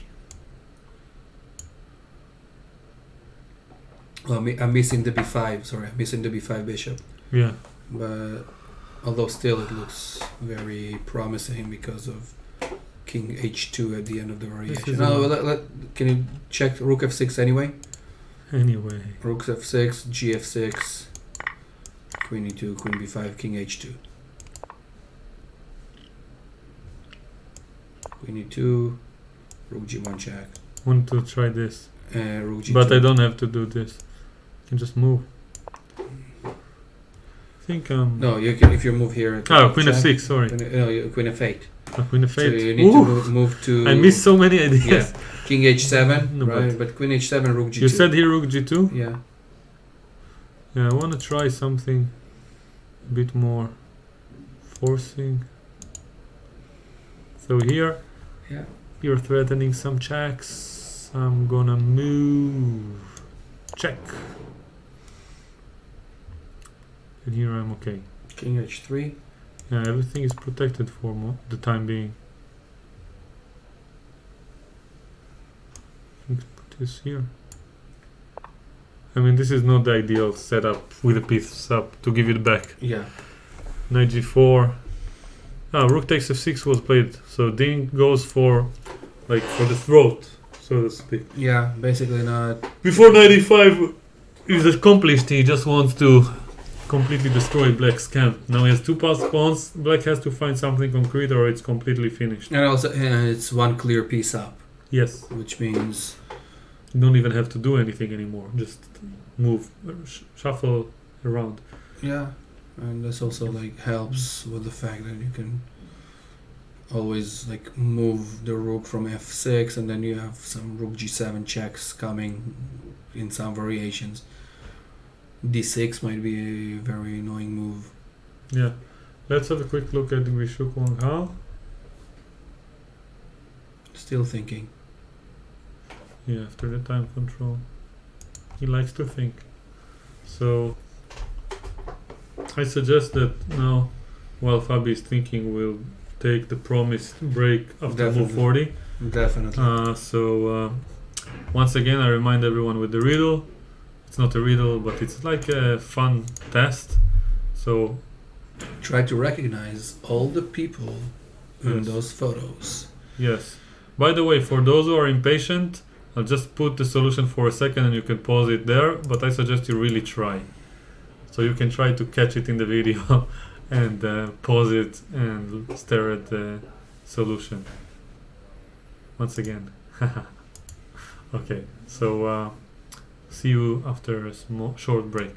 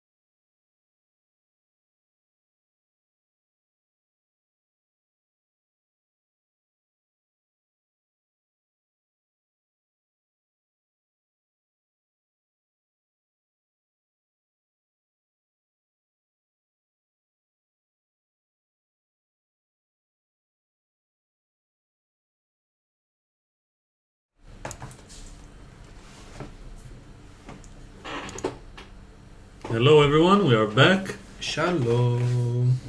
Yes, salam alaikum. So in this position,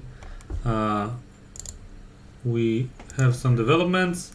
Last time we visited Ding versus Caruana. We had rook takes f6 on the board. So king h8, rook f5, rook c7, bishop c6, a4, takes b3, and now the only piece that does not participate, it's done attacking on g3. G7. G7, it moved to g3, thank you, and it wants to participate in the defense. Also find a square for the king and protect it. And looks totally winning for white. yes, we're so happy that Ding is making it.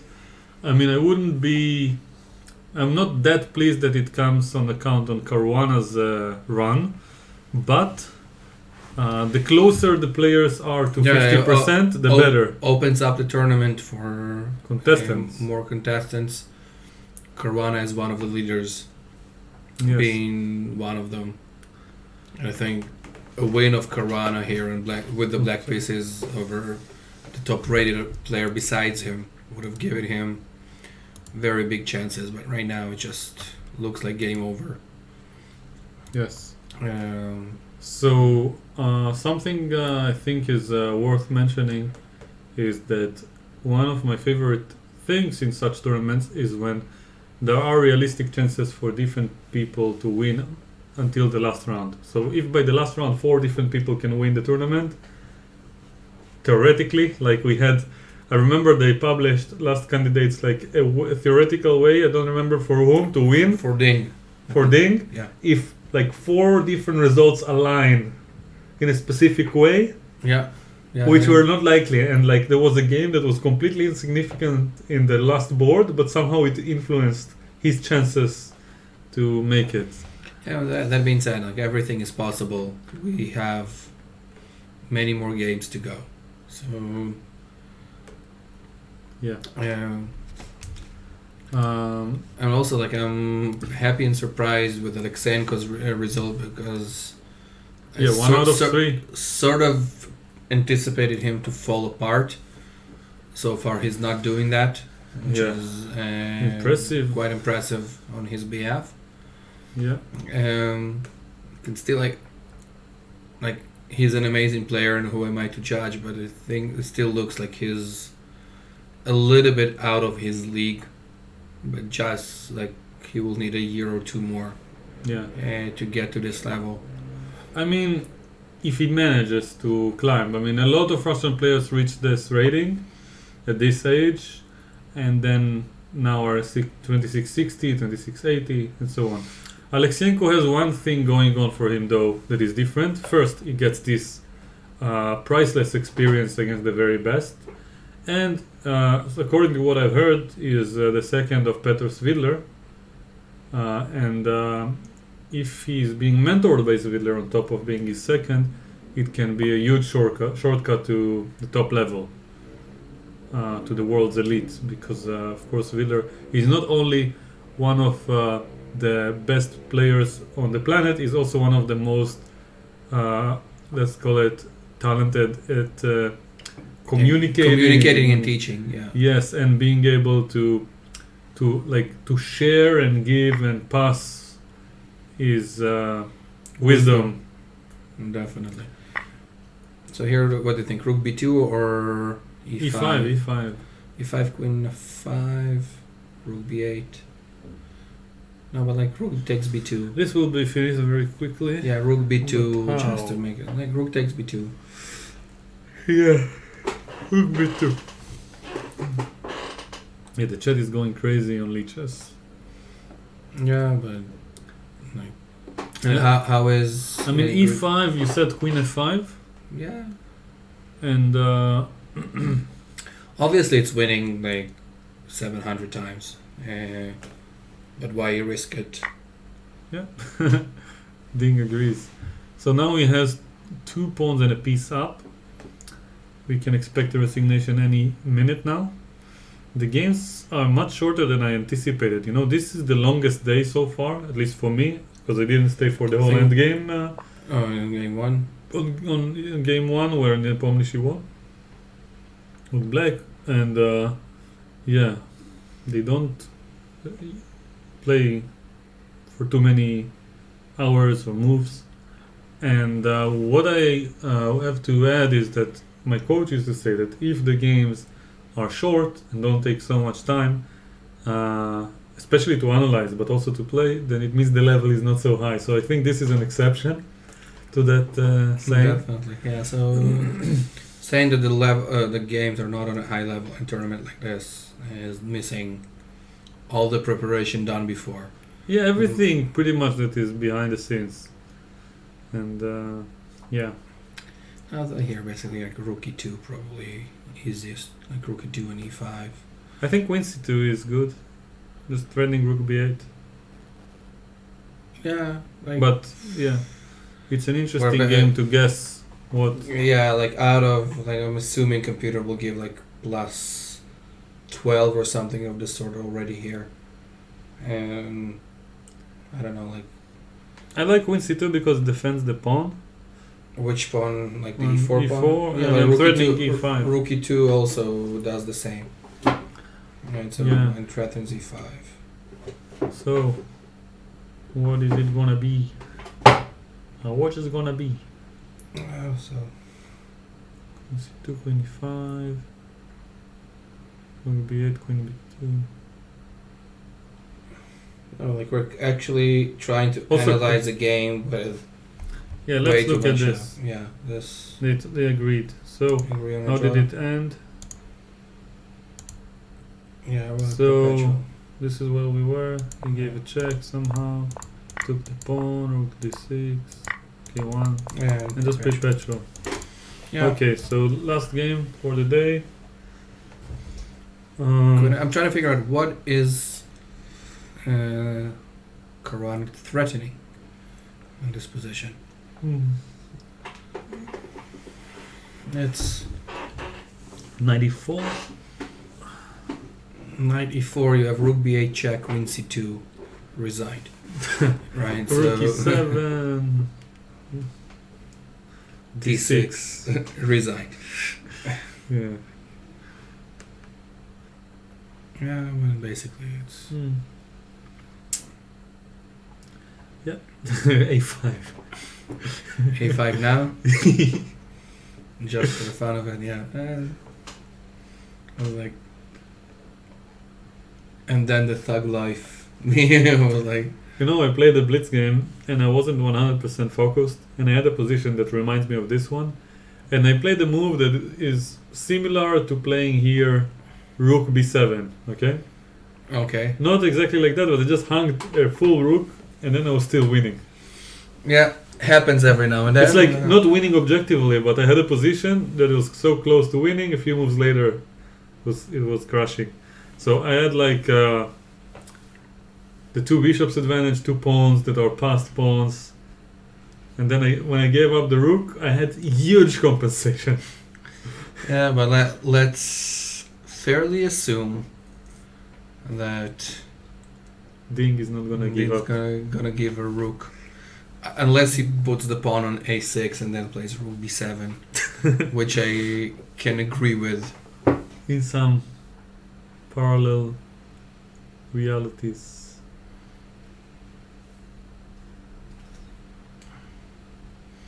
The sad thing for Fabiano is there are no checks even. No checks. No checks to be seen. So I wonder what is Ding thinking for so long. I guess I would as well, in his position. yeah, But like you don't want to blow it because one blunder. yeah, there's no reason to rush. I mean, the clock allows him to play precisely. Everyone knows he's good enough to win. He just needs to find what he. Yeah, just like if you wanna, if you mentioned like blundering a rook, like one thing comes to mind, and I'm not sure even the evaluation if the rook e2 and second the queen on d6 and playing e5 still looks like white is winning, but that's like I wouldn't. total nonsense. But still, I wouldn't think so. I don't know. I don't think it's winning there. But It's definitely playable. let's say like this. Like I have very strong passing pawns. Yeah. So literally comes from the last breath of Fabiano in this game.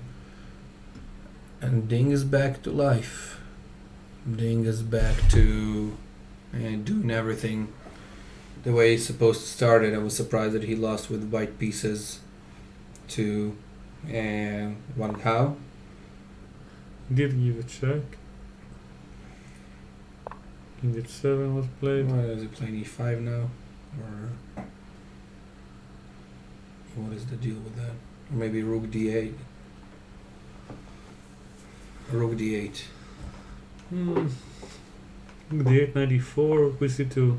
Yeah, he chose my move, Queen C2. Woo. And now if Queen E5. Knight D3. I like Rook F8. No, like it's all winning, right? So Rook D8, also very strong. Yeah.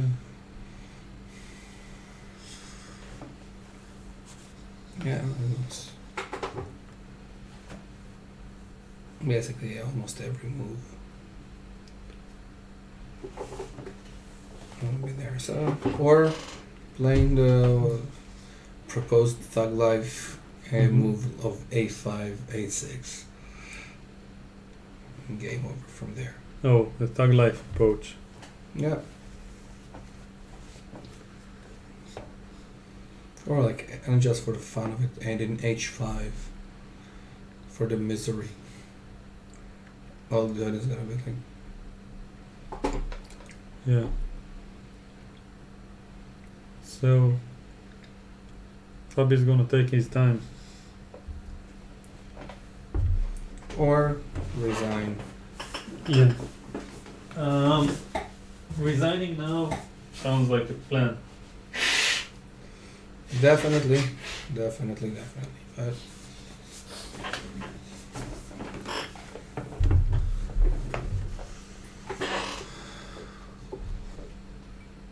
It's a good time to drink for Ding.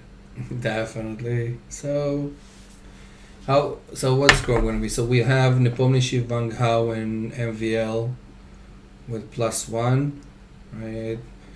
Grishuk, Caruana 50%, Giri, Alexenko, Ding Ding -1. -1. So still everything's open. Yeah. I can't believe Ding was the last place in the tournament after 2 rounds. Yes, I think. I don't remember him finishing like not in the top 3 of any tournament that he played in the past like 2 years. Maybe even more. Well, like you might have like Caruana, Carlsen ahead of him, and then Ding. I think he won the most tournaments last year, right? So Yeah. Carlsen most prize money, but Ding the most tournaments. Mhm. Definitely in a good shape. Caruana, I don't recall a tournament where Giri won. trying to figure out when did Giri win a tournament I don't know. besides his youth. I don't know. And it's at some point he was stable around 27-90 and didn't win a tournament. Always like For also solid like, third. the problem is also like who are you playing against? I think like one Yeah, of but the things, Maxim wins these kind of tournaments. I would say that I think, Nepomniachtchi won the Grand Prix. yeah, one interesting thing that Constantly. Giri once said is like the advantage that Carlsen has versus other players in a tournament is that he does not need to prepare for Carlsen. This is like a quoted Giri said, but it's a style of player. Like Giri plays safe. He plays not to lose first, and then to go for the win. Mm-hmm. Whether I think like in a stylistically, Ding plays for a win from the beginning, right? Or players like Caruana, they will go for more risk taking. Gary will just play solid. Same as like Kramnik would have played solid. Yeah. But something about Gary's choices, even his life choices are solid, you know?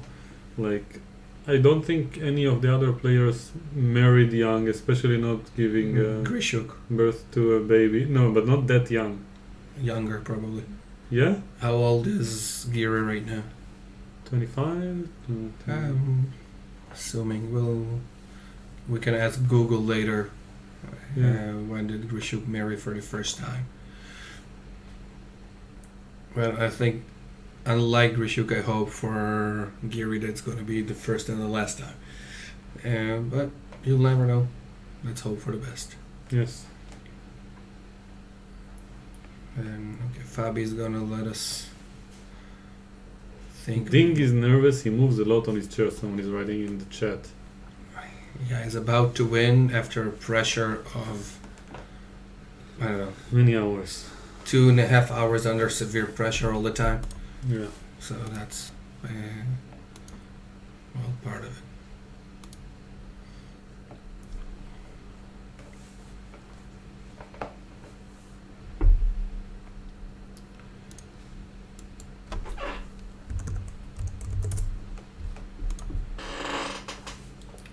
Let's see.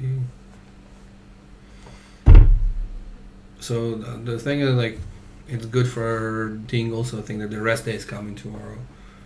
I think, okay, beginning on a good note, right? Finishing the first 3 games on a good note after a very bad start. Managed to regroup. Do we know who is playing? Is he playing tomorrow? We can check. So no, not tomorrow, but the day after. I'll check.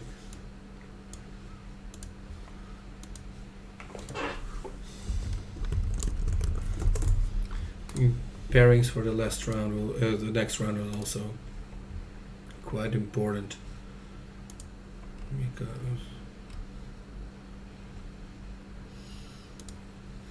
So round 4 on Saturday. Caruana versus Nepo. Right, so Caruana Nepomniachtchi, Van Gaal Alexeyenko. No, that's an important game. Yeah, it's a very important game for both players. MVL versus Grishuk, it's like probably going to be very much fun. Once again, an important game for Maxim. Yeah, And Dingliren versus Giri.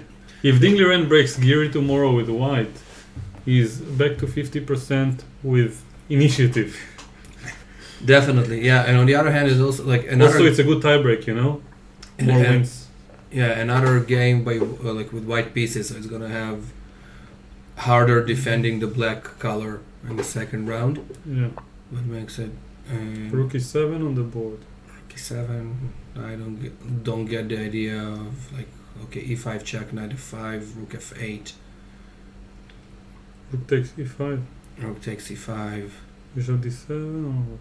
Well, they take on f5 even. Wait, e5 I said knight f5. Rook f8. There's so many precise ways. Which is the most precise? So e5 and e6 probably, yeah? Right, e5 and then Just e6. Could be. I mean, you can't unpin yourself, and if you go here, I cannot believe that you will have enough counterplay. Like queen c3 is threatening checkmate already, Yeah. but I mean e6 gives black some time, so like Mm. it feels like after e5 knight f5 there should be something easy.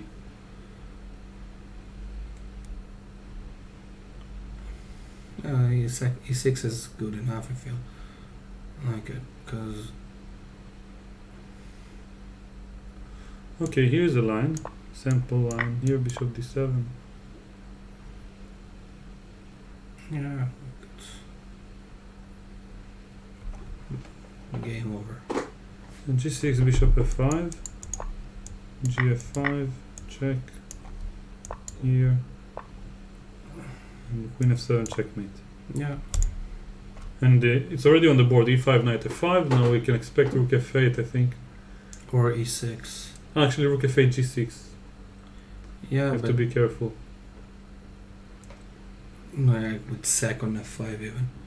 Even, but Yeah, no, but like e6 is good. yeah, not to let the rook join. D6, D7 is good. Yeah, but which is the most precise? D6, bishop e4.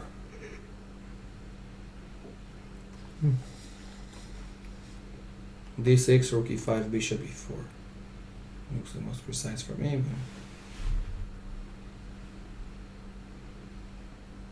Or D6, D7 even. This?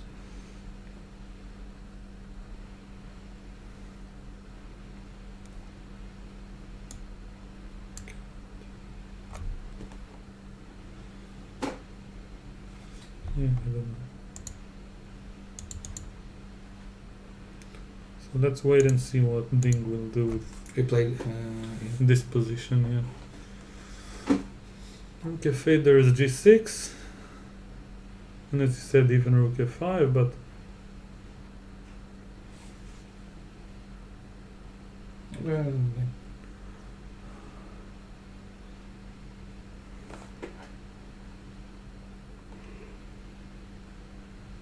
we like to get rid of this knight as quickly as possible, so d6 looks nice.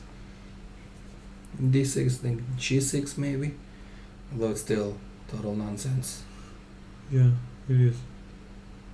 Queen takes f5. Yeah, Let's show the line. and It's funny. D6, G6, Queen takes F5. Just to prevent any counterplay, and there are no checks. I mean, not enough checks. No, the 0 checks.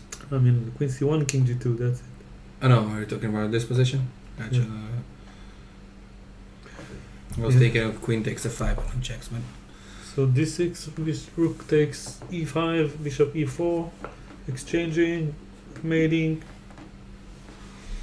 Every day I'm castling. There was no castle on this game, so you cannot say every day I'm castling. With black. Yeah, black did castle, but why did Every not? black I'm castling. Did we have castles on all others? Yeah. We had long castle in Nepo's game, and both MVL and Van Gaal played regular chess. Yeah. So d6, my friend. Caruana got dinged. I don't know, like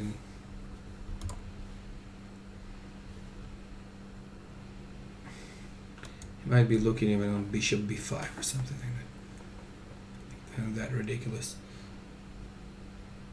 Bishop b5, what are you doing?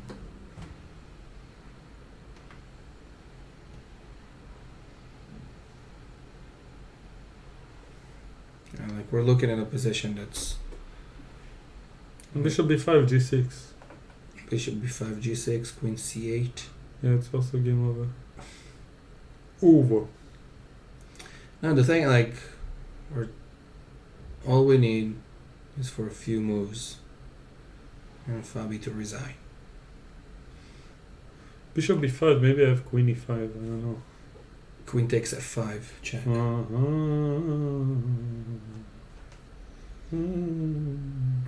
And then winning with the a pawn. And the d pawn. Yeah, And the but- knight. Yeah, no, but like win with the a pawn, just for the fun. of Bishop it. b5 is so sneaky. Rook takes e5. And I was thinking of queen c8, but that is like, it might be exaggerating. But like bishop d4 is strong. You don't want to give up those two pawns. Oh, one thing we're missing: e6, queen takes b8. So Yeah. although But queen f5 is still winning. Winning but- as Okay. Is it late enough to say the word you were intending to say? No, still. the only problem with this word is that the YouTube algorithm can demonetize the video. Really? Yeah. Sometimes inappropriate. Some words it doesn't get, but the famous one it does. The famous. So how come Tupac songs are still on YouTube without a censored version? Maybe it's not monetized by commercials, but by other means. No, really. or if it's old enough, maybe they don't.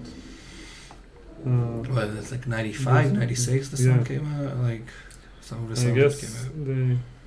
they didn't pay for most of the views it's got. It received were commercial free, so it doesn't matter. Yeah. So D6, come on. Come on. Fabi, must be patient. This is one of the things I don't like as the losing player. Is to when your opponent is like trying to be precise. Come on, play D6, I'll resign, and he's like thinking for 15 minutes, and you have to stare at your creation. Yeah, definitely. At this abomination of a position. So what are we going to... So... If you look back, so where did Caruana made a crucial mistake? That's a very interesting question to be made. Yes. What is the answer? No, it's... Like I always say that... I checked in the break. I couldn't help it, but in the break I checked the Lichas report, and it said h6 was the losing move. On the other hand, like I always like saying to my students that their first mistake was learning how to play chess. And this is why... I was teaching in a special education school once, and I had a student privately, and he was like, his intelligence was significantly below average, and he was also very young, let's say around 8 years old. So I didn't expect too much wisdom from the guy. But we played a game of chess. I was helping him a little bit with the rules. And of course I taught him that at the beginning of the game you shake hands, and it's a sport and whatnot. And then after the game I went with him over the game. I said, okay, now we're gonna go over the game, but before we do, what do you think was your main mistake in the game? And I wanted him to say, blundered my queen. I gave you the queen in one move. I said, like, shaking your hand. Smart guy. Yeah. And He so basically, he has I- pre-seen the corona issue like 10 years prior. Exactly. I contacted the secretary. I said, this boy doesn't belong here. He's too smart. Yeah, definitely. So, What was your main mistake in the game? Showing up. yeah, Yeah. definitely. So, Maybe 10 years later I discovered it was just racist or something. not liking Yemenites, impossible. Yeah. There were other issues, but I won't elaborate on them. Like, that could have been part of it. I'll just mention that I was wearing an army uniform. So, Yeah, happens. yeah. So, what can we do? Why is Ding thinking for so long?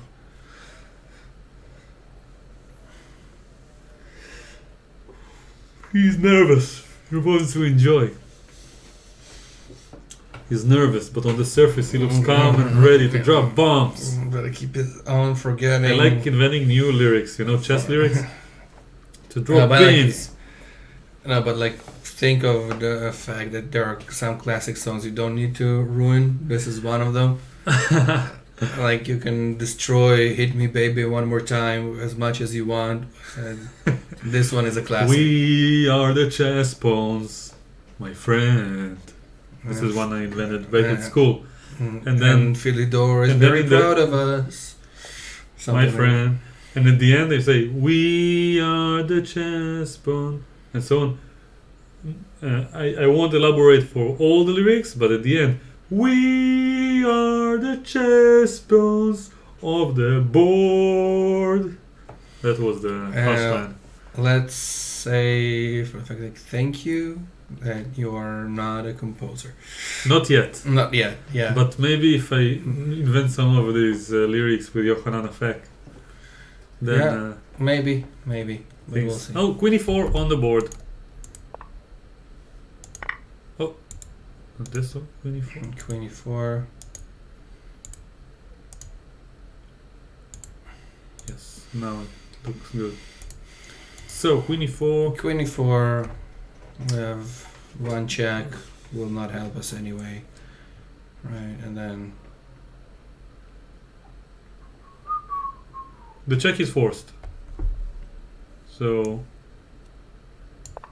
that the game continues. Now will they this have, like- G6. Probably Rook B7 D6, or H5. H5, like so many winning moves. So Rook G7. And then Rook B7. Yeah, I think this is what. Oh no, but Queen G5 sometimes. Yeah, but like let's go Queen G5, Queen G4. Oh, 93. So Yeah, that's I mean, every day. I'm so Queen blundering. C1, King G2 on the board. Let's just wait and see what he does after G6 because I can hardly imagine. And Fabi- G6 was played. Oh, G6 of course was played. And now what has he planned? Maybe Rook B1. Rook, No, it's a B1. little bit passive looking. No, but like Rook B7, exchanging rooks. I mean, Black has no idea whatsoever. The thing is, like, 93 check is the only threat, right? So 93 check will be Met by King F3, so F3, exchange so rooks. Rook B7, and then game over. Although Yes. you also have, you don't have King H2 because of Knight F1.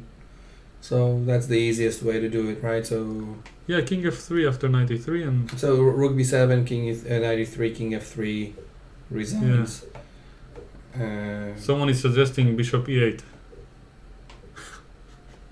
Come on.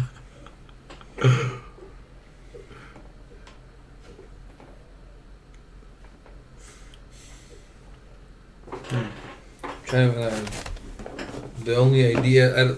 Are there any stalemate ideas possible? Don't think so. But no, too much.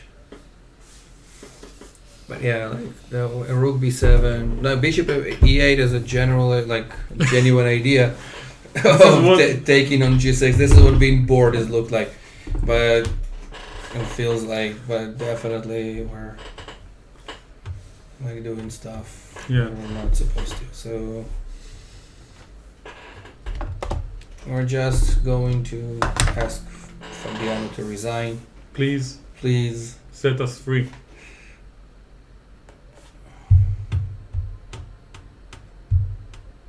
Rook B3, of course. The obvious. They get extra time, by the way, on move 60, 15 minutes. Oh my god.